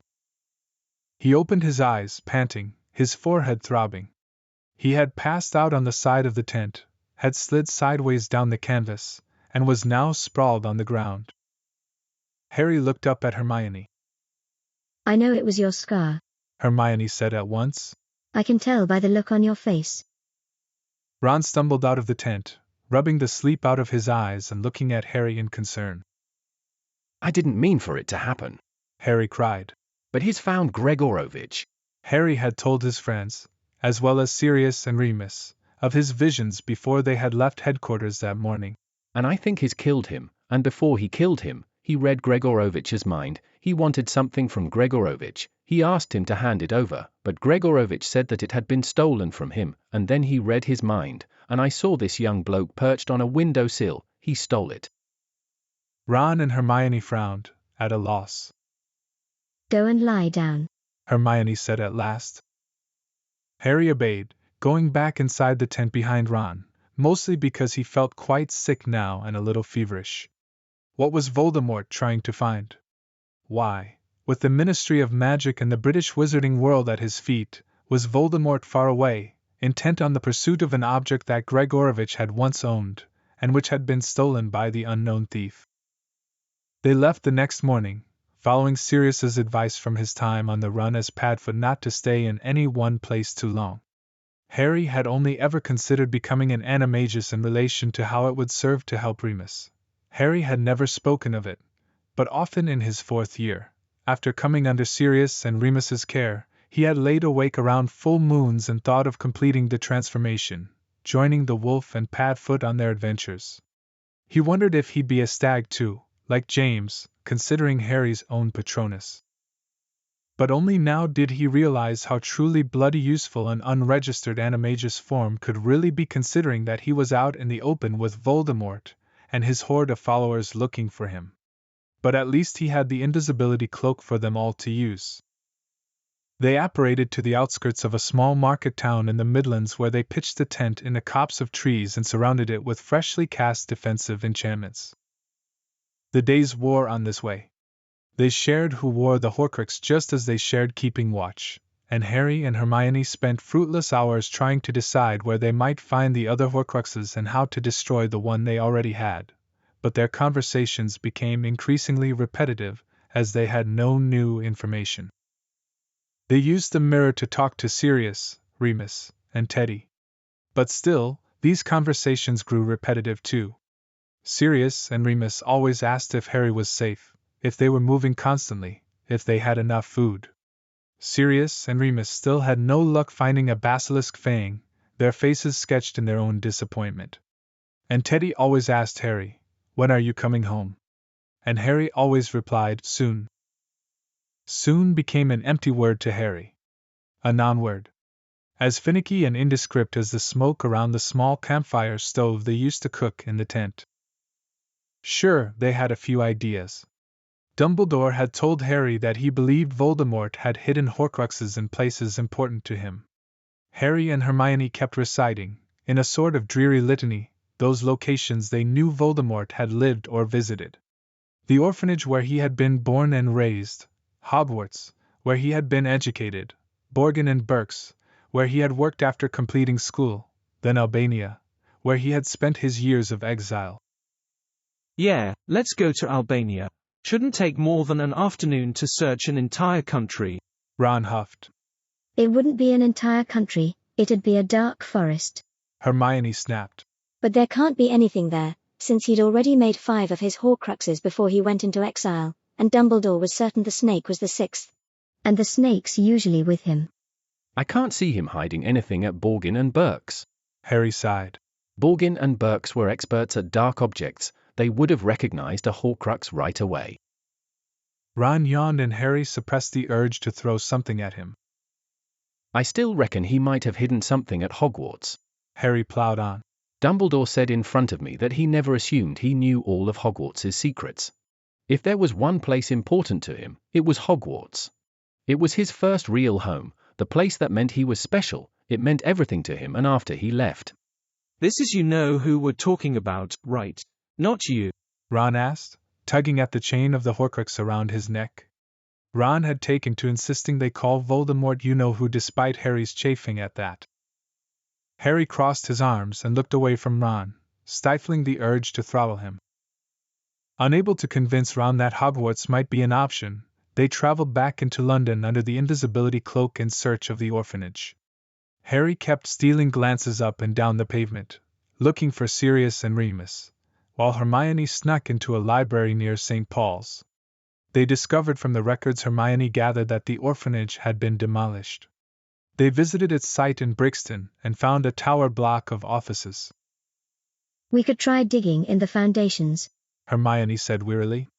He wouldn't have hid a Horcrux here. Harry sighed. He had known it all along. The orphanage had been the place Voldemort had been determined to escape, to leave behind, and forget. Voldemort would never have hidden a part of his soul there. Dumbledore had shown Harry that Voldemort sought Granger and Mystique in his hiding places. This dismal grey corner of London was as far removed as you could imagine from Hogwarts, or the Ministry, or a building like Gringotts, with its golden doors and marble floors. And if it had been Harry, pieces of his soul he'd sheltered, he never put part of himself back in his old cupboard under the stairs at number 4 Privet Drive. And so September passed, and Harry, Ron, and Hermione continued to move throughout the British countryside, pitching the tent in a different place each night for security and then setting off in the morning for another secluded and lonely spot, traveling by apparition to more woods, to the shadowy crevices of cliffs, to purple moors, gorse-covered mountainsides, and once a sheltered and pebbly cove. Sirius spoke in the mirror of the beauty and freedom of their travel, and even Harry could join him every now and then in marveling in the wilderness around him. It made him feel like a marauder, if only for a moment or two. Ron insisted on being present for each time Harry used the mirror, asking again and again for news of his family. "They're all right," Remus would say. "Bill's still away trying to work with the goblins. The twins are at the Burrow, operating their joke shop underground. Arthur is still at work. Your mother is well. No news." Sirius had recognized the growling voice of Yaxley as the Death Eater shouted the spell after sensing the breaking of the secret storeroom's wards. Patrificus, to tell us. That had been an easy dodge. Yaxley needed to learn to close his wicked mouth, but nonverbal spells had never been his specialty. Sirius dove behind the shelves, firing out from behind them at the stores of potion-making materials on the walls around Yaxley. The jars and vials exploded above Yaxley's head. Sirius ran forward just as Tonks appeared, engaging Yaxley in a duel while Sirius aimed to hit him with the very same body-bind curse Yaxley had tried on him. But before he'd even lifted his wand, Yaxley bellowed his rage and with a crack was gone. Sirius abruptly halted, staring at the spot where a moment before Yaxley had stood. Sirius muttered a string of swear words low under his breath. Tonks moved to the walls of the room, cataloging all of the potion-making materials that had been in the Death Eater's stores, both destroyed and not. Sirius turned, looking beside her. There were jars of gillyweed, all the ingredients needed for polyjuice of course, and vial after vial of veritaserum, but laying on the stone floor beside the upturned table in the far corner, leaking black smoke into the air, was a now broken cauldron that had been brewing draught of living death. Sirius saw Tonks fight back a shiver just as he did the same. But the potion was destroyed. No one would ever feel this batch's comatose effect. Sirius's eyes moved hungrily along the shelves among the scattered debris. But of course there were no basilisk fangs, and nothing near as strong as them either. He frowned, turning back to Tonks, seeing her waiting for his order, her face set. All right, the usual, Sirius said.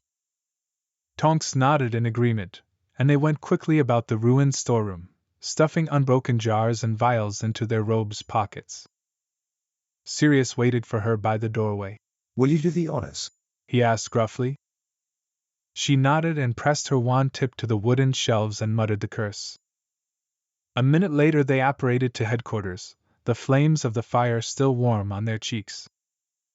Sirius placed the contents of his robes, all of the unspoiled potions and ingredients, on the table in the study room of 12 Grimmauld Place, adding to the Order's considerable collection. Tonks did the same. Fucking hell, Sirius said, casting a cleaning spell over himself and Tonks. Smelled rank in there, didn't it? His second cousin startled a laugh.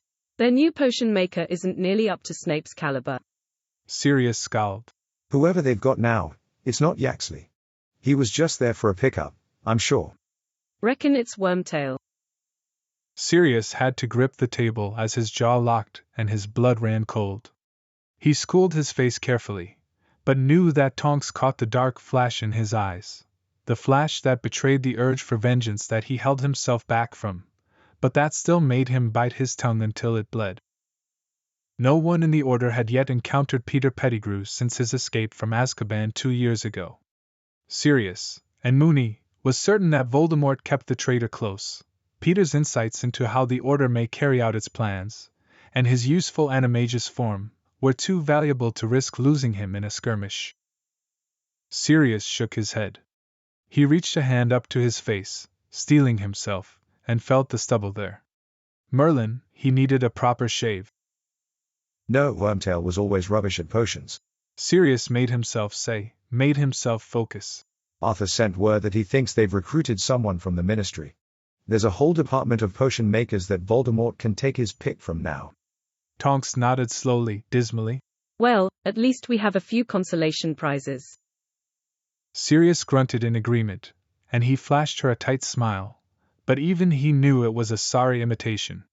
Why did she have to mention Peter? Especially tonight. He took a steadying breath and pushed himself away from the table. Staying for dinner? Sirius asked her as he waved his wand, covering the vials and jars in a series of protection charms. Tonks smiled, but her hazel eyes continued to scrutinize him. Sure. Tonks joined them for dinner, along with Fleur. Fleur had come to headquarters that morning to watch Teddy since Bill had been gone from he and Fleur's home, Shell's Cottage, they called it, for the last week, immersed in his work trying to sway the goblins, and he wouldn't return for another 2 days. Remus had just returned from his own mission later that day. Sirius raised an inquiring brow at Moony as he stepped into the kitchen. Remus shook his head slightly, his lips a hard line. No luck then trying to track down his pack mates. So the full moon would be the last and more important play then. Dinner was stilted. Fleur kept asking Sirius about the potions raid, but he couldn't get himself to engage, and found himself only grunting and shrugging. He knew he looked broody and preoccupied, not only because Moony kept pressing his thigh against his under the table but also from Tonks's inquisitive stare as Sirius left it to her to describe what they had managed to collect and destroy. Remus listened politely but didn't speak much, his eyes glancing over to Sirius again and again. Sirius purposefully didn't meet Moony's eyes. Finally, Tonks gave up staring at him and busied herself with making faces with Teddy. Fleur departed early, saying she was going to spend the night at the Burrow to see Molly and Arthur, but would return the next day to watch Teddy once more. Sirius watched Teddy imitating faces with Tonks until the child's eyes started drooping closed as he was imitating Father Christmas, and Sirius had gladly pounced on the excuse to take the toddler up to bed. Story. Teddy asked as Sirius tucked the child into his bed. Not tonight, Tyke, Sirius said, kneeling beside the bed and resting his chin on the blankets, looking up at the sweet child upon the pillows. Sirius found himself smiling. That was the magic of children, wasn't it? Harry had been like that, as a baby.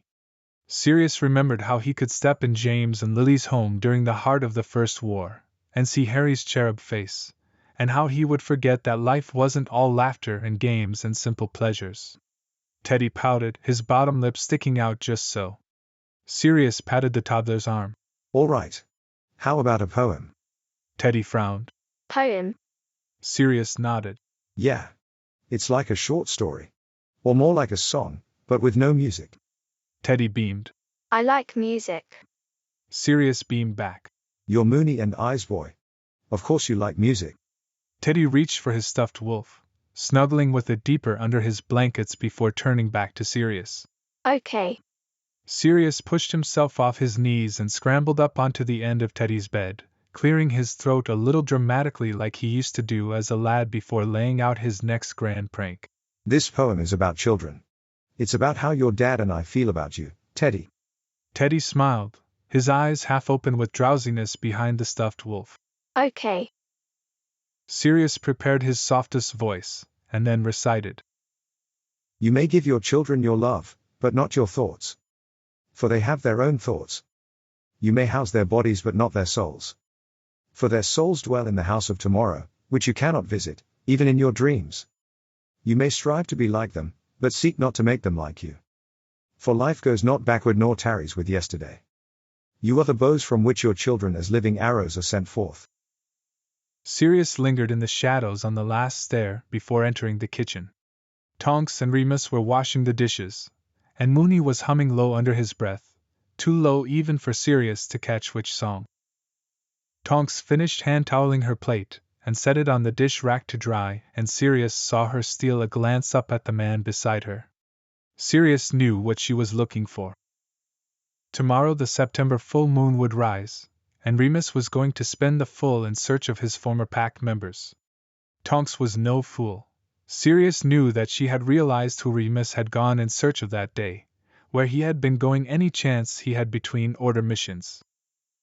Moony hummed, a sad smile on his lips, his warm brown eyes glazed slightly, and Sirius knew that Moony did not really see the soap suds in the pots and pans he was scrubbing with those beautiful long, scarred hands.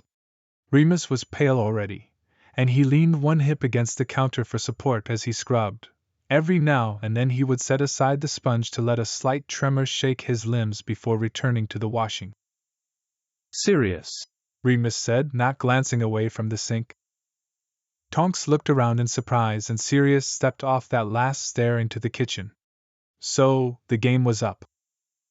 Remus turned away from the sink, leaning against it as a shiver shook him slightly. Bedtime went all right.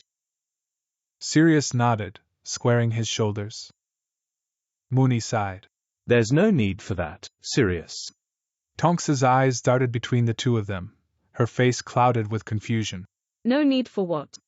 Teddy was upstairs, sound asleep now, and yes, Tonks was there, but she was family, and she could handle seeing Sirius's temper flaring, and so Sirius did not hold himself back as he bristled and raised a finger, pointing at Moony.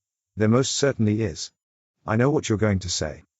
I want you to come with me tomorrow night, Sirius, Remus said, taking all of the air out of Sirius's lungs. I need you to help me. Tonks's mouth fell open just as Sirius's did. What? Sirius stammered. Moony smiled, his eyes lit with that mischief of old, of years long ago, as he continued. You heard me, I shan't repeat it. Sirius stepped forward, his heart fluttering. You want me to help? Remus lifted his slightly tremoring left hand, his thumb moving to twist the ring there on his fourth finger. You don't have to look too shocked, love. I know this is new for me, for us, but we're married now. I never wanted to run in the forest alone. And wasn't I always meant to be one of a set, if the seer spoke true? Tomorrow night, the wolf will search for what is left of his pack. But the search would never be complete. Not without Padfoot. Sirius stared at Remus. Beside the tall man, Tonks gaped up at him. But Mooney just smiled that soft smile of his, those brown eyes flecked with green were dancing, and oh, they were so warm. Yes, Sirius said. Yes. It had been many moons since Sirius had seen the transformation firsthand. And he had not yet seen the Alpha's magic in Remus's wolf form either, but even with the pack broken and dismantled, the Alpha's magic returned to the wolf on the full moon. It knew that the pack was in danger, that the mantle of Alpha had not been rightfully taken. The magic was not as strong, for it was not as set in stone, but it was there all the same. Sirius apparated them to the outskirts of the forest in the Scottish Highlands, where the pack had been attacked by Greyback and his followers. Where Padfoot had rescued Remus. It was where Remus insisted they begin the search. Wolves could not apparate, and so Greyback's ilk must have taken Remus's pack members on foot. Though Remus's human form had failed to yet find them, Sirius was certain the wolf could. Sirius helped prop Remus up against the base of a tree as the sun's dying rays sank below the horizon. Remus shook and shivered, but his eyes were clear and determined, and then he had taken Sirius's hand. If the wolf howls the order at Padfoot, sending him away, you must go, Remus breathed. Sirius scowled and opened his mouth to protest. For Teddy, Remus said, his eyes intent on Sirius's own. Sirius swallowed. You said you need my help.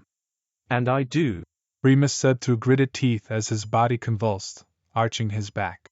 But Teddy needs you more. Sirius's heart thudded. No, I'm not leaving you. But he made himself think of Teddy. All right, I promise. Padfoot will leave if the wolf decides so.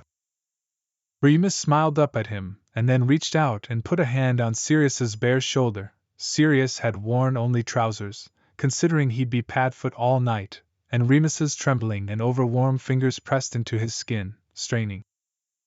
Sirius leaned in at once to Remus's pulling touch, kissing Mooney deeply on the mouth, feeling the tremors as the full moon began to rise. I love you, Remus whispered on his lips. I love you, I love you, I love you. As I love you, Sirius whispered back. Everything will be all right. Padfoot's going to be there. Padfoot will help. Sirius felt Mooney smile against his lips, and then Mooney pulled back, and his body locked, and then he screamed. And screamed and screamed. The silencing charm Sirius cast only worked outside the bounds of the clearing in which they had arrived in, and so after Sirius transformed, Padfoot heard each shriek, each snap of bone and tendon, and the sound of Remus's body as it contorted atop fallen twigs and leaves. And then the wolf emerged before Padfoot. And the magic of the Alpha rippled in the air off the wolf's thundercloud gray pelt. So rich and intoxicating was the Alpha's albeit faint magic that it made Padfoot's heart thrill. Such magnificence, such raw power, even in its muted state, and the wolf's brilliant yellow eyes met his, and Padfoot reveled in the overflowing joy and triumph of throwing his head back and howling up at the full moon, signaling to the mighty wolf. I am your pack. I will help you find the others. They ran through the forest, stride for stride, side by side. Nothing was as exciting as racing beside the wolf under the full moon's bright pearly light, over hills and through the woodlands, chasing scents, howling and snapping at one another in the chase. They reached the crest of a wooded hill and the wolf slowed, its hackles raised, its teeth flashing. Padfoot slowed, falling slightly behind the wolf as the remnants of its golden gray alpha magic swirled in the air around them. The wolf growled low, a warning and a signal. Padfoot stepped slowly, copying the wolf's careful paw steps as they prowled toward the ravine ahead, toward that thick scent of blood and dark canine magic that Padfoot recognized. They reached the cliff edge of the rocky ravine, and looked down through the darkness. Below them were 3 enormous wolves, tightly encircling a huddle of 5 other wolves. The largest of the 3 domineering wolves had a pelt of mottled black and gray fur, so shaggy and dirty with mulch and bracken that it made Padfoot want to roll in a clear stream to clean his own fur off. This largest of the dominating wolves had saliva dripping from its jaws, its eyes were dominated by its pupils, all black. Its paws were gigantic, and lined with 6-inch claws that scraped against the stones it tread upon, making sparks. Greyback's wolf. From Padfoot's vantage point, he could smell the rippling darkness off of Greyback. His tongue curled on instinct, his jaws snapping. Greyback snarled and the wolves in the huddle shrank back, bowing their heads, looking away. The blood in the air came from them. Their snouts and flanks were a patchwork of bleeding wounds, their paws were a mess of chewed flesh. Their claws were gone. Padfoot's attention snapped back to Moony. His wolf was looking at him, the yellow eyes brighter than the full moon. Moony nudged Padfoot's shoulder, signaling him to go forward along the ravine. Moony then jerked his head backward, signaling that he would stalk them from behind. Padfoot growled a nearly silent consent, and then pressed his muzzle against the wolf's, inhaling that sweetest and most wonderful of magic that came from both the wolf and from Remus. The wolf pressed his muzzle back against Padfoot, and Padfoot swore he felt some of the remnants of the Alpha's magic seep under his fur, giving him a shock of energy and more of that deepest of fondness, of love. They separated, and Padfoot dared one parting glance to the wolf as it disappeared under shadows. Then Padfoot stalked his way forward along the edge of the ravine, until he found a path down that would not betray his arrival, that was not strewn with pebbles or weak earth that would crumble loudly under paw. Padfoot utilized all the stealth he had learned during his escape from Azkaban to crawl silently down into the ravine, to stalk forward unnoticed behind boulders toward the huddle of wolves before him. Greyback's wolf was snarling to his followers, urging them to pounce forward and strike at the wounded wolves huddled in the center circle. Howls of pain reached Padfoot's ears, along with Greyback's growls of pleasure. There was no boundary between Greyback and his wolf, Padfoot knew, but he also knew that wolves were like humans, and that they were both animals, driven by bonds and wills to survive. Padfoot knew that Greyback had fallen into darkness and depravity, just as the worst of humans may do. Just as Remus's wolf never would, no matter its inherent nature to attack humans. Some humans, and some wolves, fall far, far below the evil that is inherent. Padfoot leapt over the last of the boulders shielding him from the wolves. That enormous black and gray wolf that was Greyback lifted its head, its black eyes boring into Padfoot's. He could have sworn Greyback's wolf smiled as it howled. But its howl was cut short by another. Behind him, Moony emerged from the shadows at last. The faint magic of the Alpha filtered off his thundercloud gray pelt in waves, but it was his stance, his howl that split apart the night, that made the clouds part over the full moon and send down clear shafts of white light upon the ravine, that made the cowering, wounded wolves in the center circle raise their heads, their ears prick upwards, that made Padfoot's blood sing. Greyback turned in one swift stroke, and dove toward Moony. And Padfoot launched himself into the fray, at Greyback's two enormous followers. The wolves in the center circle attacked, but not Padfoot. They attacked their captors. They fought tooth and claw beside the dog. Snarls of pain tore the night, but Padfoot did not hear Moony's among them as he tore into the wolves that had captured and tortured Moony's pack. Those pack members fought at his side, and it was at their teeth that those wolves died, one by one. Padfoot stepped back, allowing the tortured wolves the killing blow, allowing them their deserved vengeance.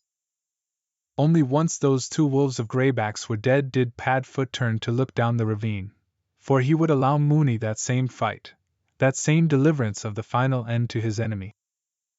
Greyback and Moony, blood seeping from their snouts and their sides, their fur congealed with it, circled one another. Teeth bared, hackles raised, claws drawn. Padfoot waited, poised to attack. The other wolves, the rescued members of Remus's pack, did the same. Their pack magic licked and called in the air, pack, pack, pack. Alpha. Alpha.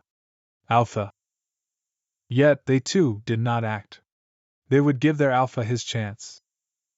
Greyback shook his shaggy shoulders, as if a fly pestered him, and launched himself forward. Moony met him in midair.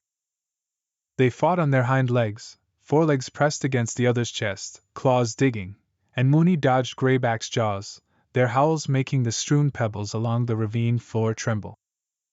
But Padfoot realized he knew that howl. It wasn't the one that the wolf would use to send him away, to go back to Teddy. It wasn't a howl of vengeful fury, or one of bloodlust. No. This was one he had not heard before, but that he knew all the same. It was a cry for help. Padfoot took 1 second to snap his jaws menacingly at the wolves beside him, conveying, "Not you. Wait here." And then Padfoot ran. Padfoot hit Greyback in the flank, his teeth sinking into coarse fur and thick muscle. Greyback fell off Mooney as Padfoot dove upon him, and Mooney howled in pure elation as he fell back onto his 4 paws, launching himself anew toward Greyback. Greyback scrambled and ran, running along the ravine, back the way Mooney had stalked him from, away from the other wolves and Mooney and Padfoot. Mooney's howl was a call now, a summons. His pack members fell in line at once and they were at Padfoot's flank a moment later, all of them pelting after Greyback, Mooney at the head. Greyback was scrambling up the ravine, his desperation making his heart pound hot in the air, and even Padfoot heard it, and smelled it as he clawed up over the rocks after Mooney. The other wolves whined and brayed behind him, and Padfoot ached, remembering their shredded paws, their stolen claws. Greyback reached the top of the ravine, and as he scrambled over the edge, Mooney launched himself upon Greyback one last time, his 4 paws digging into Greyback's haunches. Greyback howled, turning, throwing Mooney off him with one violent twist. Padfoot would have screamed if he'd had the vocal cords. As it was, it came out as a long baying cry. Mooney was falling down toward the jagged rock floor of the ravine. And he landed upon those gathered bodies of the wolves below. They caught him on their backs, and then slowly parted, letting him rest softly upon the pebbles.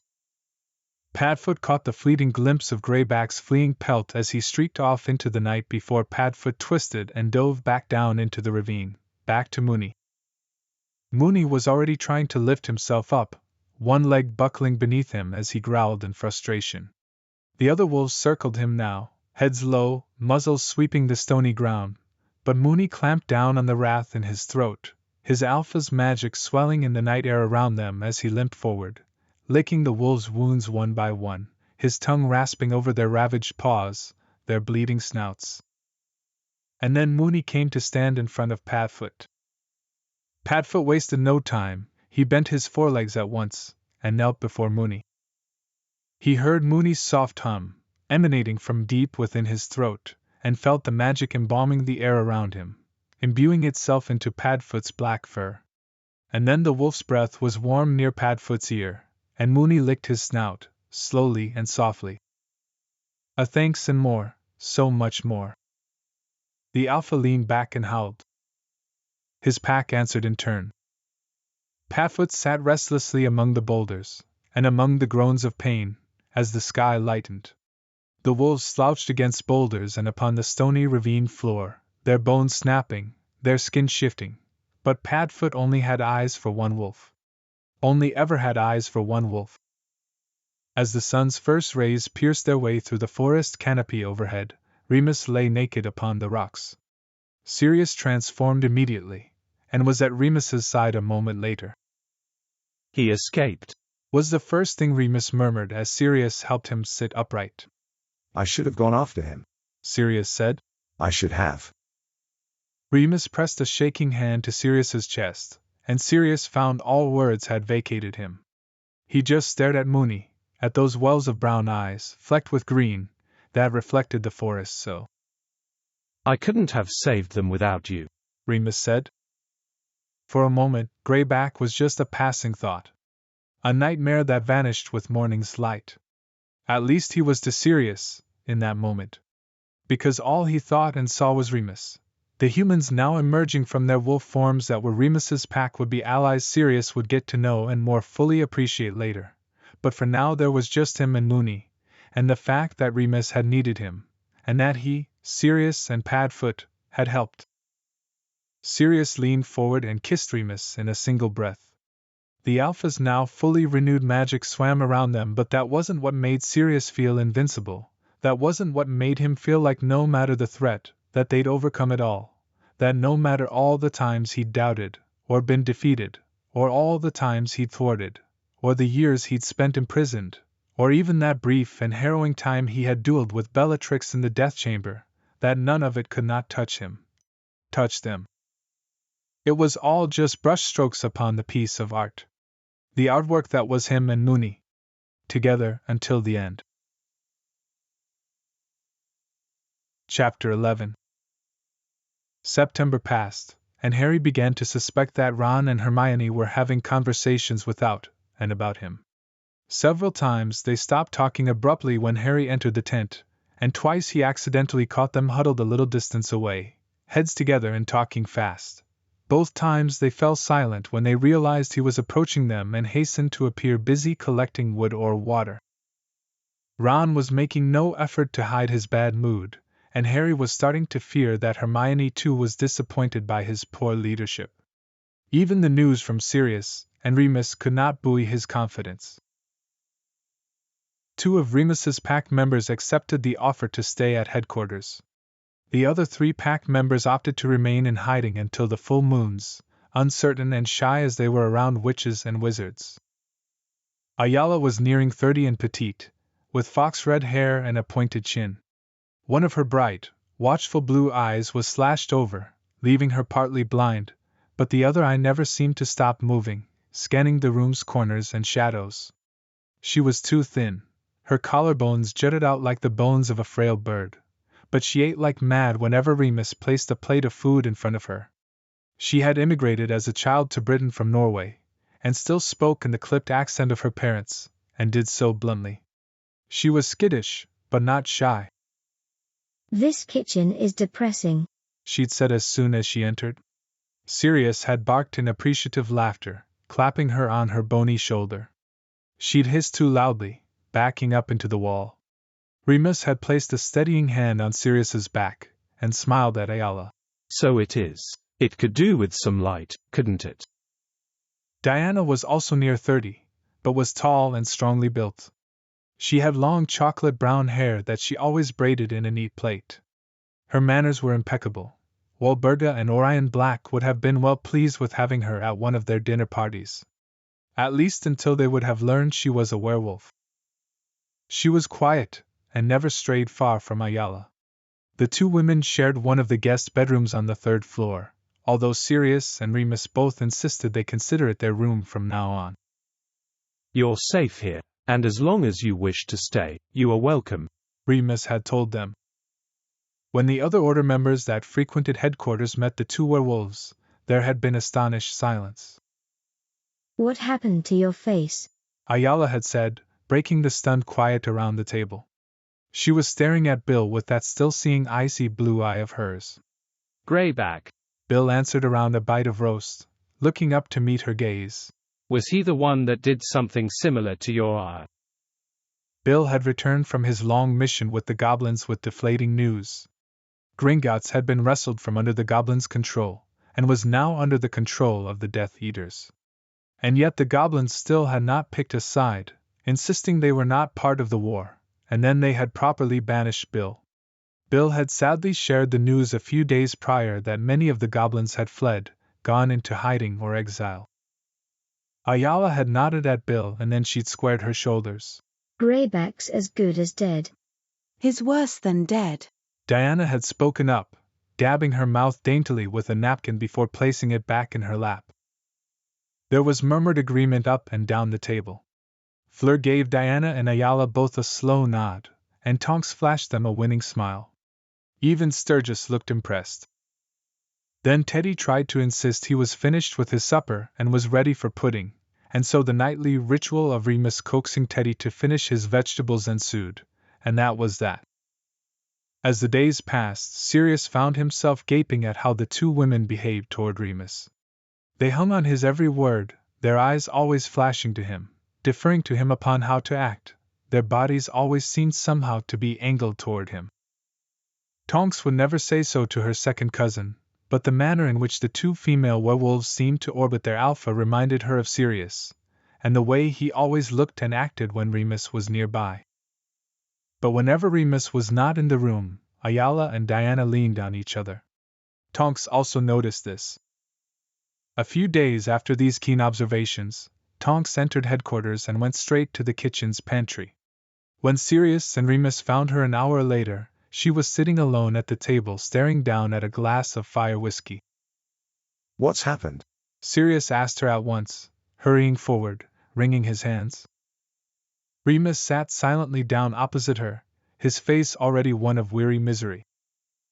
Death Eaters were staked outside of my parents' house last night, Tonks said, staring down at the amber liquor in her glass. Ted and Andy can stay here, Sirius said immediately. My dad vanished this morning, Tonks said, still not looking up. We all know the Death Eaters have been increasing their roundups on Muggleborns. It was only a matter of time before they came for him. Dad left behind a note for me and Mum. Said he left to protect us, the daft idiot. Remus reached a long arm across the table, lightly touching Tonks's wrist. Where's Andy? Sirius pressed. On her way here, Tonks said with a sad smile. Reckon she'd be good company for Ayala and Diana, eh? I reckon so, Remus said quietly. When Tonks drained her glass, she didn't wince. Autumn rolled over the countryside as Harry, Ron, and Hermione moved through it. Wind and rain added to their troubles, along with the continued isolation and lack of company. The mirror became a too small window to the outside world, a poor imitation of the comfort of Harry's family. It rather began to feel as if life was passing them by.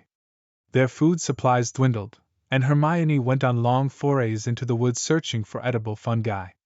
Harry tried his hand at fishing, and felt a sting of sharp pain at the memory of his first, and only other time spent fishing, in the attic of 12 Grimmauld Place, on the day before his 15th birthday, with Remus and Padfoot.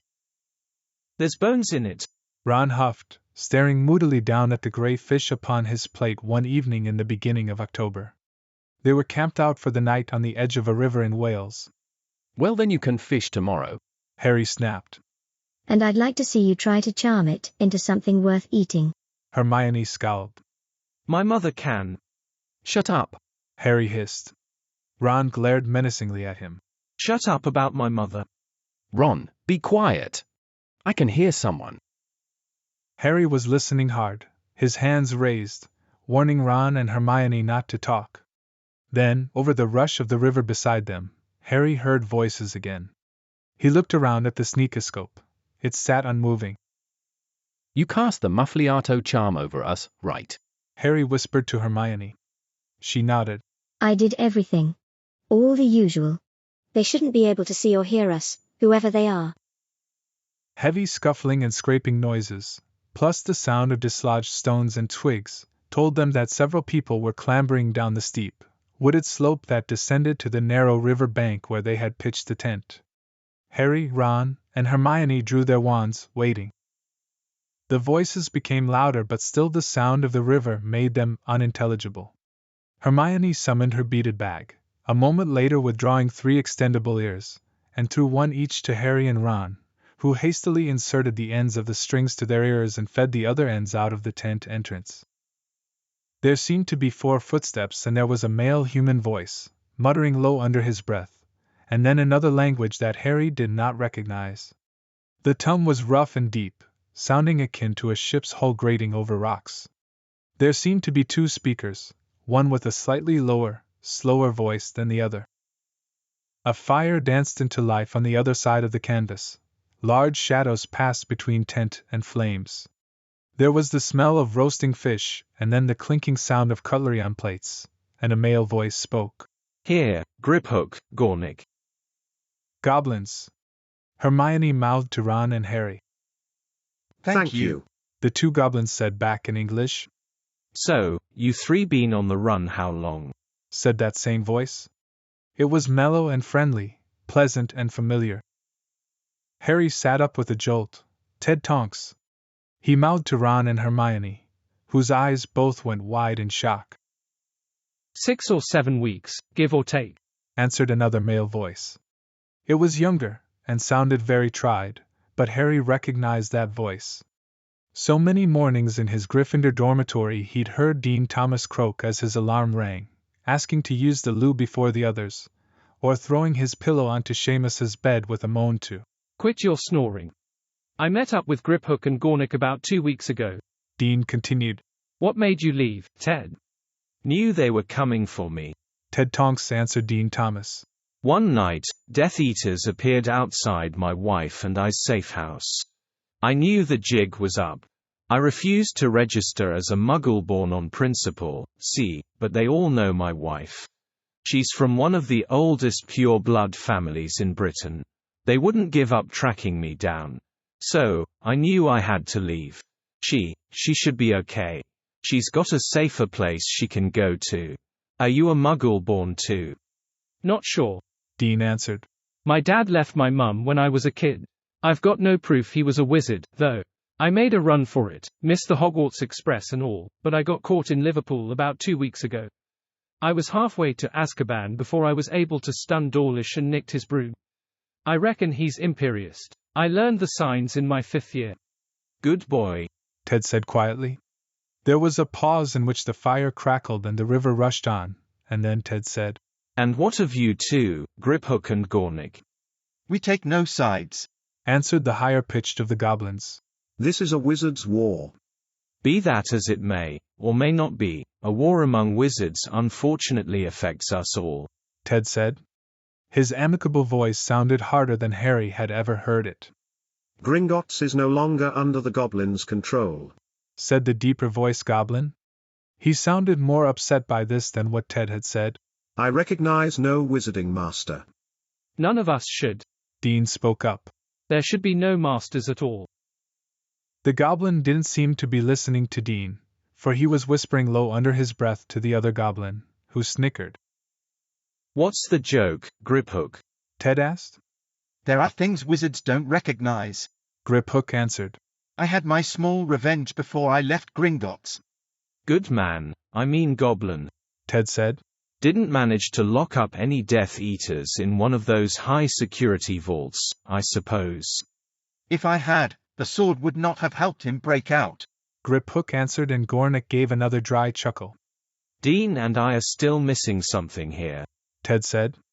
So is Severus Snape, though he does not know it, Griphook said. A sword, Dean murmured thoughtfully. I heard from the coin, a communication device I've got from some friends, that some students at Hogwarts tried to steal the sword of Gryffindor out of Snape's office, isn't that right? An electric current seemed to surge through Harry, jangling every nerve as he sat rooted to the spot. Which students? Ted asked. Ginny Weasley, I know for certain, Dean answered. Neville Longbottom, too. She and him and a few others got caught trying to get the sword down the staircase, away from Snape's office. Well, whatever they thought they were going to do with it, Gornick said. Snape sent it down to London on you-know-whose orders to be kept in Gringotts instead. The two goblins started chuckling again. I'm still not seeing the joke, Ted said. It's a fake, Griphook rasped. It is a copy. The original was forged centuries ago by goblins and has certain properties only goblin-made armor possesses. Wherever the genuine sword of Gryffindor is, it is not in a vault in Gringotts Bank. I see, Ted said, and Harry sensed Ted was smiling as he continued. And I take it you didn't bother telling the Death Eaters this. I saw no reason to trouble them with this information, Gornick said smugly, and now Ted and Dean joined in the goblins' laughter. And then Ted asked the question that Harry was praying with all his might he would ask. What happened to Ginny and Neville and the others? The ones who tried to steal the sword? Dean answered in a low voice. Reckon they were punished cruelly. But it's a point of pride to keep the pure-blood students in well enough shape at Hogwarts, innit? There was another long pause, and when the four vagabonds spoke again, it was to discuss whether they ought to sleep on the bank or retreat up the wooded slope. Deciding the trees would give them better cover, they extinguished their fire, and then clambered back up the way they had come, their voices fading away. Harry pulled out the two-way mirror at once. Sirius answered, opting to allow Remus to continue to sleep in their bed beside him, as Harry shared the news that Ted Tonks was alive and on the run in Wales with Dean, Griphook, and Gornick. As soon as Harry bade good night to Sirius, repeating that they were safe, that they had eaten a supper of sorts, and that they were well hidden, Hermione reached her hands into her beaded bag and with effort yanked out the portrait of Phineas Nigellus. Obscuro, Hermione cried as soon as the portrait was removed from her bag. What? How dare? What are you? Phineas Nigella snapped as his dark, clever eyes, the same exact ones as his great-great-grandson, were covered in a black blindfold. Hermione spoke in a stern, clear voice. Professor Black, she said, and Harry felt himself jolt, suddenly seeing the image of Sirius in front of a desk in a classroom at Hogwarts. Remus being Professor Lupin seemed part of his nature, intrinsic, but Sirius as Professor Black. Professor Black, Hermione said.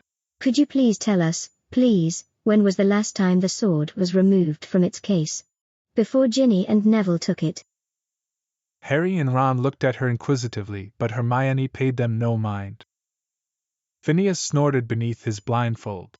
I believe that the last time I saw the sword of Gryffindor leave its case was when Professor Dumbledore used it to break open a ring.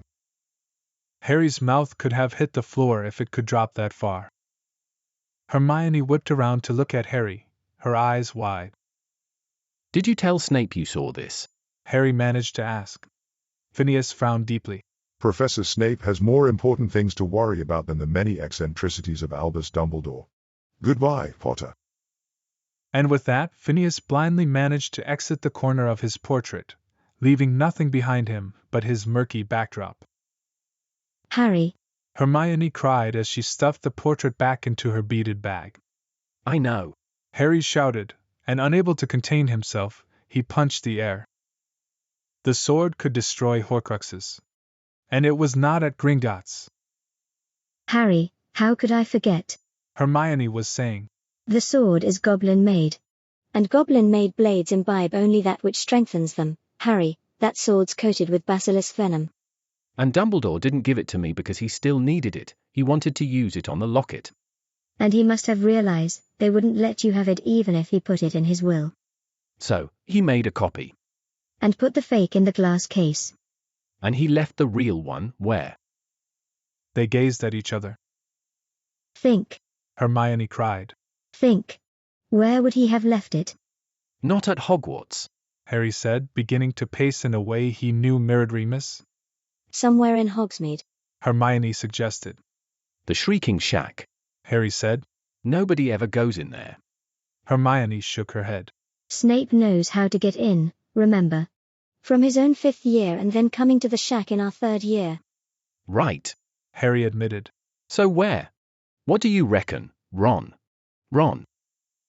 Harry looked around, and found Ron was lying in the shadow of the lower bunk, looking stony. Oh, remembered me, have you? Ron said. What? Ron snorted. You two carry on, don't let me spoil your fun. Hermione and Harry shared a perplexed look. What's the problem? Harry asked. Problem? There's no problem, Ron said, fingering the chain of the Horcrux around his neck. Not according to you anyway. Oh, spit it out, will you? Harry snapped. Ron swung his legs off the bed and sat up. For the very first time since Harry had known Ron, he looked mean. Utterly unlike himself. All right, don't expect me to skip up and down the tent because there's some other damn thing we've got to find.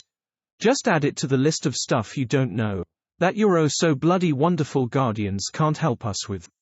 Don't speak of Sirius and Remus like that, Hermione cried at once. Plunk, plunk, plunk.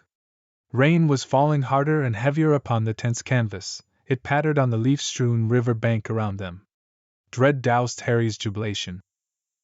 It's not like I'm not having the time of my life here, Ron said.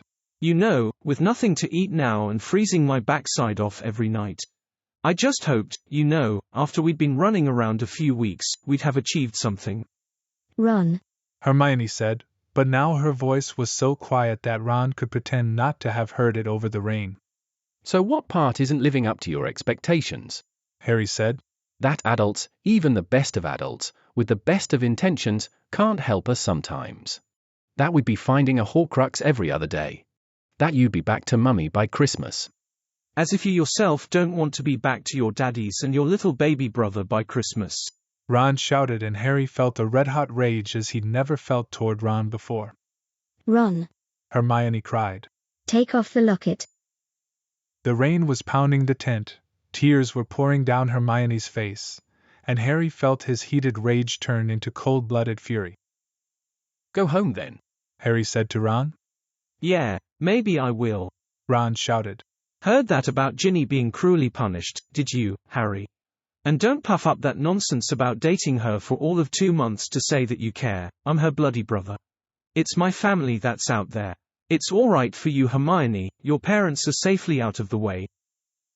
Hermione made a wounded noise in the back of her throat. And you, Harry, Ron continued. My parents are dead, Harry bellowed. And Sirius and Remus are fighting every day. Need I mention they've faced worse than death to help me, to help us? Change the bloody record, Ron roared. My parents could be dead tomorrow and they haven't got the experience that Sirius and Remus have got. Bill's mangled. He's even stronger now. I get it, werewolves are poorly understood, they're stronger than us, Ron shouted. He's still bloody scarred to bits. And Ginny might be a bloody pure blood at Hogwarts, but Bill's not my only brother working for the Order, is he? Fred and George are working undercover, selling their anti-dark magic contraband under the Death Eater-controlled ministry's nose, and Charlie's working to sway the government in Romania to fight against you-know-who. Then go. Harry could not hold himself back any longer. Go back to them. Pretend you've got over your spattergoat and Mummy'll be able to feed you up and you can take your purebloodus back up to Hogwarts. You're a fucking pure blood too. As if it means shit to me, Ron screamed. And you've got your oh-so-special mirror, well it, and the men behind it, don't mean shit now to me either. Blood roared in Harry's ears. And then Ron made a sudden movement, and Harry reacted, and before either wand was clear of the other's pocket, Hermione had raised her own. Protego. An invisible shield expanded between her and Harry on one side and Ron on the other. Harry and Ron glowered at one another from either side of the transparent barrier, as though seeing each other clearly for the first time. Harry felt a corrosive hatred toward Ron. Something had broken between them. And among what caused those broken pieces was Ron's acidic words about Harry's dearest living family members. Never, Harry said between heavy breaths. Say another word against Sirius or Remus again. In my presence or not. Now, leave the Horcrux, Ron, and go. Ron wrenched the chain from his head and cast the locket into the closest chair. He turned to Hermione. Are you staying or what? She stared up at him. Yes, I'm staying. Ron, we said we'd go with Harry, we said we'd help. I get it, you choose him. Ron, no, please, come back. But he'd already stormed out of the tent and out into the rainy night. Harry stood quite still and silent, listening to Hermione as she ran out after him, listening to her sobs and her voice as she called Ron's name over and over amongst the trees. In the many mornings after, Harry adjusted to the sight of Ron's deserted bunk. He's gone, Harry told himself. He's gone, and he's not coming back. More so than this was the fact that once they moved camp, Ron would never be able to find them again. Not unless he went to headquarters and begged of Sirius and Remus. Harry felt for certain that Ron wouldn't. Harry delayed sharing the news about Ron's leaving with Sirius and Remus on the mirror, and when he finally did, Harry witnessed the yellow gleam of the wolf pierce through the brown irises of Remus's brown eyes, and saw the storm of gray and gold magic shimmer in the air around Remus's body as his jaw locked. Harry did not know that to outlet the magic, Remus went up to Diana and Ayala's bedroom, and under a series of protection and silencing charms, he and the two female werewolves shattered china plates and dishes from the Black's heirloom collection that Sirius offered up from the doorway, Sirius silent and simmering in his own rage. Later that same night, Sirius and Remus spent themselves with sex under a scorching hot showerhead, so hot it made their skin turn pink, and then, amplified by Remus's fully renewed alpha magic, their joined bodies broke the wooden bed frame and headboard in their bedroom. Harry knew Molly and Arthur's wrath would come down upon his guardians and not himself, and felt guilt weigh him down like a boulder.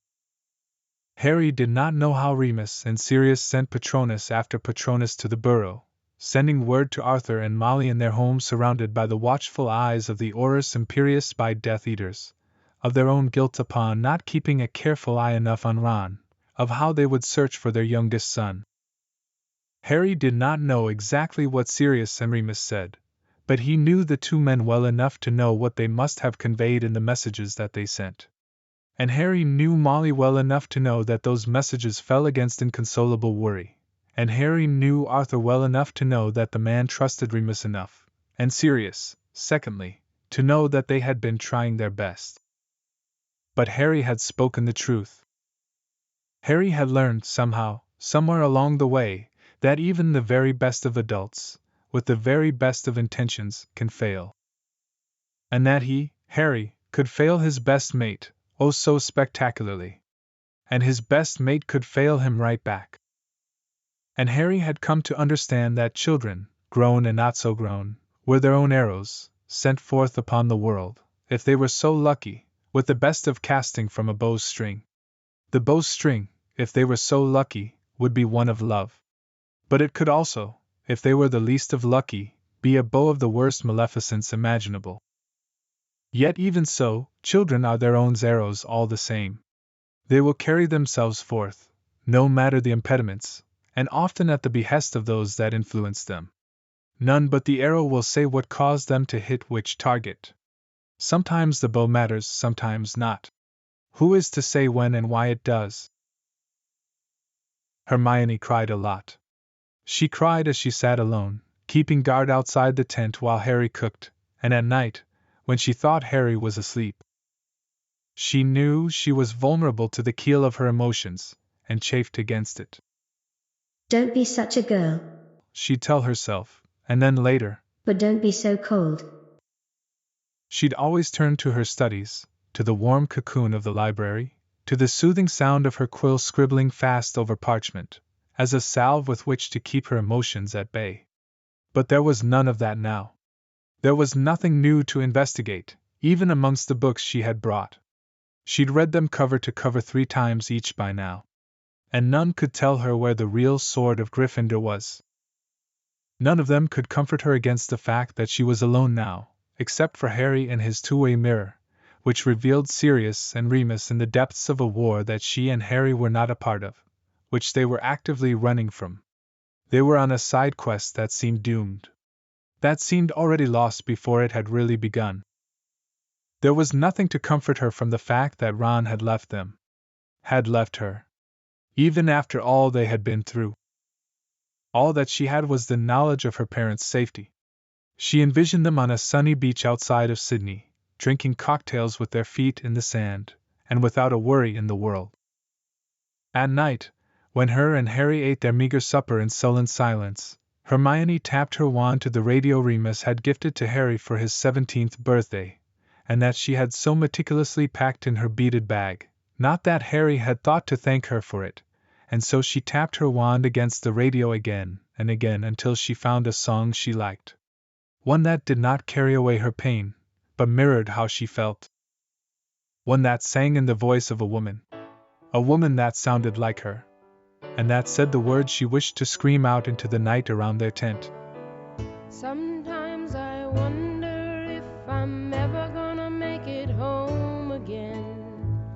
It's so far and out of sight. I really need someone to talk to, and nobody else knows how to comfort me tonight.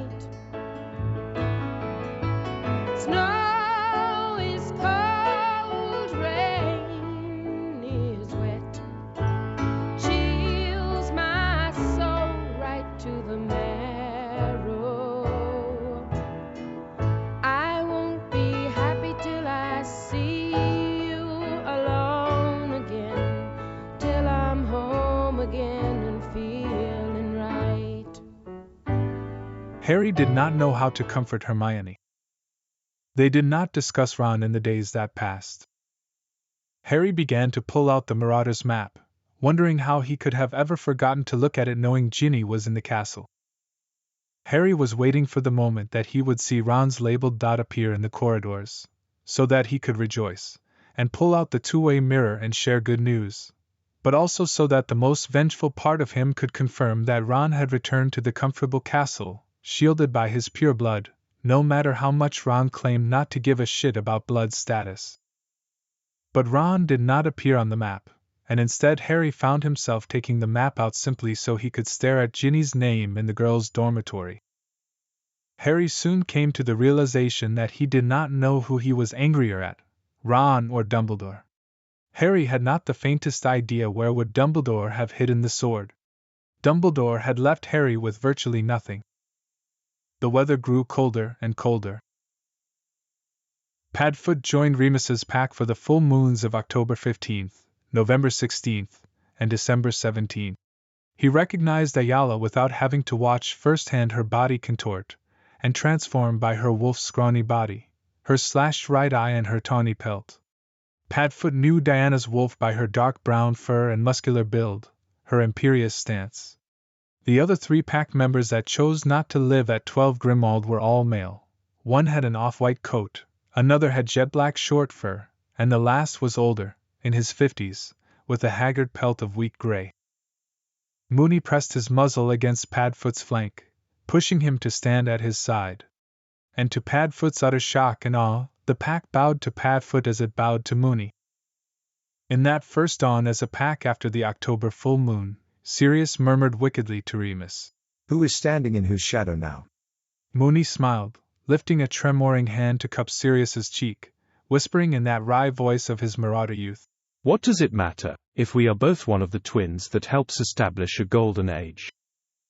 Sirius kissed him fiercely, and later that night Sirius cast the silencing charm before they broke their bed frame once more. And so each full moon, the pack hunted and sparred with one another, building their strength, and they searched, and searched. But they did not find Greyback. Remus never said so to Harry, but his own resolve to find and kill Greyback was becoming as bleak as Harry's quest for Horcruxes. It was December 22nd and Harry stared at the Christmas trees shining in the sitting-room windows of the houses in the small coastal Scottish town of Oban in which he had ventured in under the invisibility cloak.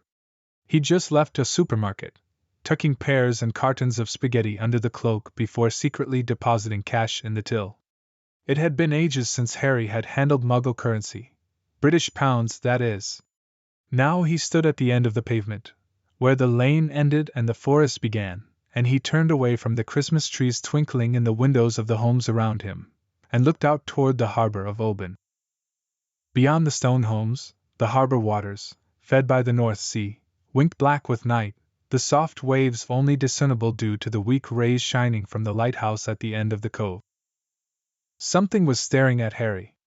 Even under the invisibility cloak, it was staring at him. But Harry felt not a shiver of fear, but a small breath of warmth, like a kindred spirit. Harry stared at the black water, and the lighthouse's white light turned its circle over the small harbor, and there Harry saw the smooth, gray-mottled head of a seal. Its enormous black eyes were staring right at him. If Remus had been there, he would have told Harry of Hope Lupin's love of Selkies. Of her belief that they really existed, that a Selkie was a wild woman that lived within the body of a seal, that thus swam free beneath the ocean's cobalt, cold waves, and was only brought to shore through the stealing of her coat by a man who hungered for her.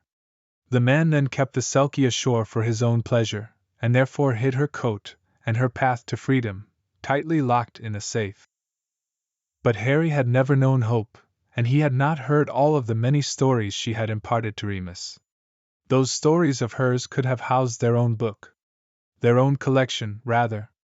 Such is the way, often, with quieted and contained women. Harry had not been a child raised by Remus. He did not know that Remus had already shared the stories of Selkies told to him by his mother to his youngest son, to Teddy Black Lupin. That, surely though, was of some consolation to Hope. And so, Harry stared through the invisibility cloak into the eyes of that harbor seal, and found himself transfixed by the knowledge and power looking back at him, inconceivably, through his cloak of deepest magic. It seemed an invisibility cloak was of no matter to a Selkie. When would men stop underestimating women's wild spirit? Asked the Selkie. The boy wizard did not answer.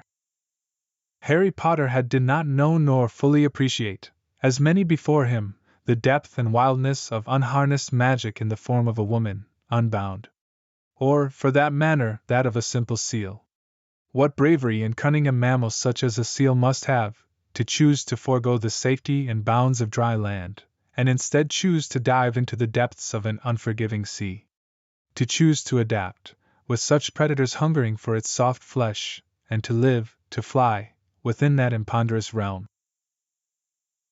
Minutes later, Harry pulled back the tense flaps and shed the invisibility cloak.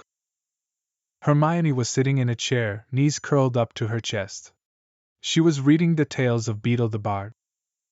The radio Remus had gifted Harry for his birthday, that Hermione liked to listen to, was playing.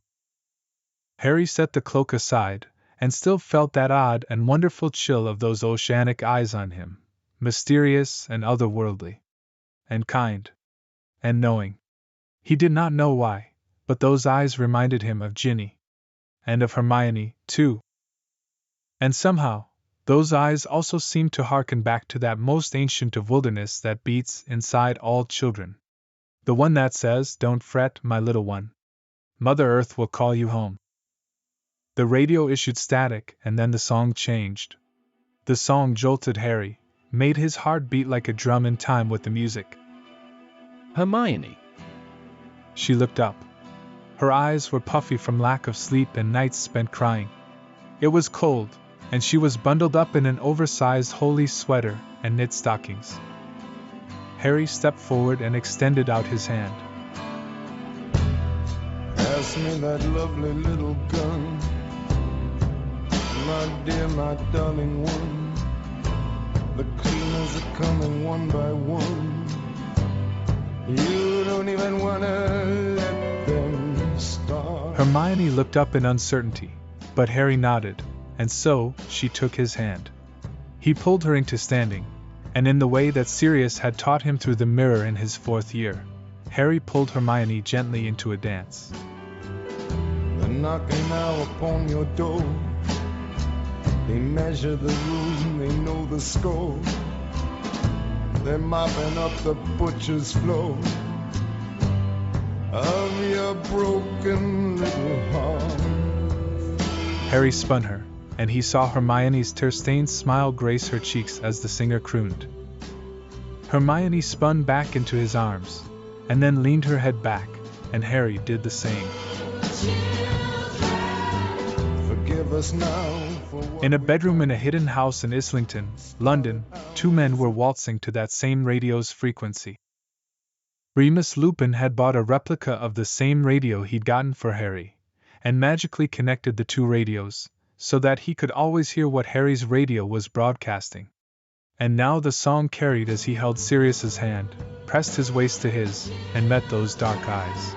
Forgive us now for what we've done.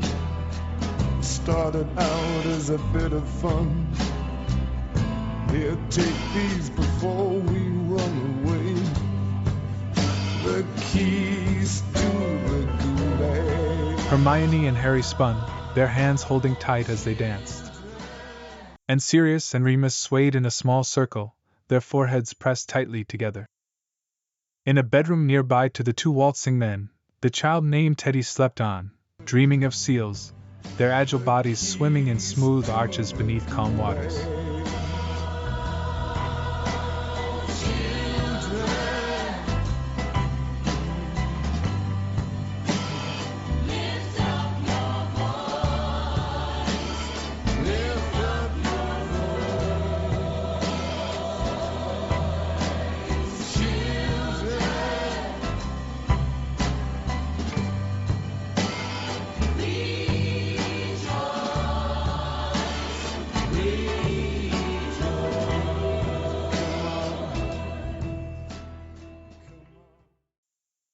Chapter 12. Hermione, I've been thinking. Harry, could you help me with something? Apparently, Hermione hadn't been listening to him. They'd danced to the song coming from the radio before parting. Hermione went back to her armchair and her book, and Harry prepared supper. Harry shut off the radio when it started playing soft Christmas carols. Christmas was only 3 days away, after all.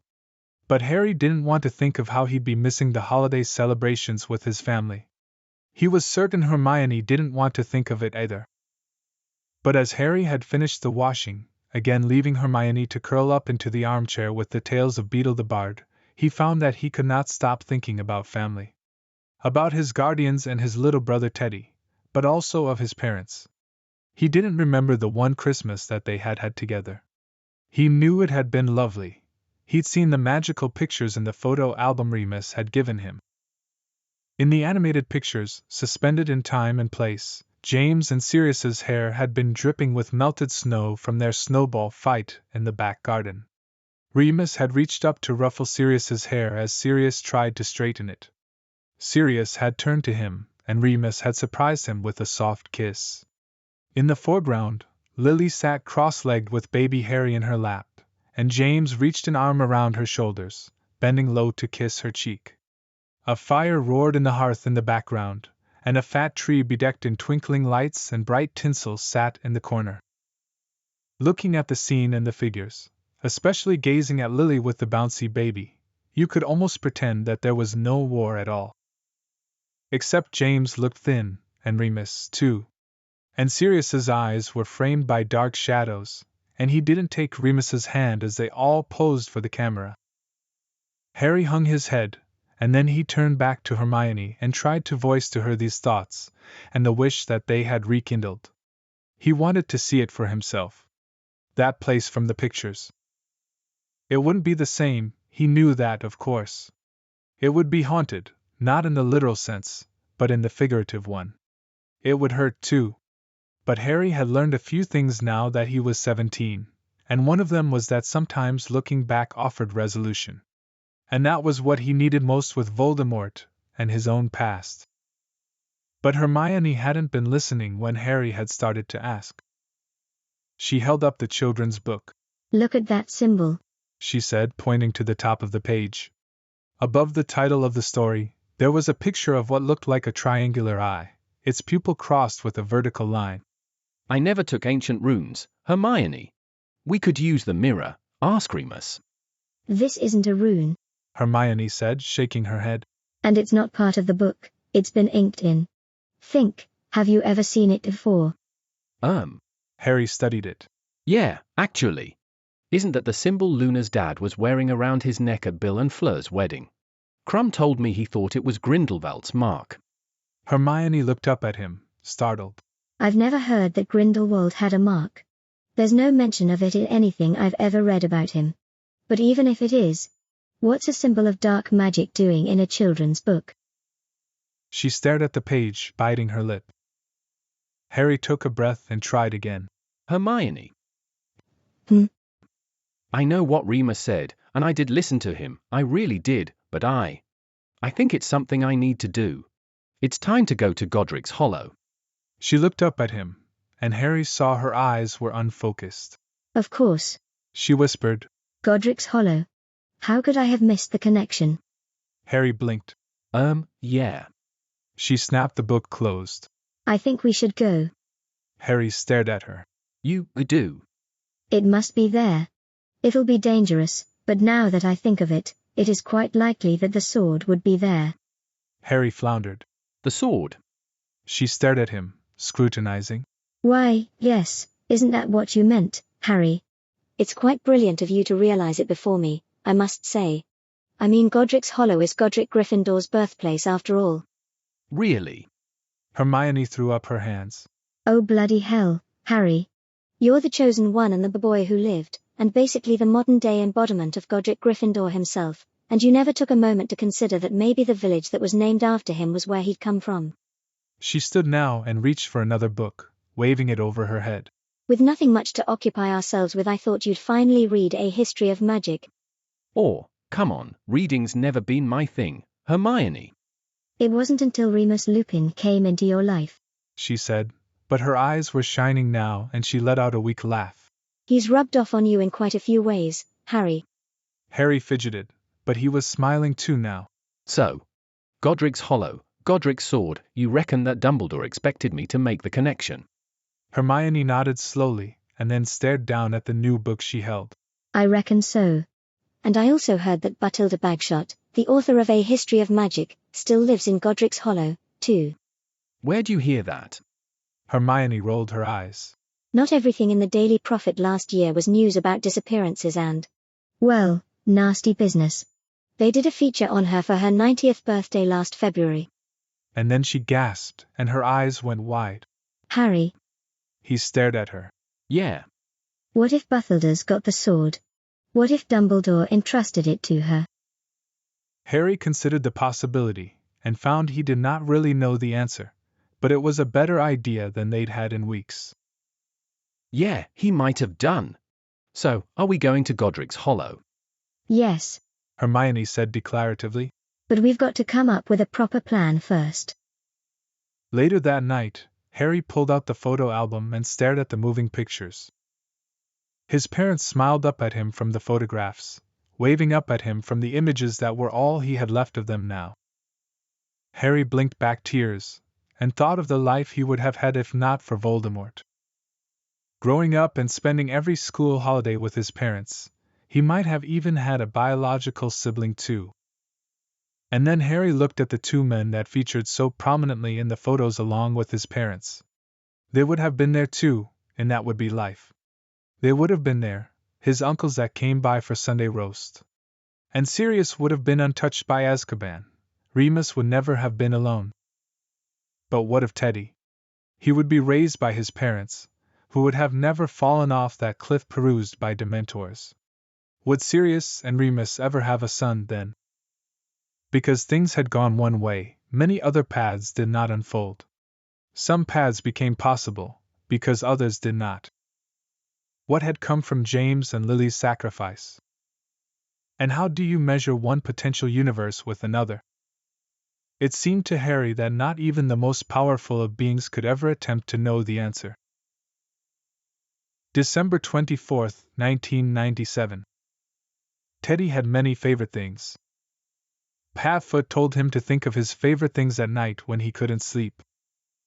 Father Christmas was going to come tonight, and Teddy couldn't sleep because he kept waiting to hear jingle bells and reindeer hooves, and so he made himself think of his favorite things.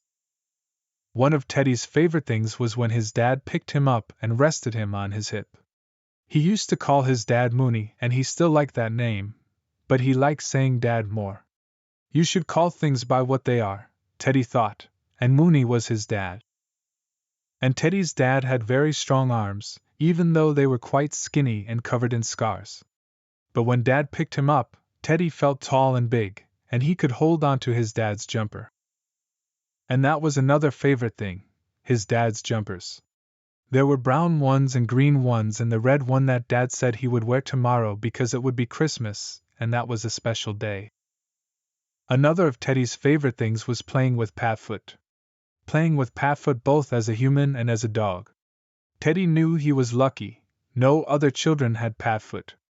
He was the best at dancing and singing, and he laughed like he barked, and he let Teddy ride on his back when he was a dog, and he let Teddy brush his fur. Another favorite thing, Teddy's stuffed Wolf. He was soft and smelled good. Another favorite thing, when Fleur came to see him. She was very pretty, but she also always said what she thought. She wasn't like other grown-ups, she didn't edit herself. Teddy felt smart for knowing that. Another favorite thing, doing faces with Tonks. She was funny, and she smiled so brightly at Teddy that it made him feel so seen. And one more favorite thing, Harry. But oh no. That favorite thing made Teddy sad. Harry had been gone a long time, and he wouldn't tell Teddy when he was coming home. That hurt. Did Harry not like him anymore? Teddy threw back his blankets and padded outside his bedroom. He reached Dad and Padfoot's bedroom door and pushed it wider open. Padfoot was laying with his arm over Dad's torso, and he was snoring lightly. But Dad was awake, sitting up against the pillows, almost like he had been expecting Teddy. Can't sleep, little one. Teddy nodded his head. Dad extended an arm and Teddy padded forward, scrambling up onto the bed with his dad's help. Padfoot cracked an eye open and then smiled. Ah, it's the tyke. Too excited for Christmas. Teddy shook his head as he snuggled into Dad's side. Dad was wearing a soft cotton t-shirt that smelled of him. Dad ran his fingers through Teddy's hair. What is it, Teddy? Harry. Teddy whispered. He watched his dad and Padfoot exchange a grown-up look. What about Harry? Padfoot asked gently. Teddy tucked his chin to his chest. Does he not want to be here? Dad reached a hand to lightly lift Teddy's face. Teddy stared up at his dad. He looked at the scars on Dad's nose and cheek. Teddy didn't like how the scars had gotten there, because he knew they must have hurt, and must have come from bad wolves, but he did like that they were there. It meant Dad was strong, that Dad's wolf was good. Harry wants you to be safe, Dad whispered. He wants all of us to be safe. Harry is not here, because he has to help. Teddy frowned. I miss him. I want him home. Padfoot spoke, his dark eyes soft in the weak light. Harry misses you too, Teddy. Dad leaned forward and kissed Teddy's forehead. Teddy added that as another one of his favorite things. We want him home too, Dad murmured. But he is helping make a better home for us all to return to. Teddy wasn't exactly sure what that meant, but it sounded good. But also, kind of sad. Teddy wished he had a word for that. Something that was halfway happy and sad. How about Padfoot tells us a story? Dad said. Padfoot smiled widely. All right. What will you have, Tige?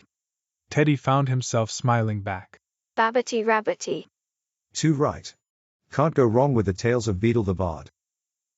And Padfoot told the story, and Teddy snuggled deep into his dad's side, and his dad ran his nimble, scarred fingers through Teddy's now turquoise and curly hair, and eventually Teddy faded off to sleep, reminding himself to add another thing to the list of favorite things.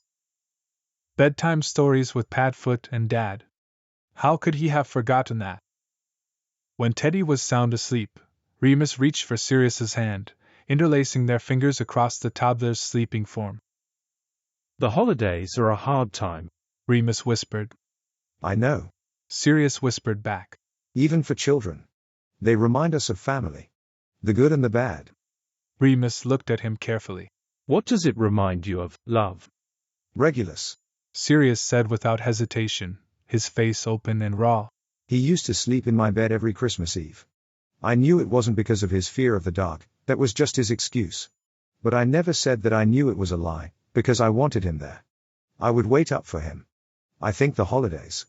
It made us want to be close. Even if it was just for one night, even if we never spoke of what really mattered. Sirius wiped a hand underneath his eyes and looked up at Remus. And it reminds me of James. Of the Potters. Remus smiled weakly. Me, too. That same Christmas Eve night, Harry and Hermione apparated to Godric's Hollow, using Polyjuice to impersonate an innocent old Muggle couple. They stood on a snowy lane under a black night sky, stars glimmering feebly overhead. The icy air stung their faces as they walked forward, passing by cottages which boasted twinkling Christmas trees within. They passed the cottages and reached the end of the lane, and stepped into the village's central square. Harry felt his breath catch as he stared up at the obelisk in its center. As he stared, it transformed. It was no longer a simple war memorial, but was now a statue of three people. A young man, with untidy hair and glasses. A woman with long hair and a face that was beautiful and bright, even carved in stone. And a baby boy in the mother's arms, with no lightning bolt scar on his forehead. Harry never imagined that there would be a statue. He stared and stared, but the statue figures did not move. Just stood frozen. Harry. Hermione breathed, but Harry just squeezed her hand and turned away. They crossed the square, heading toward the church at its far corner, and the graveyard beyond. The church lights were on, and the choir was singing behind the multicolored stained glass windows. They walked past the church, and stepped through the rusted gates of the graveyard. Row upon row of tombstones protruded from a blanket of snow. Harry reached into his coat pocket, and kept his hand tight on his wand as they walked past the graves. Harry, look. Hermione whispered, pulling on his hand still holding hers. She pointed at the dark stone in front of them. Kendra Dumbledore, the stone read.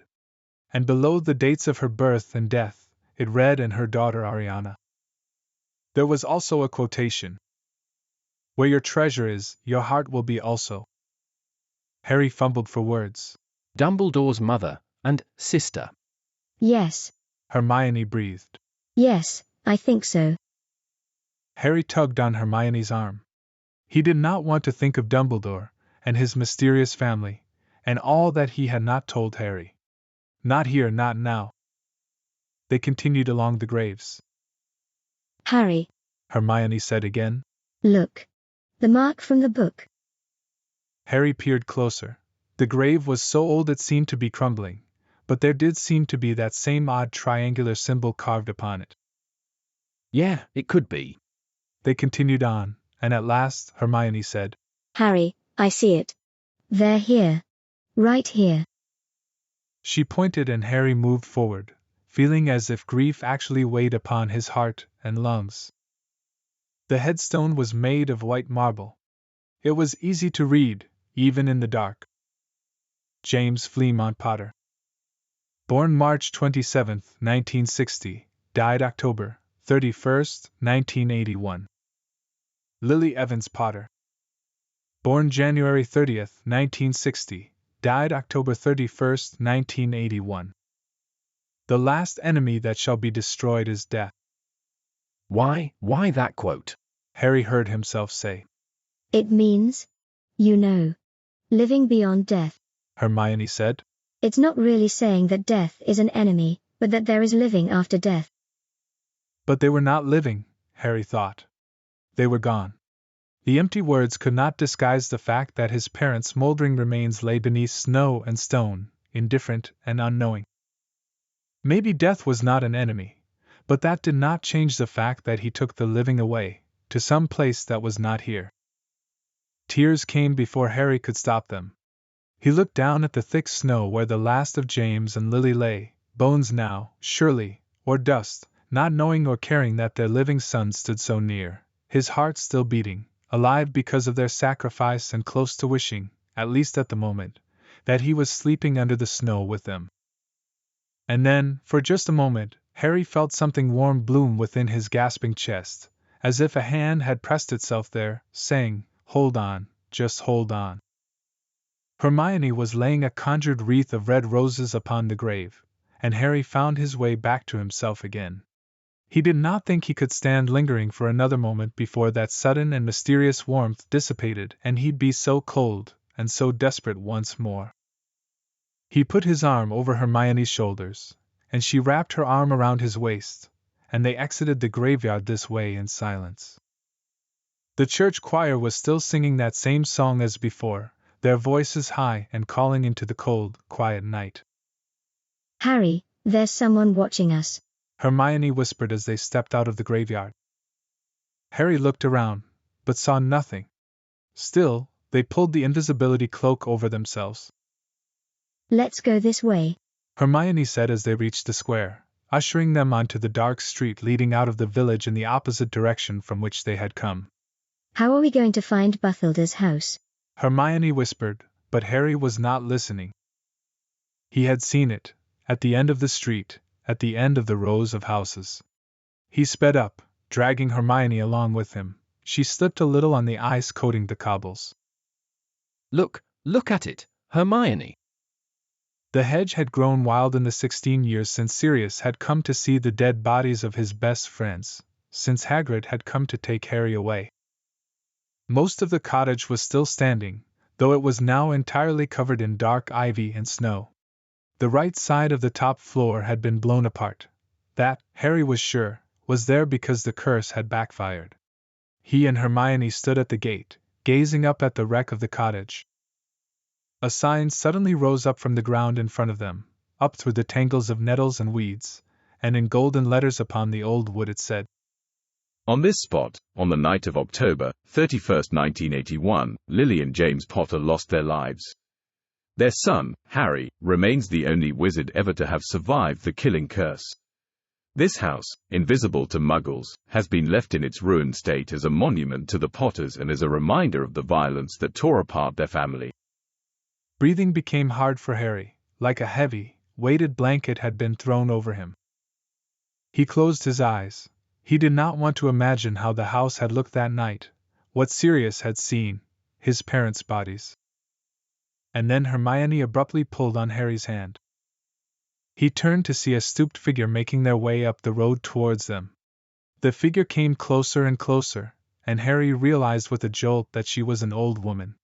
She stared at the ruined house, she was clearly able to see it, and so, she must be a witch.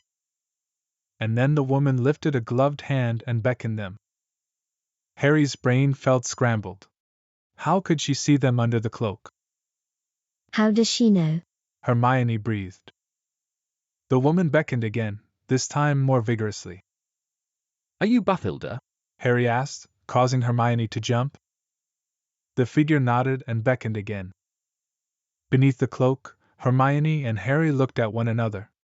Harry raised his eyebrows and Hermione gave a tentative nod. They stepped toward the old woman and at once she turned and hobbled off back the way she had come. Leading them past several houses, she turned at a gate. They followed her up the front path through a garden nearly as overgrown as the one they had just left.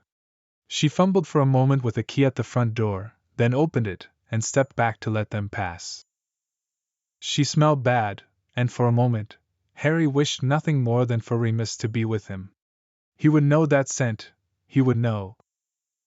But Harry pushed aside that helpless wish. He wrinkled his nose as he and Hermione sidled past her and pulled off the cloak. Now that he was beside the old woman, he realized how tiny she was, how bowed down with age. Her eyes were thick with cataracts and sunken into folds of transparent skin. Bathilda, Harry repeated. She nodded again. Harry became aware of the locket against his chest. Could it sense that the thing that could destroy it was near? Bathilda shuffled past them and pointed her chin toward the stairs at the end of the hall where she now waited. Come, she called. Hermione and Harry followed slowly. The stairs were steep and narrow, yet Bathilda somehow climbed them. She turned immediately at the upper landing and led them into a low-ceilinged bedroom. It was pitch black and smelled horrible. Hermione lit her wand just as Bathilda shut the door. Harry started. The old woman had moved closer to him in the near darkness. You a Potter? She whispered to him. Yes, I am. She nodded solemnly. Harry felt the Horcrux beating fast, faster than his own heart. It was not a pleasant sensation. Have you got anything for me? Harry asked. Then she closed her eyes and several things happened at once. Harry's scar prickled painfully. The Horcrux twitched so violently that the front of Harry's jumper actually moved, and the dark, dank, fetid-smelling room dissolved momentarily, and he felt a leap of joy and spoke in a cold voice. Hold him! Harry swayed where he stood, but Hermione raised her wand and pointed it levelly at the old woman's chest. And in the next instant, the old woman moved. Horror paralyzed both Harry and Hermione as they saw the old body collapsing, and a great snake poured forth from the place where her neck had been. Harry raised his wand, but the snake's thick mass hit it and sent it flying. And then the snake was shot backward by the red blast of light from Hermione's nonverbal spell. The spell rebounded around the room, shattering wood. The spell continued blasting through the room, barely missing them, but the snake still hissed as it reeled. Yes. Yes. A metal heart was banging outside of Harry's chest, and now Harry was flying with triumph in his heart, without need of broomstick or thestral. Nagini was writhing on the floor, coiling, and then Hermione was there at his side once more, and Harry shouted, "He's coming! Hermione, he's coming!" And then Harry and Hermione were twisting in midair just as Harry's scar burst open and he was running across the fetid bedroom, over the hissing mass of the giant snake Nagini, and watching the old woman twist and vanish on the floorboard as the white hands reached and grasped at nothing, and then he screamed with rage, a scream that echoed across the dark gardens, over the sounds of the church choir that sang its hymns of Christmas Day. And his scream was Harry's scream, His pain was Harry's pain, that it could happen here, where it had happened before, here, within sight of that house where he had come so close to knowing what it was to die, to die. The pain was terrible, ripped from his body, but if he had no body, if he was dead, how could he feel so unbearably? Didn't pain cease with death? Didn't it go? The night was wet and windy, 2 children dressed as pumpkins waddling across the square, and the shop windows covered in paper spiders, all the tawdry muggle trappings of a world in which they did not believe, and he was gliding along, that sense of purpose and power and rightness in him that he always knew on these occasions. Triumph, yes, he had waited for this, he had hoped for it. And now his destination was in sight at last, the Fidelius charm broken by Wormtail, though they did not know it yet. He made less noise than the dead leaves slithering along the pavement as he drew level with the dark hedge, and stared over it. They had not drawn the curtains. He saw them quite clearly in their little sitting room. The tall dark-haired young man in his glasses, making puffs of colored smoke erupt from his wand for the amusement of the small black-haired boy in his blue pajamas. The child was laughing and trying to catch the smoke, to grab it in his small fist. A door opened and the young mother entered, saying words he could not hear, her long flaming red hair falling over her face. Now the father scooped up the son and handed him to the mother. He threw himself down upon the sofa and stretched, yawning. The gate creaked a little as he pushed it open, but James Potter did not hear. His white hand pulled out the wand beneath his cloak and he pointed it at the door, which burst open. He was over the threshold as James came sprinting into the hall. It was easy, too easy, he had not even picked up his wand. Lily, take Harry and go. It's him. Go. Run. I'll hold him off. He laughed before casting the curse. Avada Kedavra. The green light filled the cramped hallway and James Potter fell like a marionette whose strings were cut. He could hear her screaming from the upper floor, trapped. But as long as she was sensible, she, at least, had nothing to fear. He climbed the steps, listening with faint amusement to her attempts to barricade herself in. She had no wand on her either. How stupid they were, and how trusting, thinking that their safety lay in their friend, that weapons could be discarded even for a moment. He forced the door open, cast aside the chair and boxes hastily piled up against it with one lazy sweep of his wand, and there she stood, the child in her arms. At the sight of him, she dropped her son into the crib behind her and threw her arms wide, as if this would help, as if in shielding him from sight she hoped to be chosen instead. Not Harry, please not Harry. Stand aside, you silly girl, stand aside, now. Not Harry, please no, take me, kill me instead. This is my last warning. Not Harry. Please have mercy, not Harry. Please, I'll do anything. Stand aside. Stand aside, girl. The green light flashed around the room, and she dropped like her young husband. The child had not cried all this time, he could stand, and so stood, clutching the bars of his crib, and he looked upon the intruder's face with a kind of bright interest. He pointed the wand very carefully at the boy's face. He wanted to see it happen, the destruction of this one, inexplicable danger. The child began to cry. Avada Kedavra. And then he broke. He was nothing but pain and terror, and he must hide himself, not here in the rubble of the ruined house, where the child was trapped and screaming, but far away, far away. No. He moaned. No. No. No. Harry, wake up. He was himself. Harry, and not Voldemort. He opened his eyes. He was in the tent, and he was drenched in sweat.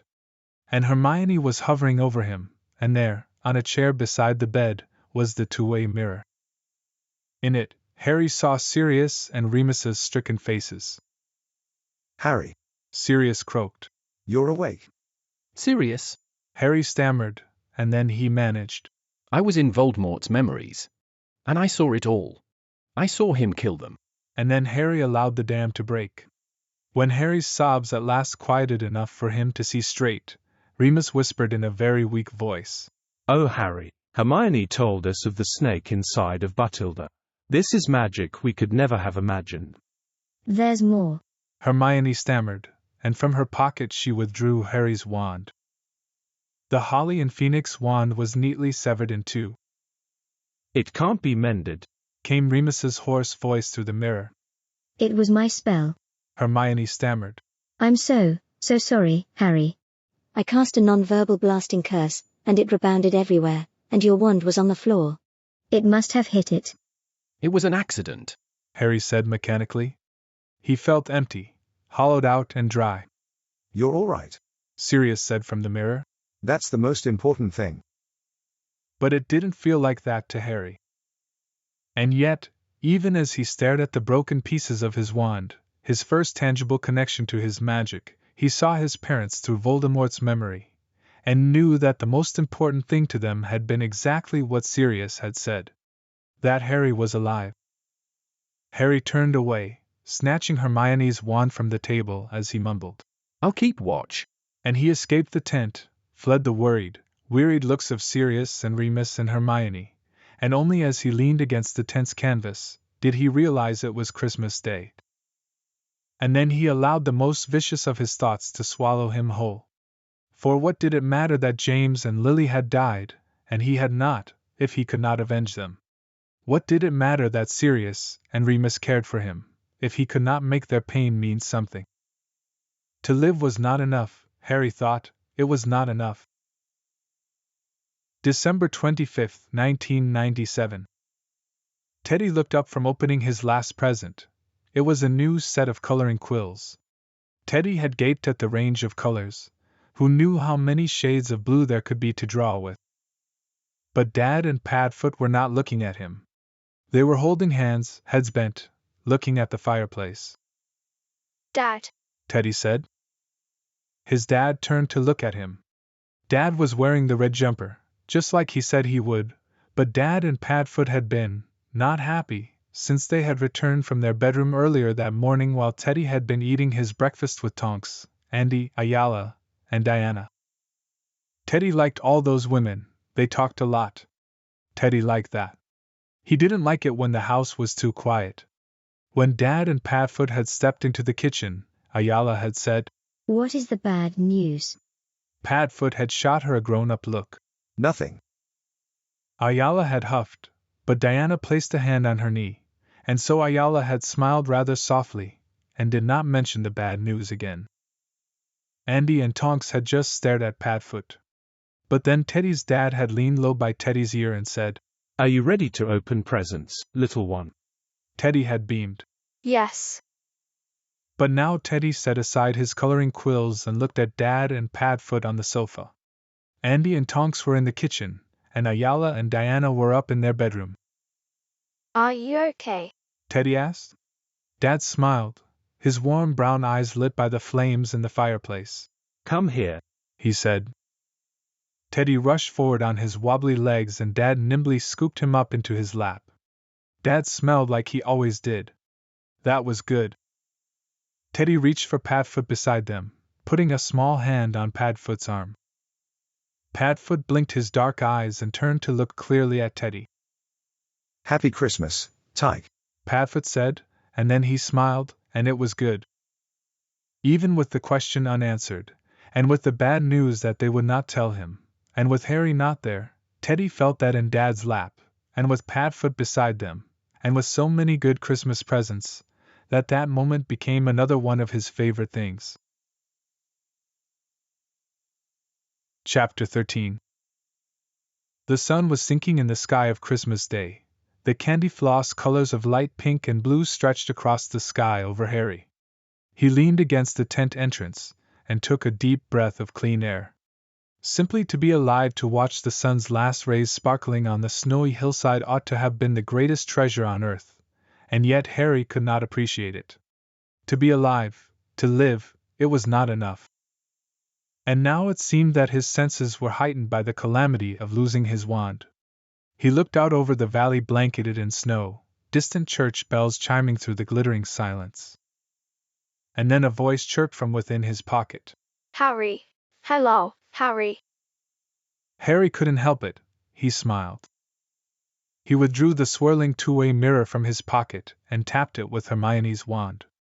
She had gone into the village nearby under the invisibility cloak and insisted Harry keep the wand. They had had a brief row in which Harry said she ought to stay in the tent today or take the wand, and Hermione had stuck out her chin and said she was going into town and Harry was to keep the wand.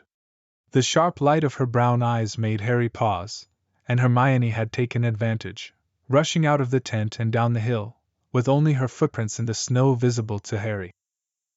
Now Harry held the mirror in one hand, Hermione's wand in the other, and looked at the smiling cherub face of Teddy Lupin. The toddler's hair immediately became black and untidy, a lightning scar appearing on his forehead, and his eyes shifted to the bright green of spring leaves. Harry found himself marveling for a moment on those eyes. They were what those who knew his mother Lily always lingered on when they looked at Harry. They were indeed beautiful eyes. "Hello, Teddy," Harry said. "Happy Christmas." Happy Christmas, Teddy replied, bouncing eagerly. Harry saw that he was sitting on the sofa in 12 Grimmauld Place. Beside him were Remus and Sirius. They each smiled at Harry and waved a hand, but did not speak. Harry saw their eyes seemed slightly clouded over, and could not blame them for it. "Good lot this year?" Harry made himself ask. Teddy nodded. I got coloring quiz. He turned to Remus and said, Hold the mirror, Dad. In a very serious tone. Remus did, smiling. His eyes focused quickly and then began to twinkle with mirth as Teddy showed off his new knitted Christmas jumper for Harry. It was turquoise, same as Teddy's jumper from last year, but now there were a knitted row of initials, TMBL Teddy Merrick Black Lupin. Ayala and Diana got jumpers too. Teddy said. And Andy and Tonks and Flower and Bill. Molly made one for you and Hermione as well. Remus's voice carried to Harry from behind the mirror as Teddy beamed, patting his jumper and exclaiming, It's soft. Harry smiled back. That's brill, Teddy. And tell her thank you for us, will you, Remus? Sirius spoke this time, his voice slightly urgent and hoarse. Moony and I could come bring them to you, Harry, and a new wand maybe, we could nick one. Give him time. Harry heard Remus whisper to Sirius. Sirius sighed, and Harry knew without seeing that Sirius was running his hand through his long black hair. All right, Sirius said back, voice low. Teddy was speaking again. Snow, Harry. Harry realized Teddy had noticed the snow around the tent, and he nodded, resting the mirror on his bent knee to scoop up a handful of snow. That's right. It's pretty, isn't it? Teddy nodded, eyes wide, Harry's eyes. I miss snow. He breathed. He looked at Harry's hand holding the snowball almost hungrily. Harry's smile, weak as it already was, fell. London hardly ever got proper snow, of course, but even so, Teddy hadn't left headquarters since Bill and Fleur's wedding. And that was 5 months ago. 5 months of being cooped up indoors with no other children to play with, no teenagers even at the very least. Harry felt guilt rise thick in his throat. He'd just been brooding over his own lack of ability to appreciate the scenery around him. But just then, the air around the tent shimmered and Harry turned to see Hermione step through the enchantments, as she hastily removed the cloak. She held a heavy parcel in one hand, wrapped in brown paper. Hermione's here, Harry said, turning back to the mirror. Hermione. Teddy cried, scrambling on the sofa so to be closer to Remus, who still held the mirror. As Harry angled his own mirror to reveal her, Teddy's hair grew brown, long, and bushy, his face slightly freckled, his eyes brown. Hermione smiled, leaning low to Harry's mirror. Hi there, Teddy. Happy Christmas. Happy Christmas. Teddy chirped back at once. I miss you. Hermione's smile faltered. We miss you too, Teddy. All right, Hermione, Sirius said from behind the mirror. Hermione answered quickly. Yes, we've got food and I think I may have found something that will help us. She looked down at the parcel in her hand. I believe it is time to say goodbye now, little one. Remus murmured to the child, his face still hidden from Harry's view. Harry and Hermione have work to do. Please let us know if there is any news, you two. Of course, Harry said automatically. I got to go, Teddy. But talk soon, okay? Teddy's features, Hermione's, faded back to the face that was his own, turquoise curls, hazel eyes framed by sandy eyelashes, a round, pale face. He nodded, his lips downturned. Okay, Harry. And Harry felt the words tumble out of him without thinking. I love you, Teddy. Teddy looked up, and he reached a small hand to touch the mirror. I love you, Harry. I nicked this from a bookstore in town, but I guess, not really, I left money in the till, of course. Hermione said while Harry boiled the water for their supper on the camp stove inside the tent. Her voice was shaking a little, and with a timid look on her face, she lifted up out of the brown paper wrapping in her lap a pristine copy of a book. The title read, The Life and Lies of Albus Dumbledore. Nope, Harry said at once. Not interested. Not a chance. No. She threw up her hands. We've got to read it for ourselves, Harry. From the scant daily profits that Hermione had managed to grab during their months on the run, Harry had come to know of the book written by Rita Skeeter which supposedly delved into Dumbledore's mysterious past. When Harry asked them, Sirius and Remus had said they hadn't read it and didn't plan to. Sirius's jaw had flexed at the mention of Rita, and he'd listed off a string of swear words. Remus had said with a quite determined look on his face, The past matters only on account of how it brought us to our present. Dumbledore's past, therefore, should lie with him. But now Hermione spoke again, but in her old prefect voice, the one she used to employ for scolding first years. I know you're angry with Dumbledore. I'm angry at Dumbledore. But Bathilda contributed to this book, and she was important enough to be. Hermione shivered. To be hosted by Nagini. And we're out of ideas now about the sword. So, maybe the answer is in here. It's worth a try, anyway. Harry groaned, but he knew Hermione was right, as usual. He reached for the book, his anger now also inflamed by his curiosity. He shifted through the pages of the biography, and found a series of photographs in the middle of the book. And then Harry saw a photograph of a young Dumbledore. He was strikingly handsome, tall and thin, with those blue eyes of his sharp and unframed by spectacles. Beside him was another handsome man, with blonde hair and a smirking grin. Harry's mouth fell open. His eyes dropped to the picture's caption.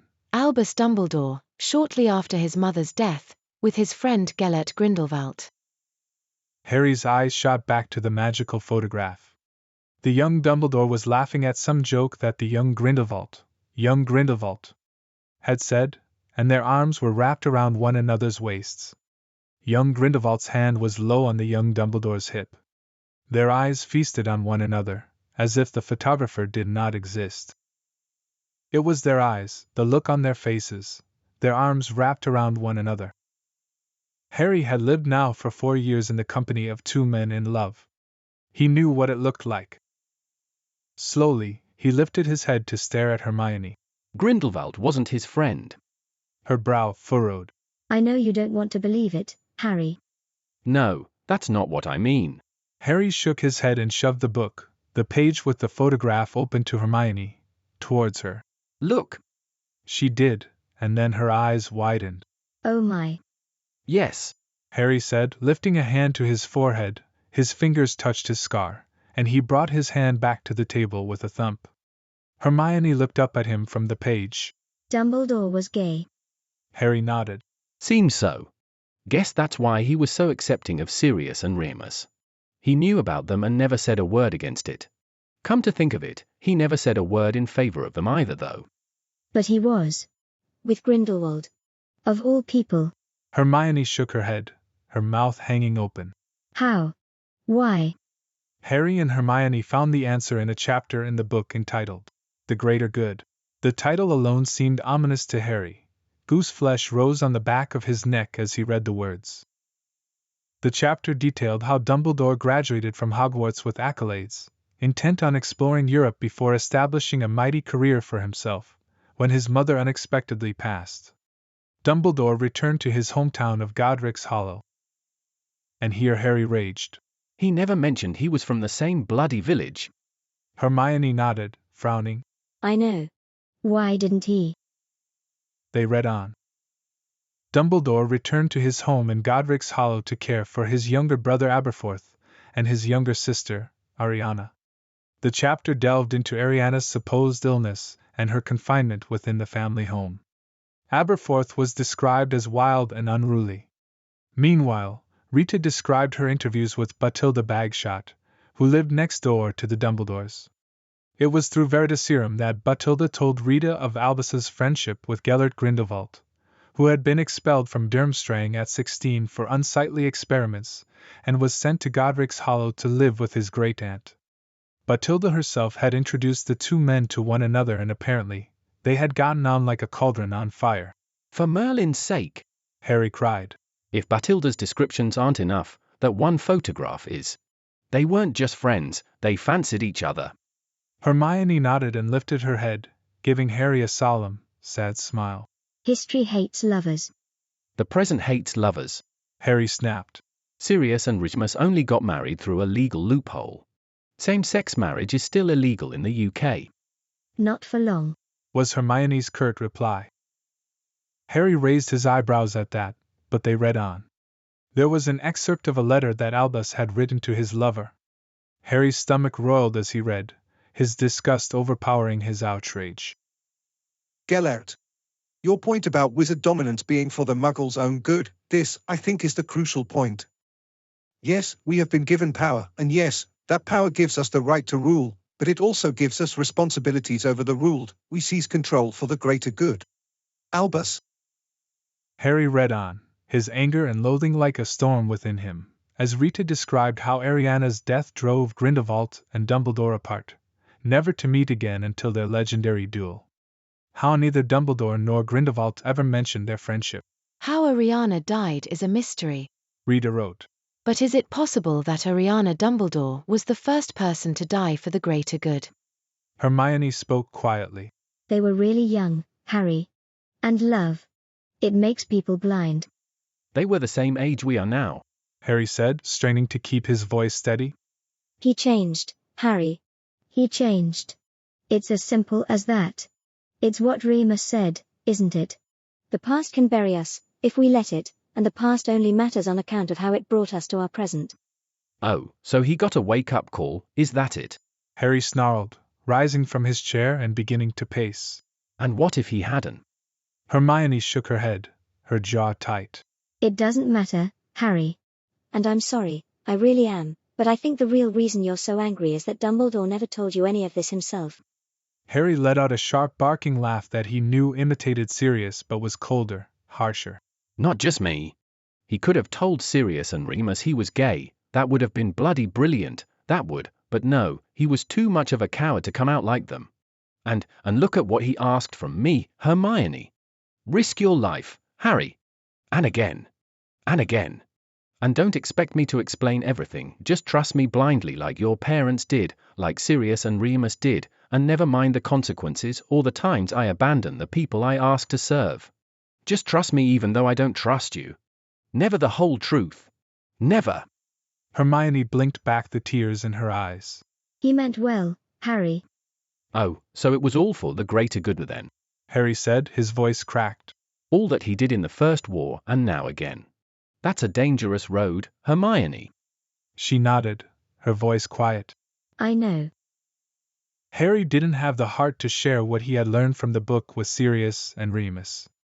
At the very least what had sunk into him, if the rest was still a swarming cloud of indignation and vitriol, was that the past should be left alone. Still, Harry thought, it didn't change the fact that the present was marred with the mistakes, of the choices, of those that lived before. All that exists because of what was. How, then, to sit with it? Harry knew the answer Sirius and Remus would give. Move on, work, make a difference, make it mean something. And that was Harry's aim. But still the sword and the other Horcruxes eluded him, and the idleness felt like guilt, and weighed him down, leaving him listless and raw. He realized he recognized the feeling. It was like Dementors now hovered around him. It was midnight, now December 26th, and Harry could not sleep. The feeling weighed him down, yes, but he was empty already. Finally, He rose from his bed and joined Hermione, keeping watch outside the tent. She was huddled by the entrance reading a history of magic by the light of her wand tip. The snow was now falling thickly, and Harry thought of Teddy. I keep thinking I could hear people moving outside, she said. I even thought I saw somebody once or twice. Harry glanced back through the tent flap at the silent, motionless sneakoscope. Perhaps we ought to leave just in case, Hermione asked. So they did. Half an hour later Harry peered around a mass of trees, asking, "Where are we?" as Hermione opened the beaded bag and pulled out the tent. The Forest of Dean, she said. I came camping here once with Mum and Dad. They stayed there in the thick forest, and 2 days later, Harry sat keeping watch outside the tent as night deepened all around him. It was so dark that Harry's eyes trained behind his glasses. The snow was thick on the ground here too, muffling every noise. And then it happened. A bright silver light appeared ahead of Harry, moving through the trees. Whatever it was, it moved silently, maybe because of the snow. But still the light drifted towards Harry. He jumped to his feet and raised Hermione's wand. And then the source of the light stepped out from behind a thick, ancient oak. It was a silver-white doe, moon-bright and dazzling, picking her way over the ground. Her head was held high, looking right at him. It was a Patronus, some part of Harry's mind knew, but she was so familiar. He felt like he had been waiting for her to come, but that he had forgotten, until this moment, that they had arranged to meet. He thought of prongs and stared at that doe. They gazed at one another, and then she turned and walked away. No. Harry's voice cracked. Come back. But she continued to step deliberately back through the dark forest, and soon her brightness was striped by the tree's thick black trunks. For 1 second, Harry hesitated. But she was a doe Patronus, and no matter who cast her, Harry knew it wasn't dark magic. He set off in pursuit. She led him deeper and deeper into the forest, and at last she came to a halt.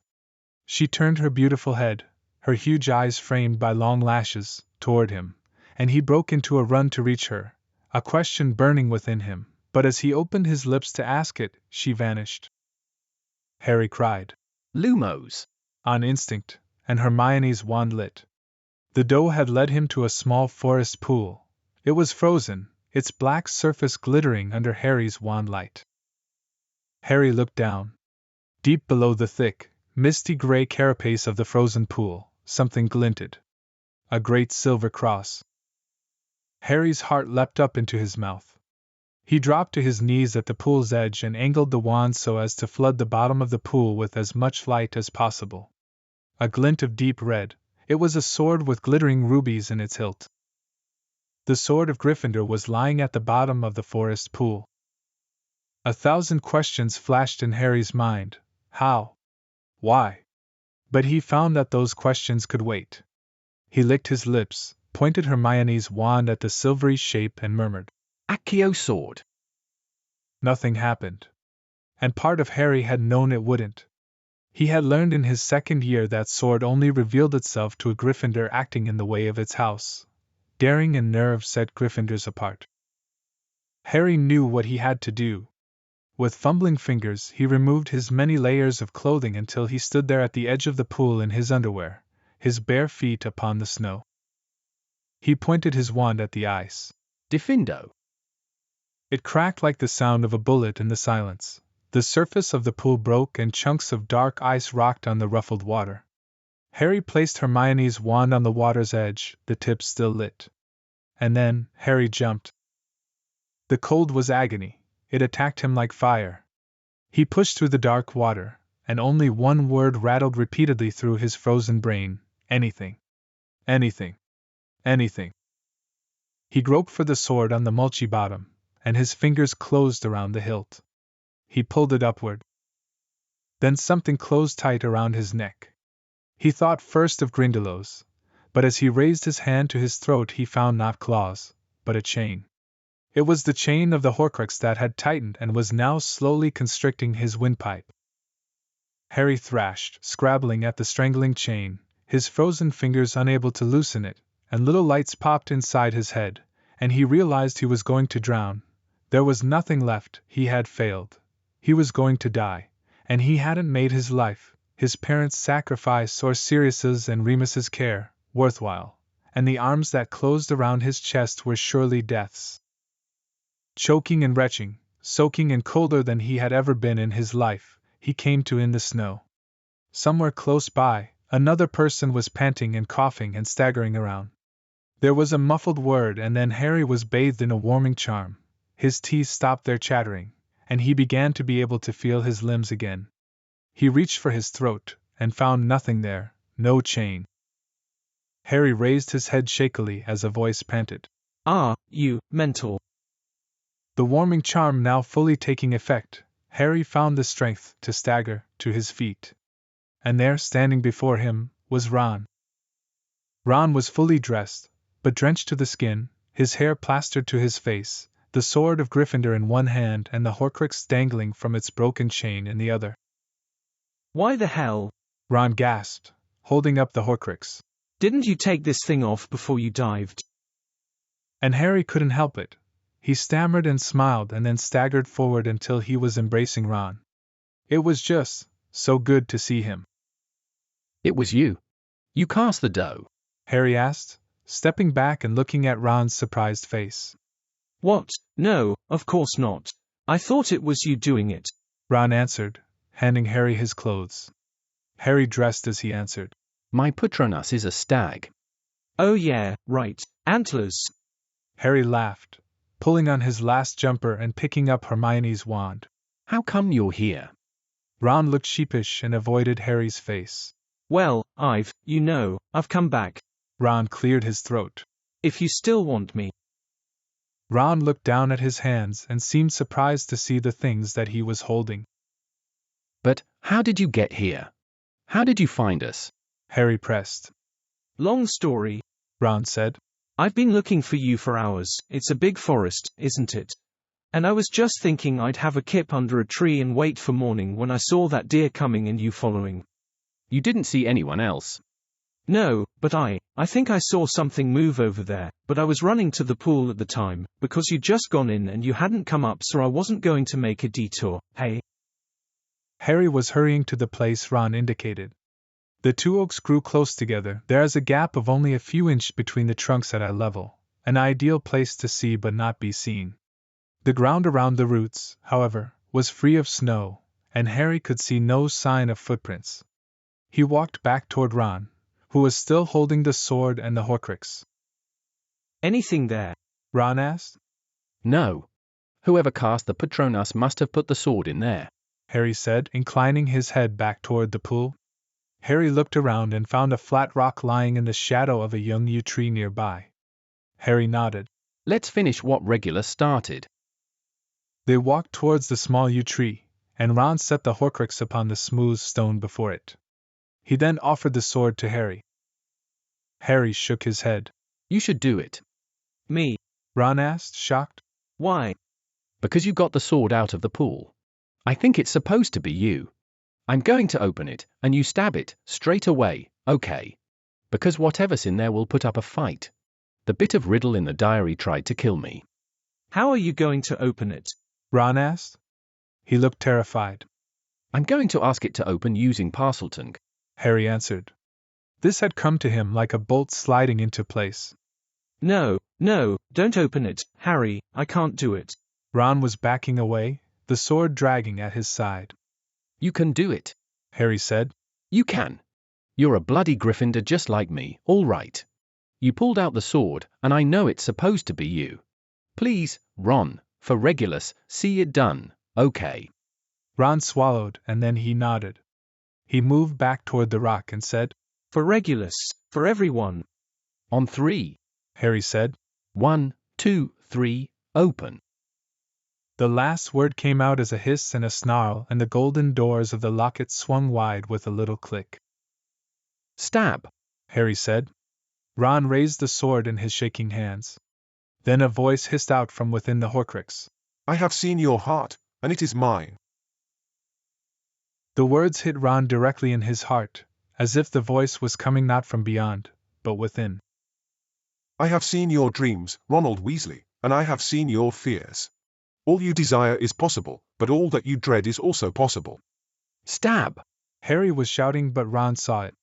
Least loved, always, by the mother who craved a daughter. And Ron saw his mother doting on baby Ginny while he flew on his toy broomstick around the orchard. Look, Mum, look at me. But his mother did not look up from the baby girl in her arms. Least loved, now, by the girl who prefers your friend. And Ron saw Hermione's worried eyes on Harry, always on Harry. He saw her that night in the empty classroom last year, her and Harry perched on the professor's desk as he and Lavender came into the room. Harry and Hermione's bodies had been close, so close, and Ron had wanted to scream. I knew it. You fancy him. Eternally overshadowed. And Ron saw Bill, now a fully respected member of the Order, married to the beautiful and indomitable Fleur. He saw Charlie, all muscle and bravery, battling dragons. He saw Percy, now at the ministry, all the money and respect at his blasted feet. He saw Fred and George in their new dragonskin suits, their joke shop blazed in gold. He saw Ginny, too, her skill on a broomstick and her perfect jokes and her many admirers. And then there was Harry. His best mate. The boy who lived, the chosen one. Orphaned, yes, but doted on by two guardians. Ron had never admitted his jealousy of those two men's attention and care on Harry. But Sirius and Remus were the strongest, the bravest, the most battle-worn and still so caring, and all focused on Harry. Ron! Stab it! Harry bellowed. And Ron raised the sword over his head. He heard and saw every one of his worst thoughts, images and voices of his loved ones. Hermione saying she would never prefer him over Harry, his mother saying she loved Harry more, his twin brothers sneering and laughing at his poor magic, Percy raising his nose, ignoring him like Ron was just scum on the bottom of his shoe, and Bill. It was Bill. The image of Bill. Riddle had failed in this. The image did not show Bill's scars. And that was the first breaking point. Because then Ron thought of the real Hermione, the kindness and keenness in her eyes that Voldemort's Horcrux failed to portray. The indefinable range of her was astounding. She'd once told Ron that he had the emotional range of a teaspoon. And if that was true, then she had such range of the poets, of philosophers and seers, and Riddle would never be able to see it. But Ron did. Ron dove the sword down into the open locket. Harry stooped and picked up the broken Horcrux. And Harry knew, beyond just staring at the broken glass within the locket, that the thing that had dwelled within it was dead. Harry held up the locket and turned to Ron. Ron and Harry's eyes were both wet, but Harry was smiling rather watery. You did it, Ron. You did it. Harry stumbled forward and hugged Ron again. She's like my sister, Harry whispered. I love her like a sister, and she feels the same way about me. It's always been like that. I thought you knew. Harry was almost giddy as they found their way back to the tent. He imagined telling Sirius about the destroyed locket, and bit back a grin. They entered the tent. It was gloriously warm. Hermione was sleeping in an armchair but stirred at once. Harry. What's wrong? Harry smiled. Everything's fine. More than fine. Grand, actually. There's someone here. What do you mean? Who? She saw Ron, who stood there just within the tent's entrance holding the sword, which dripped onto the threadbare carpet. Harry stepped back. Hermione rose from her chair and moved like a sleepwalker toward Ron, her eyes on his pale face. She stopped right in front of him, her lips slightly parted, her eyes wide. Ron gave a weak, hopeful smile and half raised his arms. Hermione launched herself forward and started punching every square inch of Ron that she could reach. You, complete, ass, Ronald Weasley. Ron stepped back and then Hermione screamed. I came running after you. I called you. I begged you to come back. I know. Ron croaked. I'm sorry, Hermione, I'm really. Oh, you're sorry. She laughed. You come back after weeks, and you think it's all going to be all right if you just say sorry. I wanted to come back the minute I left. Ron said, and it was so clear and declarative that Hermione went still. But I walked straight into a gang of snatchers, and I couldn't go anywhere. Harry's blood went cold. From what Sirius and Remus had told them, snatchers was the word for Death Eaters and would-be Death Eaters who rounded up Muggle-borns and blood traders. Anyway, I got away, Ron continued. I had apparated to some new area of the forest, and by the time I made it back to the riverbank where you'd gone. How exactly did you find us tonight then? Hermione hissed. That's important. Once we know, we'll be able to make sure we're not visited by anyone else we don't want to see. Ron glared at her, and then pulled a small silver object from his jeans pocket. With this? The deluminator, Hermione asked, sounding more surprised than cold now. I don't know how it works or why it happened then and not any other time, because I've been wanting to come back ever since I left. But I was listening to the radio on Christmas morning. There was some carol playing, the really sad one about this poor drummer boy. He must play to the Savior, if you believe that kind of thing, but all he has is his drums. His one skill, and he's not sure it's befit for someone so magical. And then I heard you. Ron was looking at Hermione. Your voice came out of my pocket, Ron said, holding up the deluminator. Your voice came out of this. And what did I say? Hermione said. I'm not sure, Ron said. But I knew your voice. I was sure, so I clicked it, and the light went out of my room, but another light appeared right outside the window. It was a ball of light, kind of pulsing and bluish. I knew this was it, so I grabbed my stuff and packed it, and then I stepped out into the garden. The little ball of light was hovering there, waiting for me, and then it went inside of me. Ron pointed his finger at his chest. Right here, and once it was inside me I knew what to do. So I apparated, and came out on the side of a hill. I waited all day, but I knew I must have missed you. So I clicked the deluminator again, and the blue light came out and went inside me, and I landed here in these woods. I couldn't see you, but I hoped one of you would show yourselves in the end, and Harry did.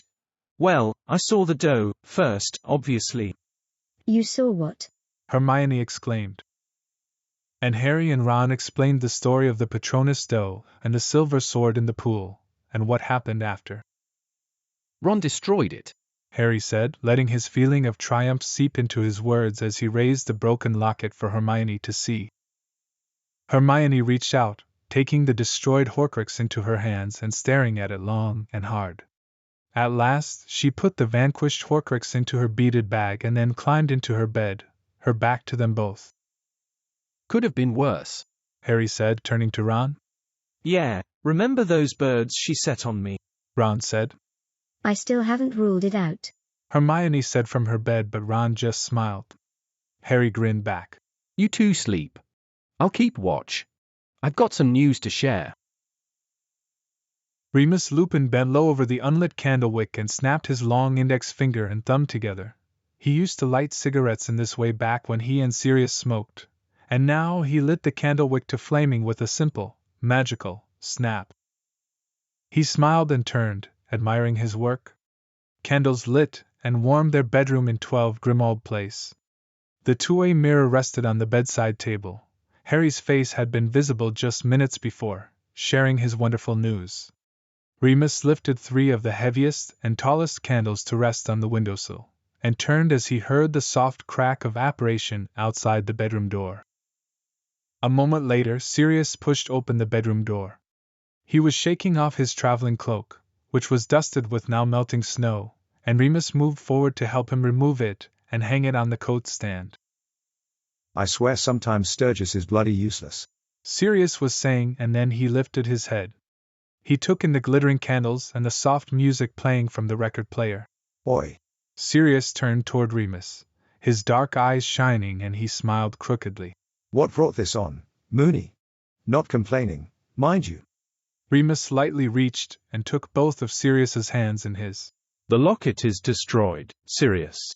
What Regulus started? Sirius's eyes swelled in his pale face. His fingers tightened on Remus's. It's done.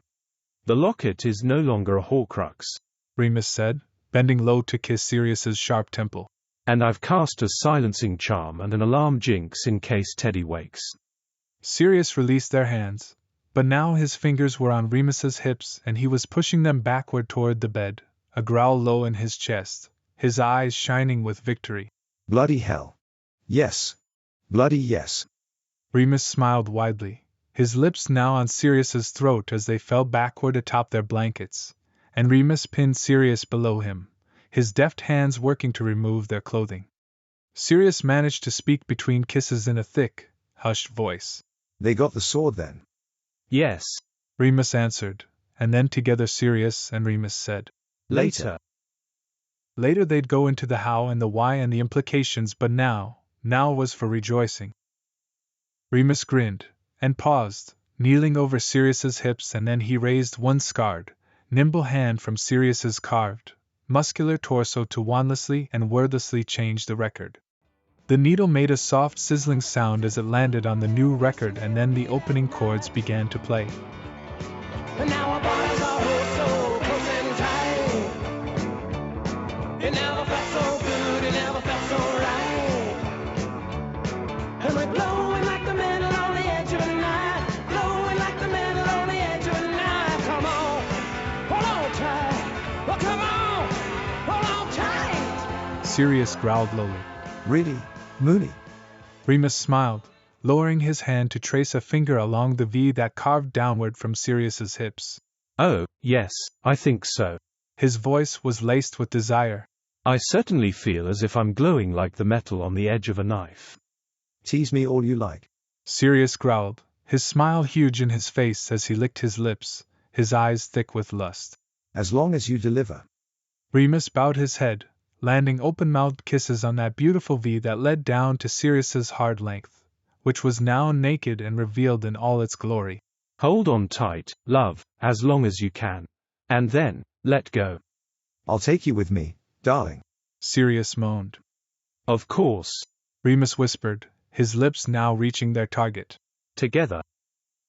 And the record played as the two men found an ecstasy that was both unending and eternal, but yet also within a brief reprieve, for it was within one allotted moment of victory in a long, long war.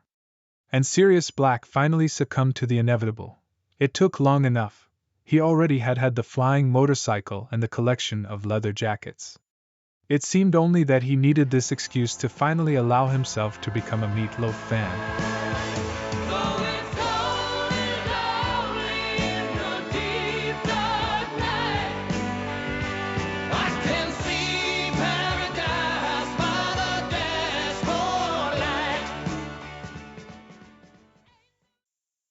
Chapter 14. Bolstered by the destruction of the locket, Harry, Ron, and Hermione felt a new wave of optimism for more breakthroughs in the days that followed. Ron had also apologized to Harry profusely for what he had said about his guardians. I'm so sorry, Harry, I swear I didn't mean it. Wearing the Horcrux isn't an excuse, Ron had said, but Harry had cut him off. Water under the bridge, mate, Harry assured him, and he meant it. With the events of Godric's Hollow and their recent success, Harry had almost forgotten what Ron had said against Sirius and Remus. He knew already that Ron hadn't meant it, and moreover, Ron was 3 times more inquisitive now than he had been before into how Harry's family was faring with the ongoing war.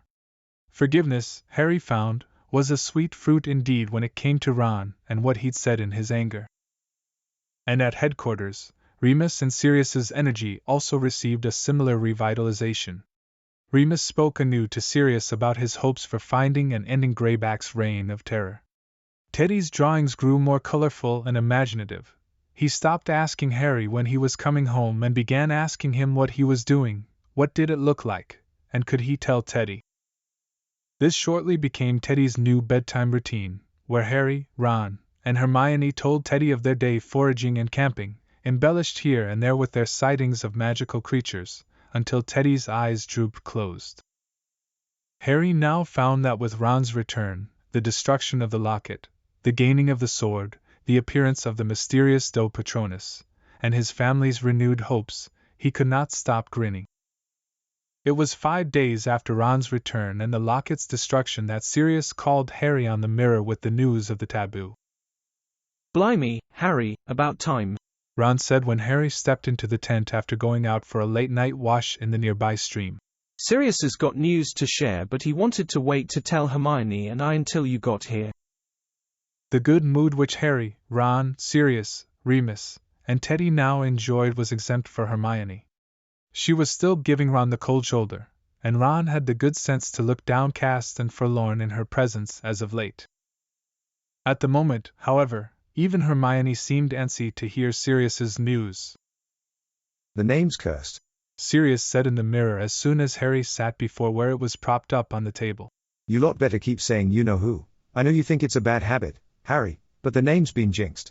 Using the name breaks wards and causes a magical disturbance that the Snatchers and Death Eaters can track. They just about nearly nabbed Kingsley today. What do you mean? Harry pressed. You've got to give them credit, it makes sense, Sirius said lowly. The Order is among the only people who ever say the name. Now they've gone and put a bloody taboo on it, anyone who says it is trackable. But what happened to Kingsley? Hermione wanted to know. Sirius ran a hand through his hair. He looked slightly haggard. There were bags under his eyes and he was holding on to Teddy tightly in his lap. The toddler looked quite serious, his features imitating Sirius's at the moment. Mooney and I were with him. Bill too. It happened about 2 hours ago. Kingsley was giving us a report about the ministry and he said you-know-whose name. Bloody Death Eaters appeared out of thin air, and we'd set up wards around our meeting place in Soho Square. It was late enough, there were no muggles about. We thought it'd be safe. We fought them off, but the Death Eaters know well enough now that Kingsley's one of us. He's on the run now. Not sure where. Sirius leaned down and lightly kissed Teddy's forehead. Anyway, don't say the name, you lot. Where's Remus? Harry asked him. Covering Kingsley's mission with Bill tonight. A raid, Sirius said. The news was a bit of a letdown, most especially due to the loss of Kingsley's inside ear to the Death Eater ministry, but it still did not completely dampen Harry, Ron, and Hermione's uplifted spirits. I have an idea, Hermione said suddenly. Harry looked at her. She was holding that dreaded book, The Life and Lies of Albus Dumbledore. I want to go and see Xenophilius Lovegood, she said, looking at Sirius in the mirror. Sirius, Harry, and Ron all frowned. Teddy, meanwhile, had closed his eyes, Sirius's eyes, and leaned into Sirius's chest, fading off quickly into sleep. And why do you want to do that? Sirius asked her. Hermione pointed to the page in the book she had been reading. It showed the copy of the original letter that Dumbledore had written Grindelwald. With a spark, Harry remembered that he had not yet told Sirius and Remus of his discovery of Dumbledore's sexuality, or of the book's contents. Later, Harry told himself. I'll tell them both. It's the mark, Hermione said, taking a deep breath as if bracing herself. The mark and the tales of Beedle the Bard. Look at the signature. Harry and Ron looked closer at the page, Sirius's whole face filling the mirror as he craned to see. Dumbledore's letter was signed with a tiny version of the same triangular mark. It keeps cropping up, doesn't it? Hermione continued, speaking in a rush. I know Victor said it was Grindelwald's mark, but it was definitely on that old grave at Godric's Hollow. What old grave? Sirius interrupted. Hermione glanced up at the mirror, meeting his sharp gaze. I'm not sure whose grave it was, but the dates were ancient, long before Grindelwald came along. Sirius frowned, but Hermione pressed on. Mr. Lovegood was wearing this symbol at Bill and Fleur's wedding. I think we should ask him what it means. I'm sure this is important. Don't you think if it was important, Dumbledore would have told me about it before he died? Harry said, his voice slightly exasperated with his simmering anger at Dumbledore resurfacing. This symbol links Dumbledore, Grindelwald, and Godric's Hollow, Hermione said emphatically. And it was in the book that Dumbledore left me. I'm certain we have to look into it. Harry looked to Ron, who was nodding earnestly. I agree, he said, but Harry was certain that Ron's support of Hermione had little to do with a desire to hunt down the meaning of the odd triangular rune. Sirius spoke up. I don't know this symbol or what it has to do with Godric's Hollow, he said in a low voice. But I reckon if it was in the book Dumbledore left you, Hermione, then maybe it's worth looking into. Excellent, it's settled, Ron said brightly. And the Lovegoods live just beyond the hills near the burrow. Should be a nice trip. Harry looked to Sirius, who was now looking thoughtful. Xenophilius is on our side, but best be careful traveling so close to the burrow. The region is swarming with snatchers. Keep the mirror in your pocket, Harry. I will. Harry promised, nodding, and then asked Hermione, Will Luna be around? Still holiday term, isn't it? Hermione nodded. I believe she'll be headed back to Hogwarts in 2 days. If we leave tomorrow morning, we could see her too. The next morning, Harry, Ron, and Hermione stood on the breezy hillside looking down upon the village of Ottery St. Catchpole. Harry found himself smiling, remembering the pre-dawn walk up these hills 3 years and a few months prior to catch the port key to the Quidditch World Cup final. Now the village was cast in rays of slanted sunlight that broke through the wintry clouded sky, and they all turned to look back toward the burrow. All they could see was the high hedges and trees of the orchard which protected the crooked house from muggle eyes. But still Harry felt his heart flutter.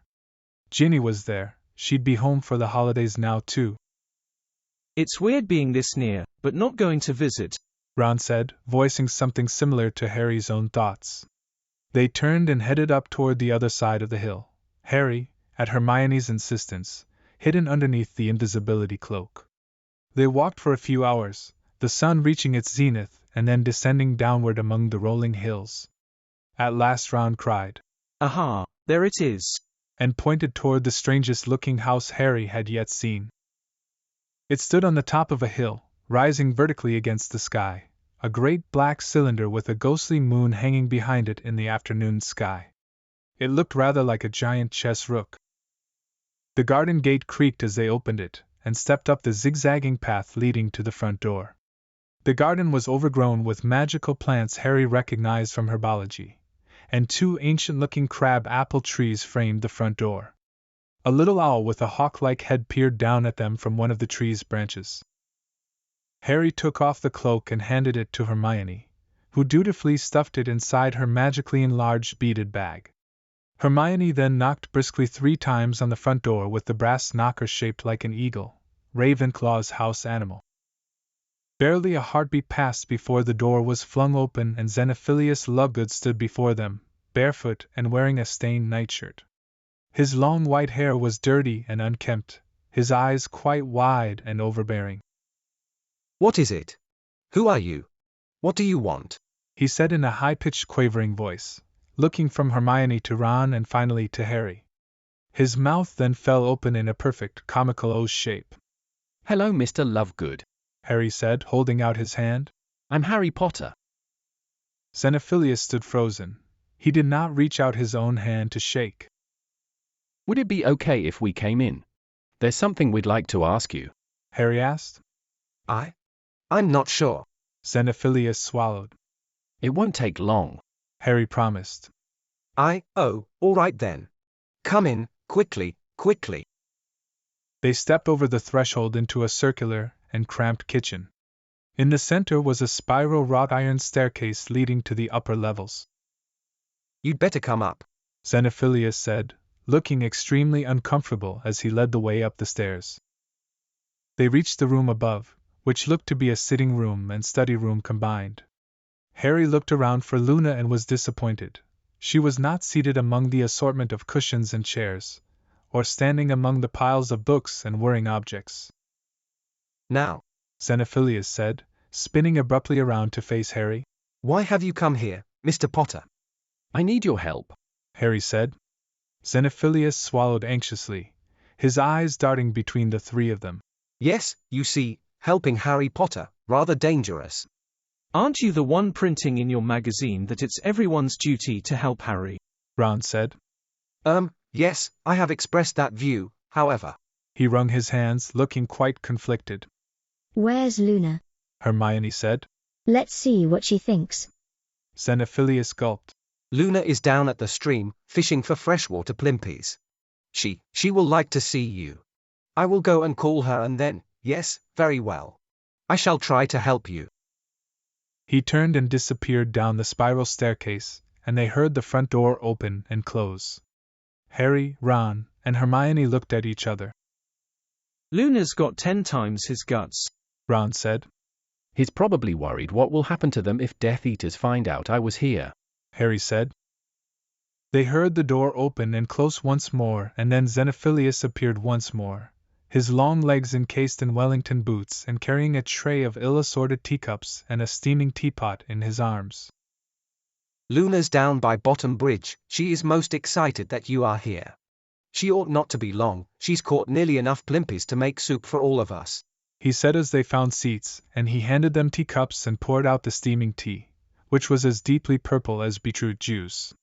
Now, how may I help you, Mr. Potter? He said, crossing his legs and sipping the dark juice from his cup. Well, Harry started, looking to Hermione, who nodded at him encouragingly.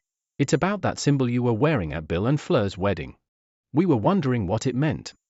Xenophilius raised his eyebrows. Are you referring to the Deathly Hallows? Harry, Ron, and Hermione exchanged a confused look. The Deathly Hallows? Harry asked. You haven't heard of them? I'm not surprised. I suppose your godfather hasn't heard of them either, or your godfather's new husband, if I am correct in their most unique union. Harry nodded. Xenophilius waved a hand. Just so. The Hallows. Very, very few wizards believe in them. Xenophilius sighed. But there is nothing dark about the Hallows, at least, not in the crude sense. One simply uses the symbol to reveal themselves to other believers, in the hope that they might help one with the quest. I don't understand. Hermione pressed. Well, you see, believers seek the Deathly Hallows, Xenophilius said. And what are they? Harry asked. Xenophilius set aside his teacup. I assume you are all familiar with the tale of the three brothers, Harry said. No. As Hermione and Ron said. Yes. Xenophilius nodded. The whole thing starts with the tale of the three brothers. He looked about the room. I believe I have a copy here somewhere. I've got a copy, Mr. Lovegood, Hermione said, and she pulled out of her beaded bag the tales of Beedle the Bard. Well then, why don't you read it aloud? Xenophilius said, his eyes becoming much more focused than they yet had been. Much the best way to make sure we all understand. All right. Hermione said a trifle nervously. She opened the book and Harry saw the symbol that they were investigating at the top of the page as she began to read. There were once three brothers, who were traveling along a lonely, winding road at twilight. Midnight, Ron said. Mum always said midnight. Hermione shot him an annoyed look. Sorry, I just thought it's a bit spookier if it's midnight. Yeah, because we really need a bit more fear in our lives, Harry said. Xenophilius did not seem to be paying attention. He was staring out the window at the sky as he said quietly. Go on, Hermione. In time, the brothers reached a river too deep to wade through and too dangerous to swim across. However, these brothers were learned in the magical arts, and so they simply waved their wands and made a bridge appear across the treacherous water. They were halfway across it when they found their path blocked by a hooded figure. And Death spoke to them. Death was angry that he had been cheated out of 3 new victims, for travelers usually drowned in the river. But Death was cunning. Death pretended to congratulate the 3 brothers upon their magic, and said that each had earned a prize for having been clever enough to evade death itself. So the oldest brother, who was a combative man, asked for a wand more powerful than any in existence, a wand that must always win duels for its owner, a wand worthy of a wizard who had conquered death.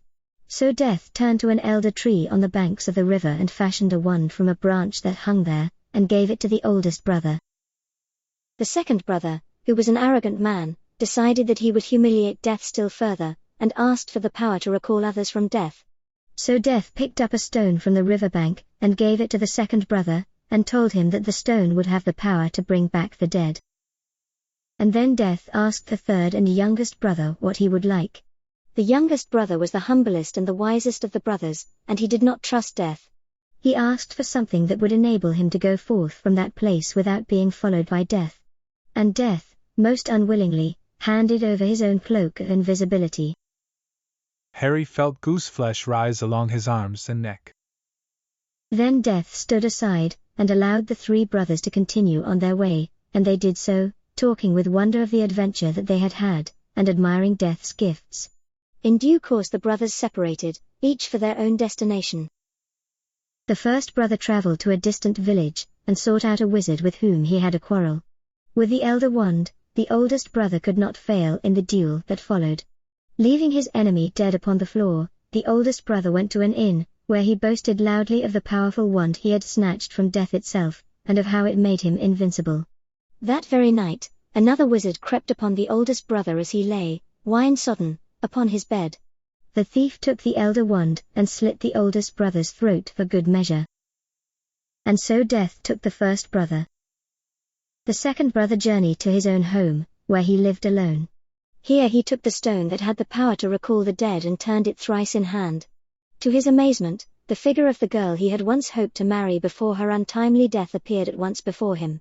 Yet she was sad and cold, separated from him by a veil.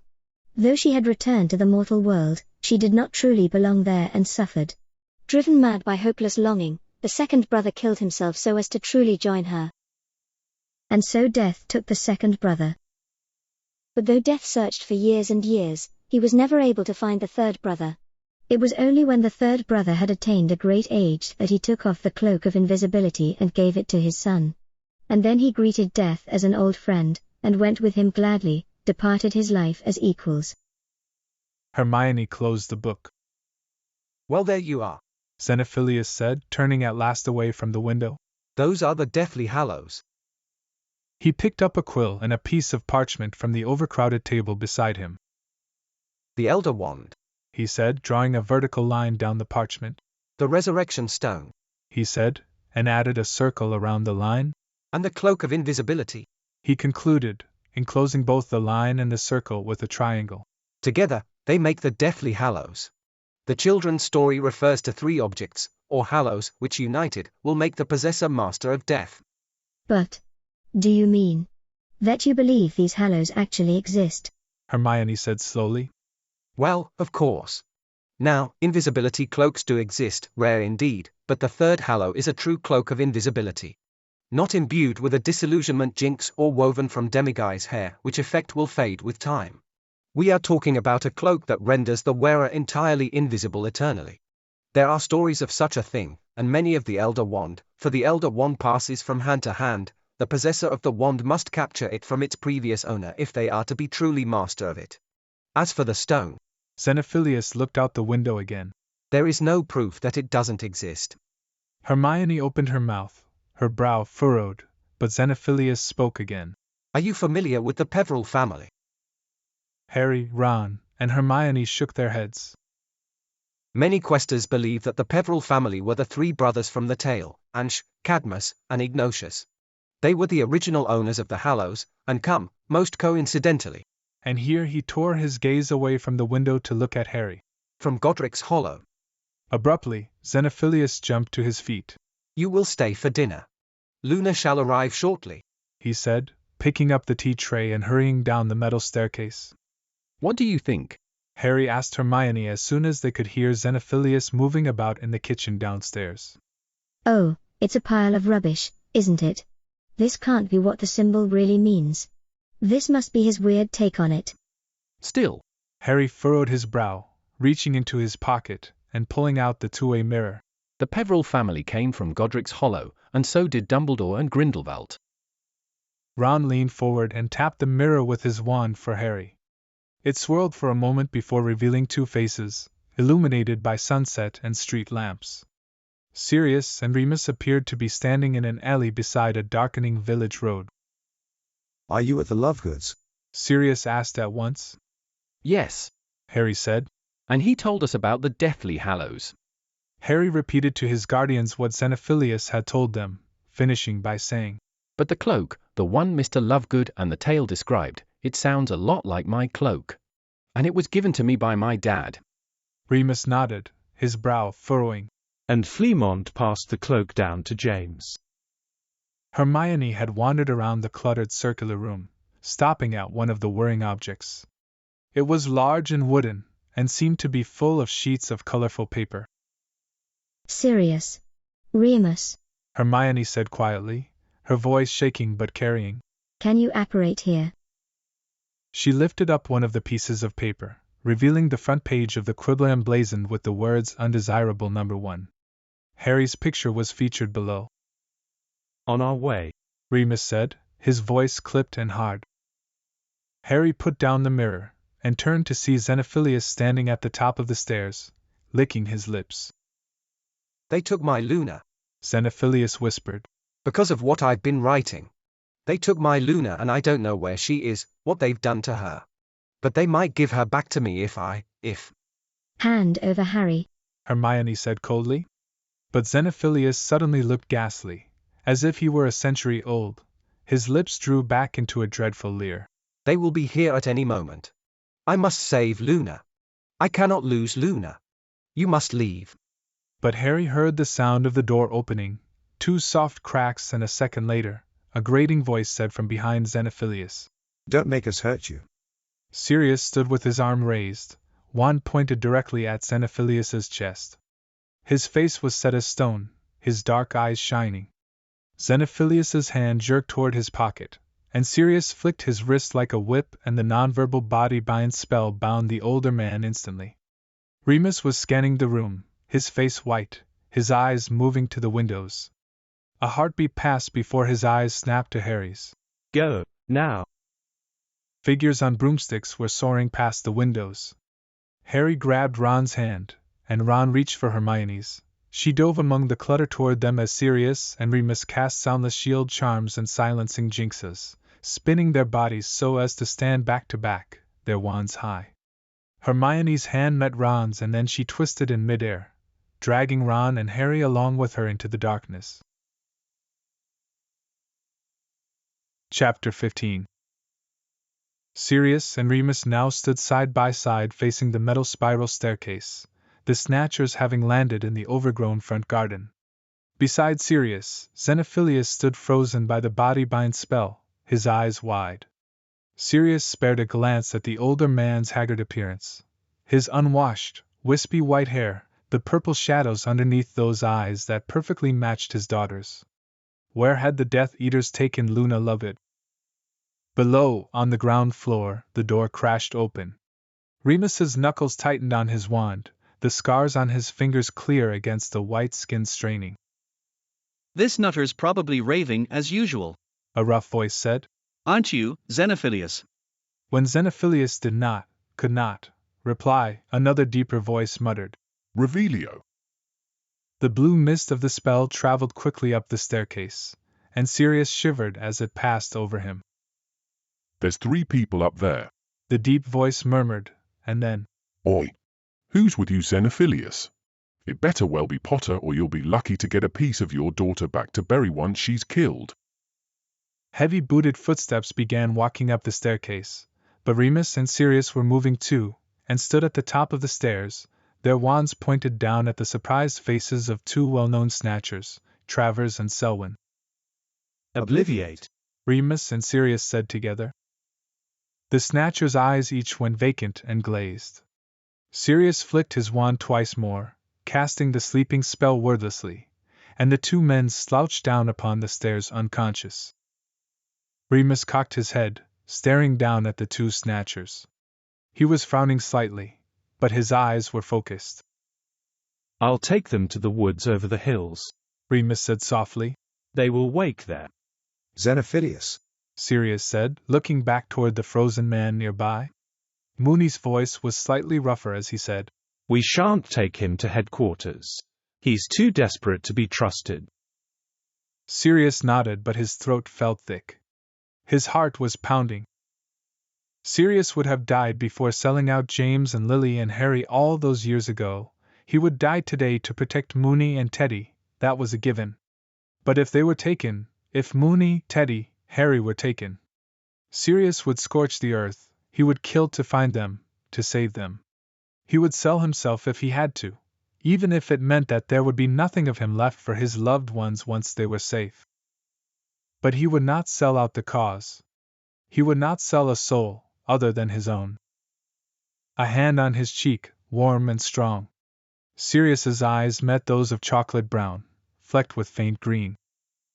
"Steady on," Mooney murmured, his breath sweet on Sirius's cool face. Sirius forced himself to take a deep breath. Mooney had scented the roiling outrage that had swelled within him. Mooney knew what he had been thinking.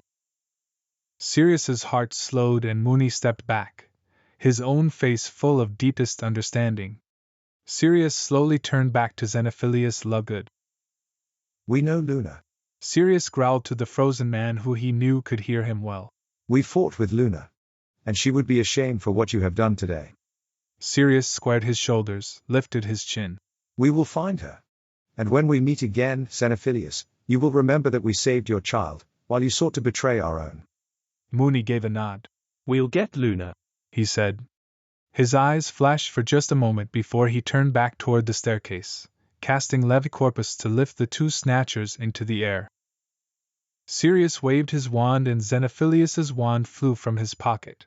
Sirius caught it deftly, and then threw it aside onto the sagging sofa where minutes before Harry, Ron and Hermione had been seated.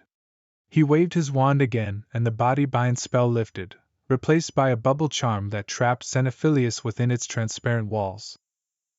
The bubble charm will fade soon enough, Sirius growled, moving to stand beside Moony at the top of the staircase.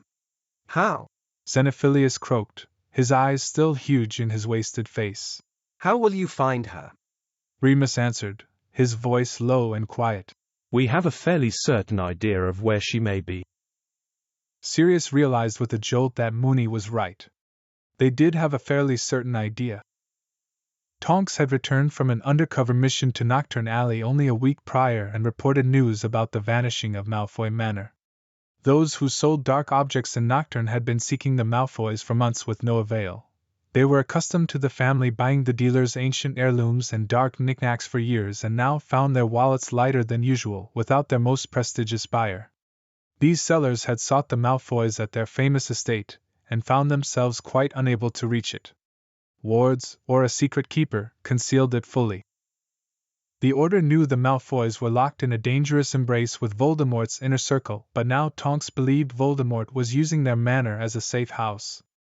If she was right, Sirius realized that Malfoy Manor would be the perfect place to keep kidnapped victims. For Sirius had been to Malfoy Manor many times as a young boy. He'd been forced to dance the waltz with his cousins and great-aunts in the obsidian-floored ballroom, an obscenely huge chandelier hanging over everyone's heads. Once, he'd snuck off with Andy to go spy on Narcissa and Lucius, who were nearing of age and had already been courting for years, the marriage essentially a given. Regulus had refused to come, had opted to stand sullenly alone by the dark green velvet curtains until their mother had shoved him out onto the dance floor. Andy had led Sirius in search of the two teenagers, hoping to prank them, and on accident they had stumbled into the dungeons beneath the manor. Sirius remembered the rank smell, as if a troll had died in one of the cold stone cells. He had seen chains on the walls. Andy had pulled him back up the stairs, away from the dark dungeons, and Sirius would think later of those cells while in Azkaban. He would dream of how they were warmer, and lacked Dementors. That dungeon beneath Malfoy Manor was when Sirius had really come to understand what Narcissa was marrying into. And it was also the first time that Sirius realized how efficiently wealth and luxury could conceal from prying eyes the ugliness that lay beneath. Satin shoes danced to violins above a private prison, bureaucrats toasted champagne to those with the gold, all of them cheering to supremacy and power as their highest ideals. I am sorry, Xenophilius whispered behind the bubble charm confining him, his lower lip trembling.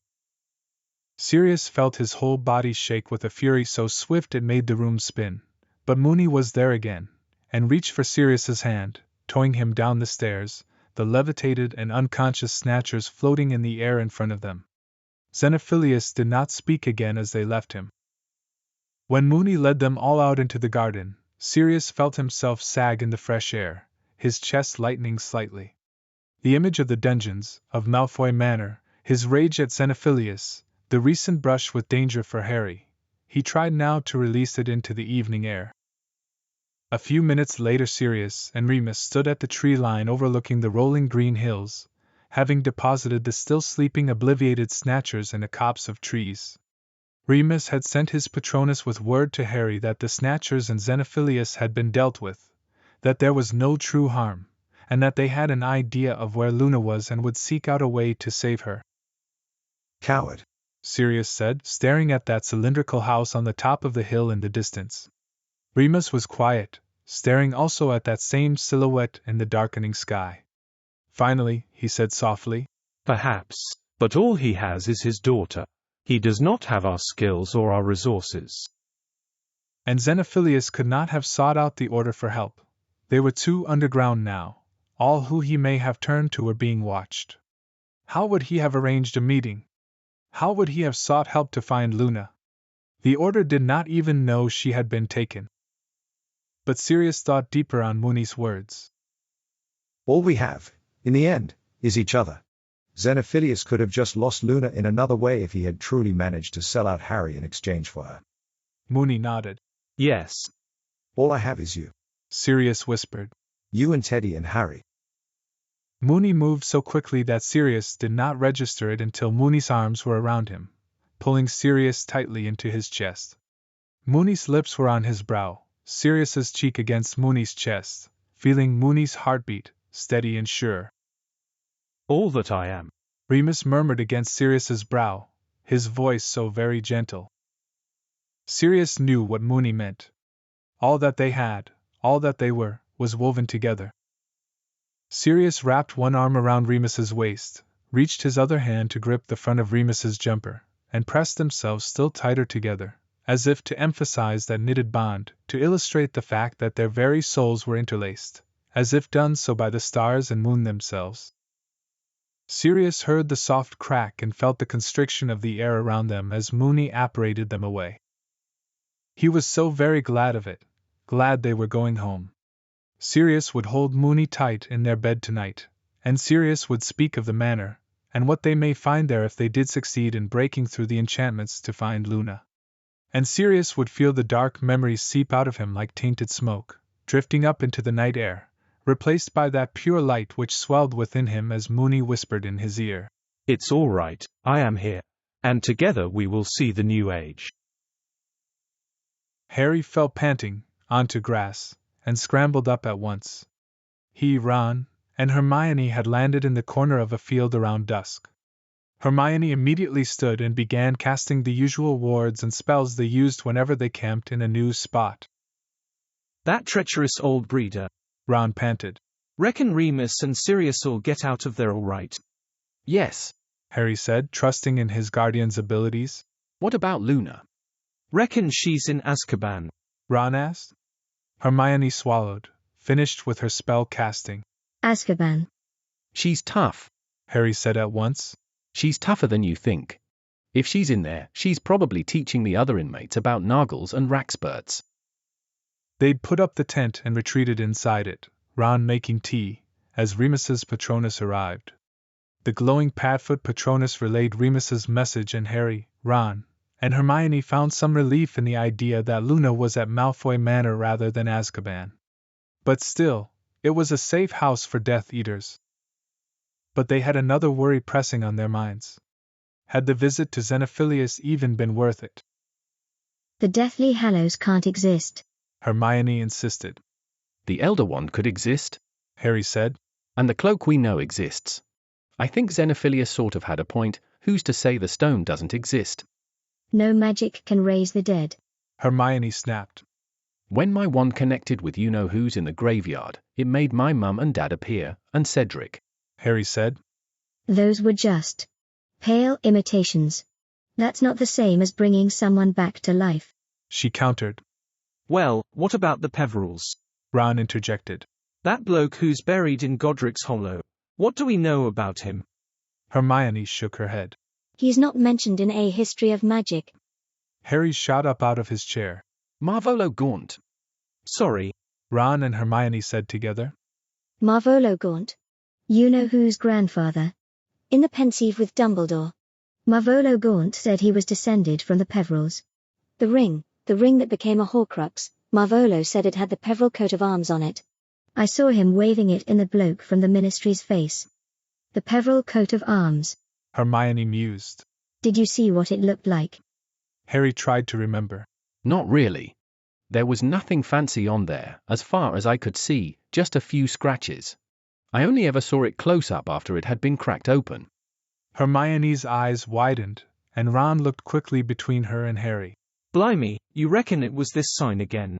The sign of the Hallows? Harry said excitedly. Marvolo was an ignorant old git. All he cared about was his ancestry. If that ring had been passed down through the centuries, he might not have known what it really was. He'd have loved to think the scratches on the ring stone were a coat of arms because as far as he was concerned having pure blood made you practically royal. But Harry, Hermione said cautiously. if you're thinking what I think you'll think. Well, why not? Harry pressed. It was a stone, wasn't it? What if it was the resurrection stone? There's no such thing as a resurrection stone. Hermione had now leapt to her feet too. I know you wish that there was. But Harry did not hear her. His mind was racing ahead. 3 objects, or hallows, which, if united, will make the possessor master of death. The last enemy that shall be destroyed is death. And Harry saw himself as possessor of the hallows, facing Voldemort, whose Horcruxes were no match.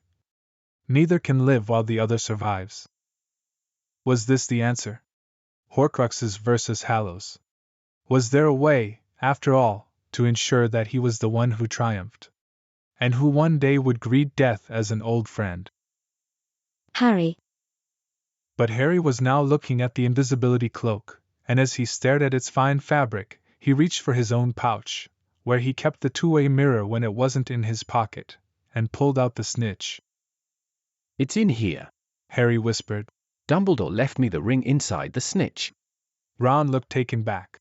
Do you reckon? Hermione was saying in a would-be calm voice. Let's ask Sirius and Remus, Harry. Let's talk to them. But Harry felt such clarity. He was certain the cloak, his father's cloak, was the third hallow, and if it was his father's, then Harry was a descendant of the youngest Peverell brother. Now all he needed was to figure out how to open the snitch, and then he needed the Elder Wand. It was like a stone fell into the pit of Harry's stomach. That's what he's after, Harry breathed. You know who's after the Elder Wand. Voldemort was seeking an old wand. That is why he had kidnapped Ollivander and sought Gregorovitch and now Grindelwald. But Voldemort was raised in a Muggle orphanage. He would never have heard the tale of the 3 brothers. If he had known of the Hallows, wouldn't he have sought them rather than make Horcruxes? The very fact that he had turned the stone, the ring, into a Horcrux must demonstrate that he did not know of the Hallows, but rather sought the Elder Wand without realizing its full power.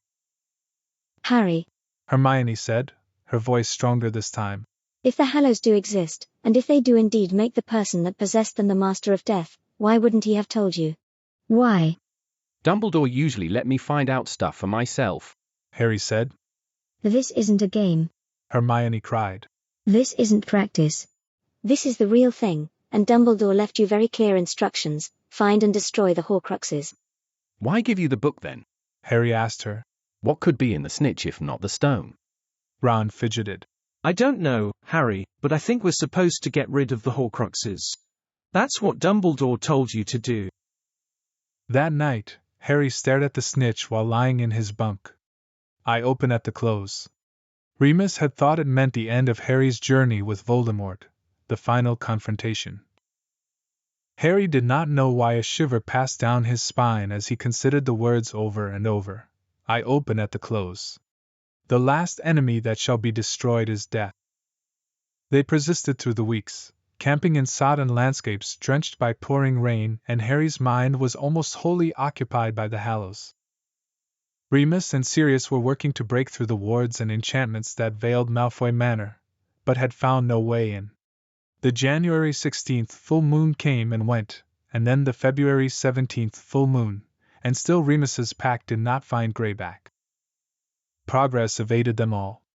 Harry felt as if they all were in stasis, waiting for something, living on scraps of hope. Ron kept insisting that they repeat the locations the Horcruxes may be. Diagon Alley, Hogwarts, the Riddle House, Borgin and Berks, Albania. Ron was persistently chipper, a contrast to his behavior the first few months. He kept saying they should journey to ever more unlikely places. You never know, he would say. Upper Flagley is a wizarding village, he might have wanted to live there. Let's go and have a poke around. It was March when Sirius called on the two-way mirror with a bit of news. Turn on your radio at 8 tonight, Harry. Sirius said excitedly, his dark eyes bright in the mirror. Channel 1300, the password is Mad Eye. What's on the radio? Harry asked. Potter Watch. Sirius said excitedly. Just started up. It's now the only program that tells the truth about what's going on. Have a listen tonight. And so they did. Ron toyed with the radio, and right after 8, the radio began issuing a very familiar voice. Had to relocate again from our first episode last week. Lee Jordan was saying. Due to a number of house calls in our area by those charming Death Eaters. But we now find ourselves in a secure location, thanks again to our new contributors for setting this up. Evening, you boys. Evening, River.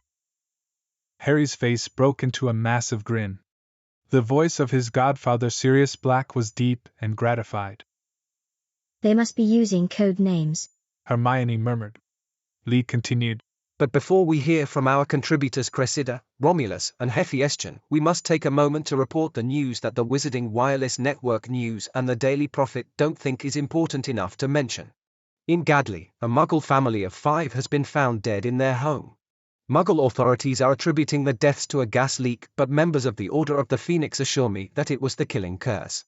Listeners, I'd like to invite you now to join us in a minute's silence in memory of those murdered by Death Eaters. Silence fell for a full minute, and then Lee said, Thank you. And now we turn to our contributor Cressida for an update on how the new Wizarding Order is affecting the Muggle world. Thanks, River, said the voice of Andromeda Tonks. Muggles remain ignorant of the source of their suffering. I have been in touch recently with a loved one on the run who informs me of such matters from the ground.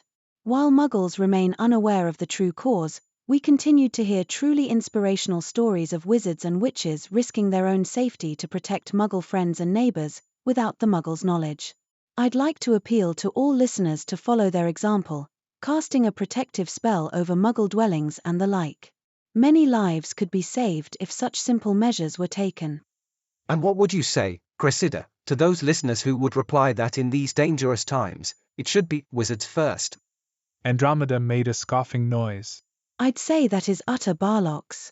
I'll repeat our friend Royal's constant refrain, that it's one short step from wizards first to purebloods first and then to Death Eaters. Every life is worth saving. Excellently put, Cressida. And do tell our friend Royal that he has my vote for Minister of Magic after we get out of this mess. And now, to Romulus and Hephaestion for our new segment, Pals of Potter. Thanks, River, said another familiar voice, light with mirth. I do like to consider myself Potter's pal. Harry was grinning again, widely. Now, Romulus, can you assure us that Harry Potter is alive? I can. Remus Lupin, Harry's other godfather, replied. Harry is alive and fighting, and he remains a symbol of everything for which we are fighting, the triumph of good, the power of innocence, the need to keep resisting. Love welled up inside of Harry, so powerful it made his eyes prick with water. It had been many months, so long, since Harry had gotten to speak at length with Remus. Their conversations on the mirror, as of late, had been rushed and minimal.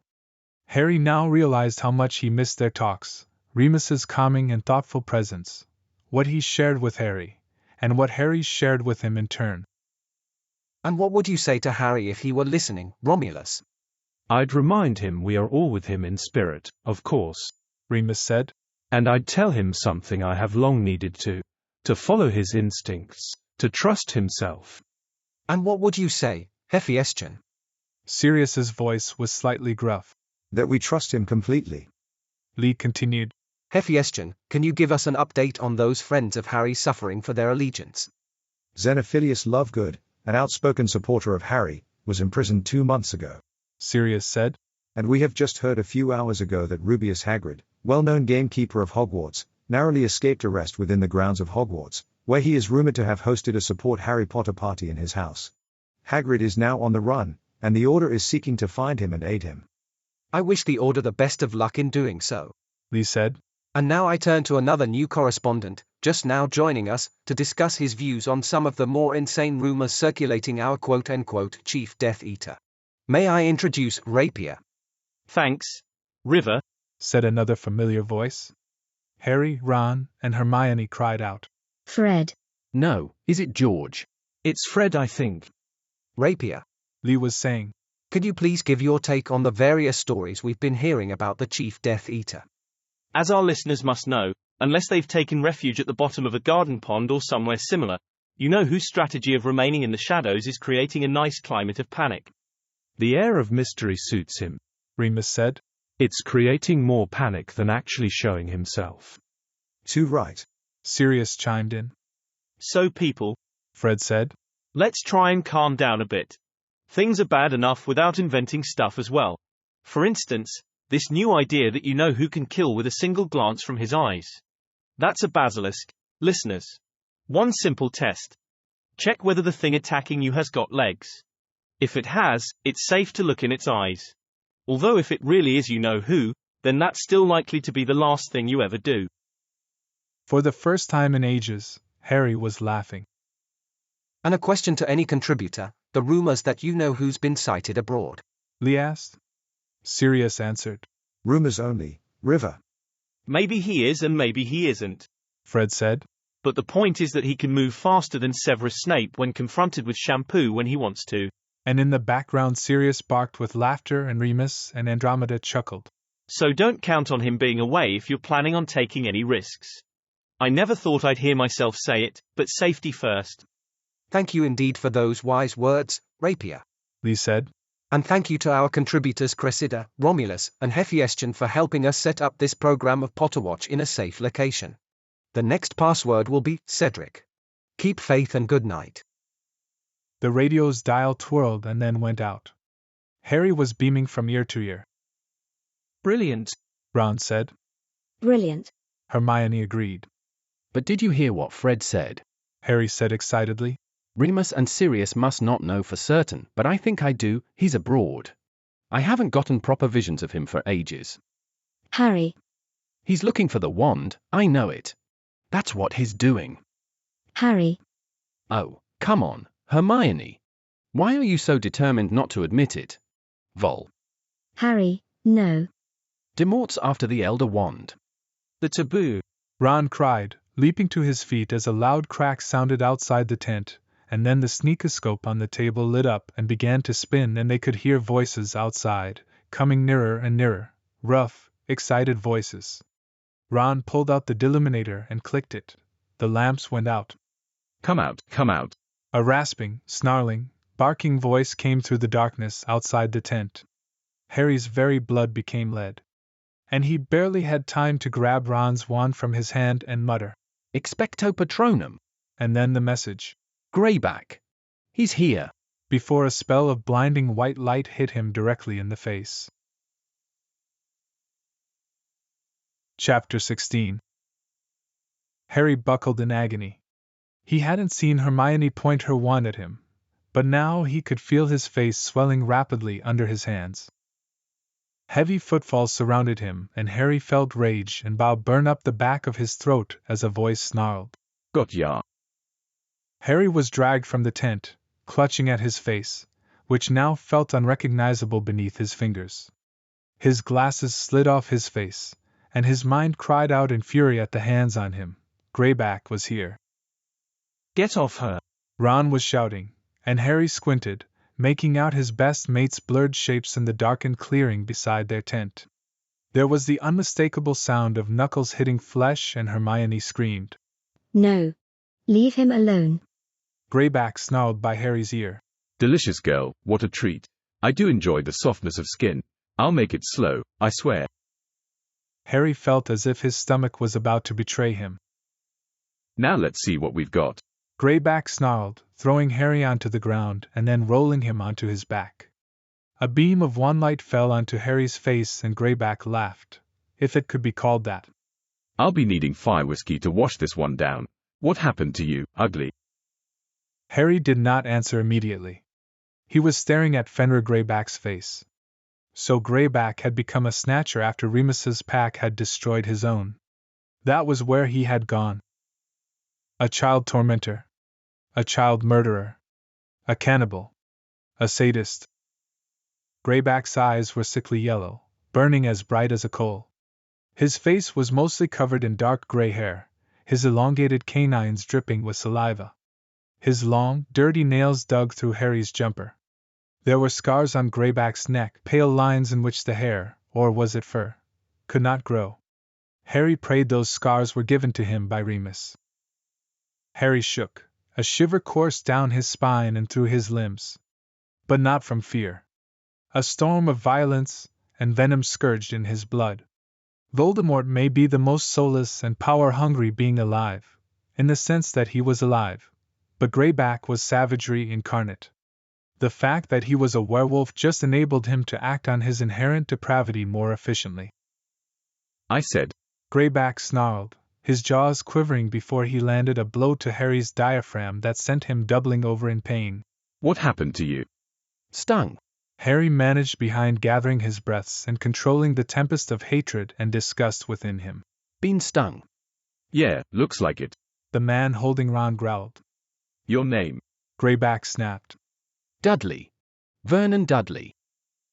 It was the first name Harry could think of that was connected to no one in the wizarding world.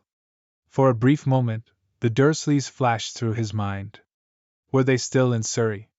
How easy would it be for Greyback and these snatchers to track them down? Would they get the Dursley surname from the names he had given them? It didn't seem likely. No one knew he had ever lived with them except members of the Order. The Dursleys were their own form of banal evil, but they didn't deserve to suffer at Greyback's hands. Harry wasn't sure anyone deserved such a fate, except maybe Umbridge. And Bellatrix. And Snape. And Voldemort. Check the list, Scabior. Greyback growled, and he released his hold on Harry to turn towards Ron. And what about you, Ginger? The fact that Greyback had deigned to call Harry, even with his swollen face, ugly and Ron Ginger, it almost brought Harry to maniacal laughter. I'm Barty, Ron said, and Harry could tell his mouth was full of blood from the punch he had received seconds before. Barty Weasley. A Weasley?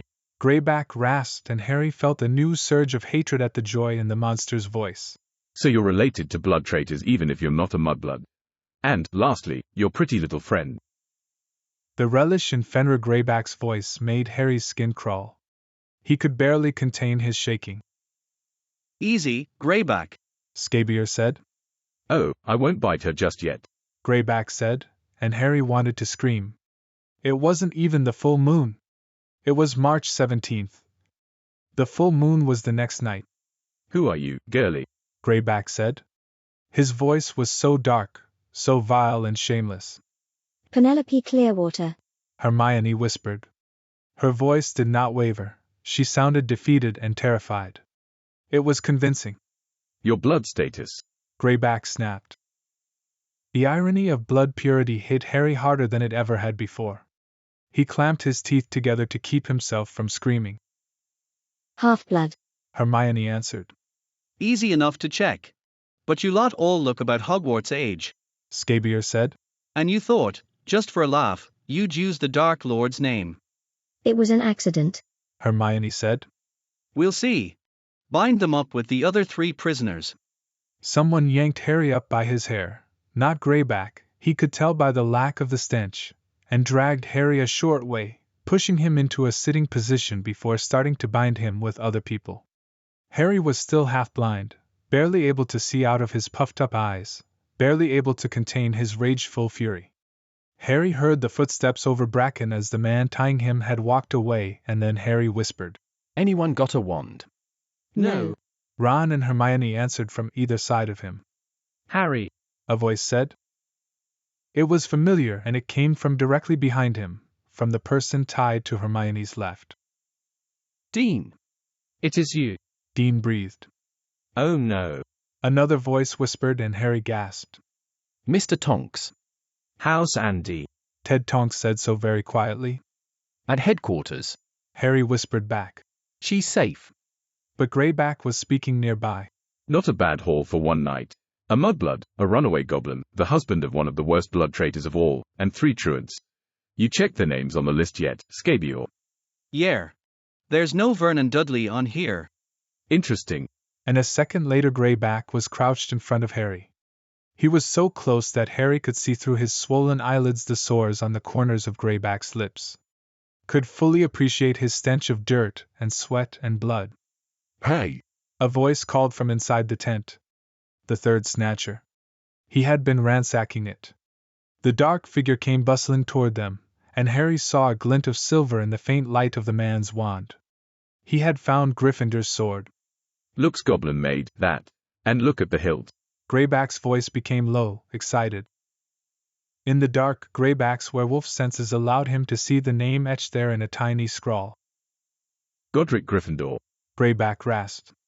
A stillness settled over the scene. Greyback crouched before Harry again. What is that on your forehead, Vernon? Don't touch it, Harry yelled. For at the moment his scar burned savagely. He saw a towering building, a grim fortress, jet black and forbidding, and Voldemort was gliding toward the gigantic building with a sense of calmly euphoric purpose. I thought you wore glasses, Potter. Greyback breathed. His breath wafted in Harry's face. It was thick with carrion and old blood. I found glasses, the other snatcher yelped. Wait. And then Harry's glasses were rammed onto his face. It is Potter. Greyback rasped, and then he smiled. In the dark, behind his glasses and his swollen eyes, Harry saw the yellow in Greyback's eyes flash like lightning. Oh, how the Dark Lord will reward us, and oh, how Remus Lupin will howl. Harry bit his lip to keep from shouting. And his scar burning, fragmented visions were breaking through the surface of his mind. He was flying, looking up to the topmost window, the highest tower of that dark building. We'll take him straight to you-know-who. Greyback was growling.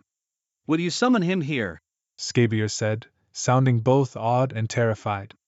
No, I haven't got. We'll take the boy to the Malfoy's place. Greyback did not have a dark mark, Harry realized. The irony washed over him again. And the Malfoys? Luna. We'll take the boy and the whole lot. The sword too. Greyback was saying. And then the prisoners were dragged to their feet. Grab hold and make it tight. Greyback growled, seizing Harry's arm. On 3, 1, 2, 3. As they apparated, Harry's scar burned more painfully still. He was landing inside a cell-like room. The prisoners and their captors landed on a country lane, and leering before them were a pair of wrought iron gates. We captured Harry Potter. Greyback yowled into the night air. The gates swung open. Harry was being led to Malfoy Manor. His heart thudded. Sirius and Remus. They had to know Greyback would take them here.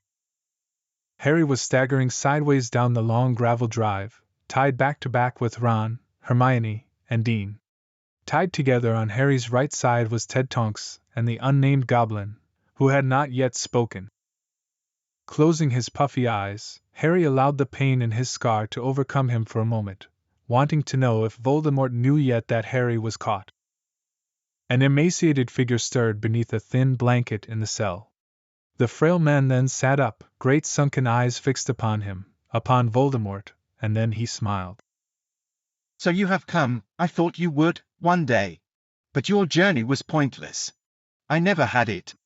You lie. Harry wrenched himself back into his own body.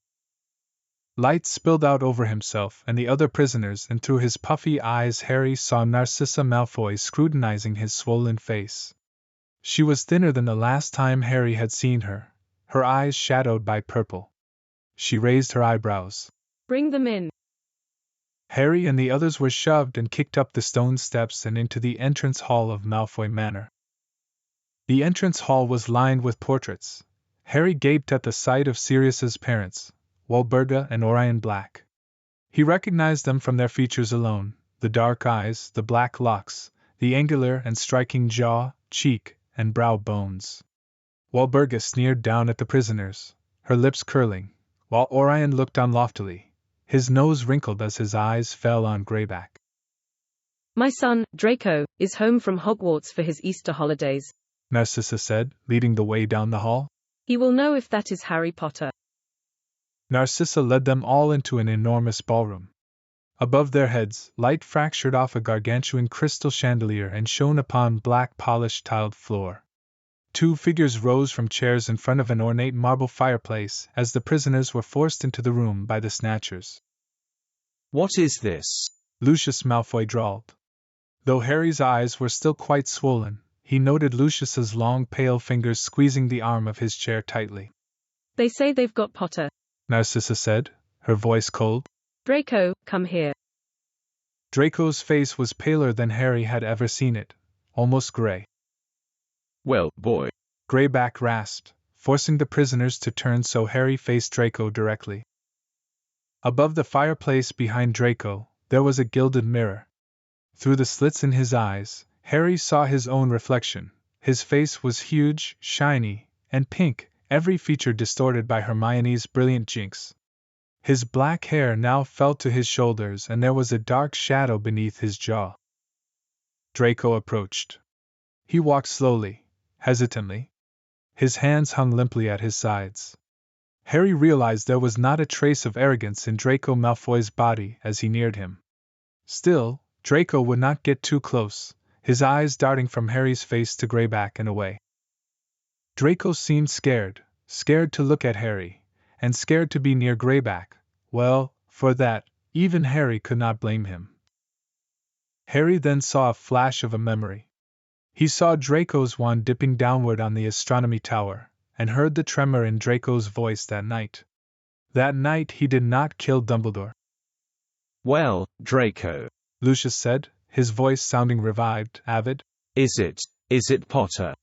I can't be sure, Draco said quietly. His eyes would not rest on Harry's, or meet his father's. Look carefully, come closer. Harry had never heard Lucius Malfoy so excited. Or was it desperate? Harry saw Draco's face up close now. He looked reluctant and afraid. His white blonde hair hung around his thin gray face. Was he truly only 17? Harry's own age. What do you think? Lucius pressed his son. I don't know, Draco said, and at last his eyes locked on Harry's own. And then there was a fleeting second where Harry was sure that he saw pain, trauma and scarring, within Draco's soul, within those cold, troubled gray eyes. Draco turned away, and walked back to his mother's side, wrapping his long, thin arms around himself. His shoulders protruded, bony and sharp. And for that moment, Harry felt pity for Draco Malfoy. And understanding. It was strange, it tasted sour on his tongue and screamed of wrongness, but then, rightness. And some semblance of sweetness. For wasn't that what Remus had said of forgiveness? That it was a sweet fruit. Wasn't Draco just as trapped as Harry in this moment, right now? And was he not exercising his small slice of freedom to avoid making a clear identification? We had better be certain, Lucius. Narcissa called to her husband in her cold, clear voice. Completely sure that it is Potter, before we summon the Dark Lord. What about the Mudblood, and the Weasley? Greyback snarled, swiveling the prisoners again. Hermione and Ron now faced Draco. Hermione's chin was lifted, her fists clenched at her sides. Ron spit blood onto the obsidian ballroom floor.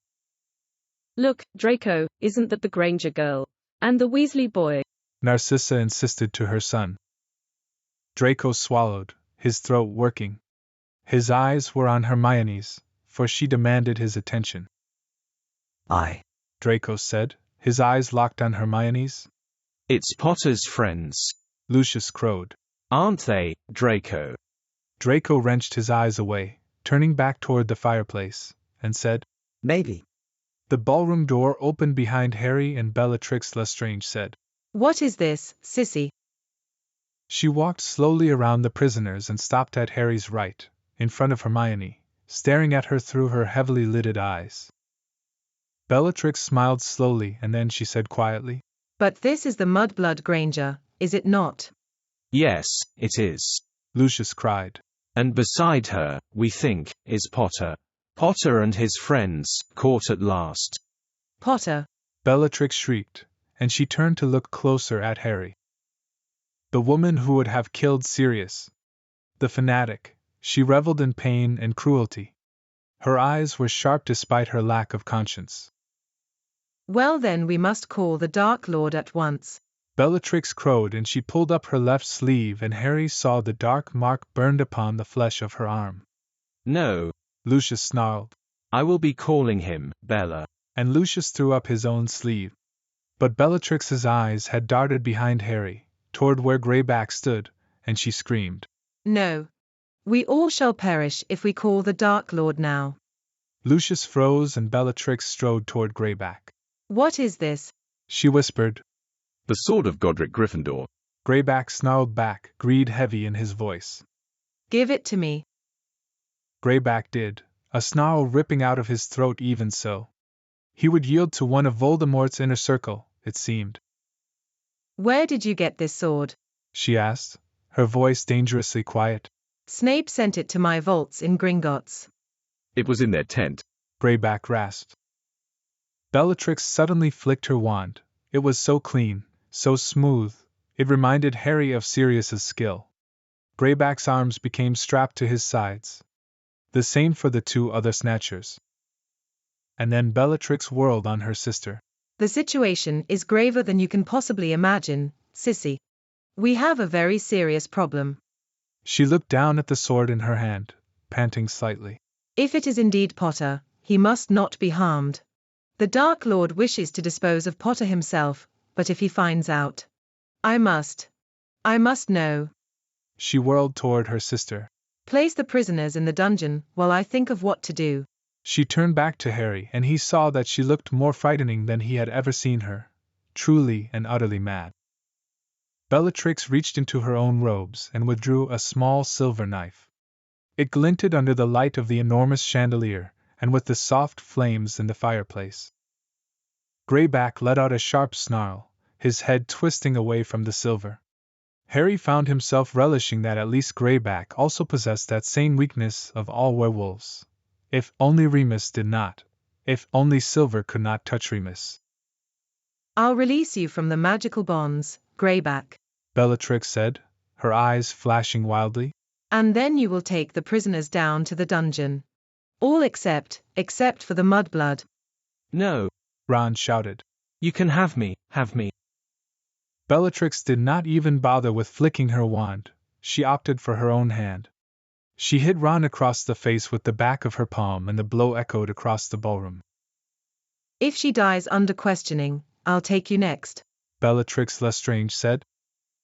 Sirius and Remus. Harry's mind screamed. Sirius and Remus, we're at Malfoy Manor. Bellatrix is going to torture Hermione. Harry felt his chest heaving, the bile in his throat, the rage and malice roaring within him. But there was no proof at all that his wordless, wandless begging would come to anything. Even if Sirius and Remus received the Patronus message and guessed where Greyback would have taken them, Malfoy Manor, how would they enter? How would they get through the wards? Greyback stepped back slightly as Bellatrix lunged forward, cutting Hermione free from the other prisoners with that short silver knife. Then she dragged Hermione by her long curly brown hair into the middle of the ballroom, directly under that ridiculously magnificent chandelier. Greyback, now distant from that silver knife, forced the rest of the prisoners to shuffle across the sleek, shining black floor to another door, to another hallway and then stairs, into a dark passageway. Reckon she'll let me have a bit of the girl when she's finished. Greyback crooned as he forced them down the dark corridor. I'd say I'll get a bite or two, wouldn't you, Ginger? Harry could feel Ron shaking beside him. Harry, Ron, Dean, Ted, and the goblin were all forced down a steep flight of stairs, still tied back to back. At the bottom of the staircase was a heavy door and Greyback withdrew a short, black wand from his mangy dirt-laden robes to tap the door. It opened and he forced them into a dank and musty room. Fenrir Greyback slammed the door behind him, and left the prisoners in total darkness. The echoing bang of the slammed door had not yet died away before there was a terrible, drawn-out scream from directly above them. Hermione! Ron bellowed, writhing and struggling against the ropes binding him. Hermione!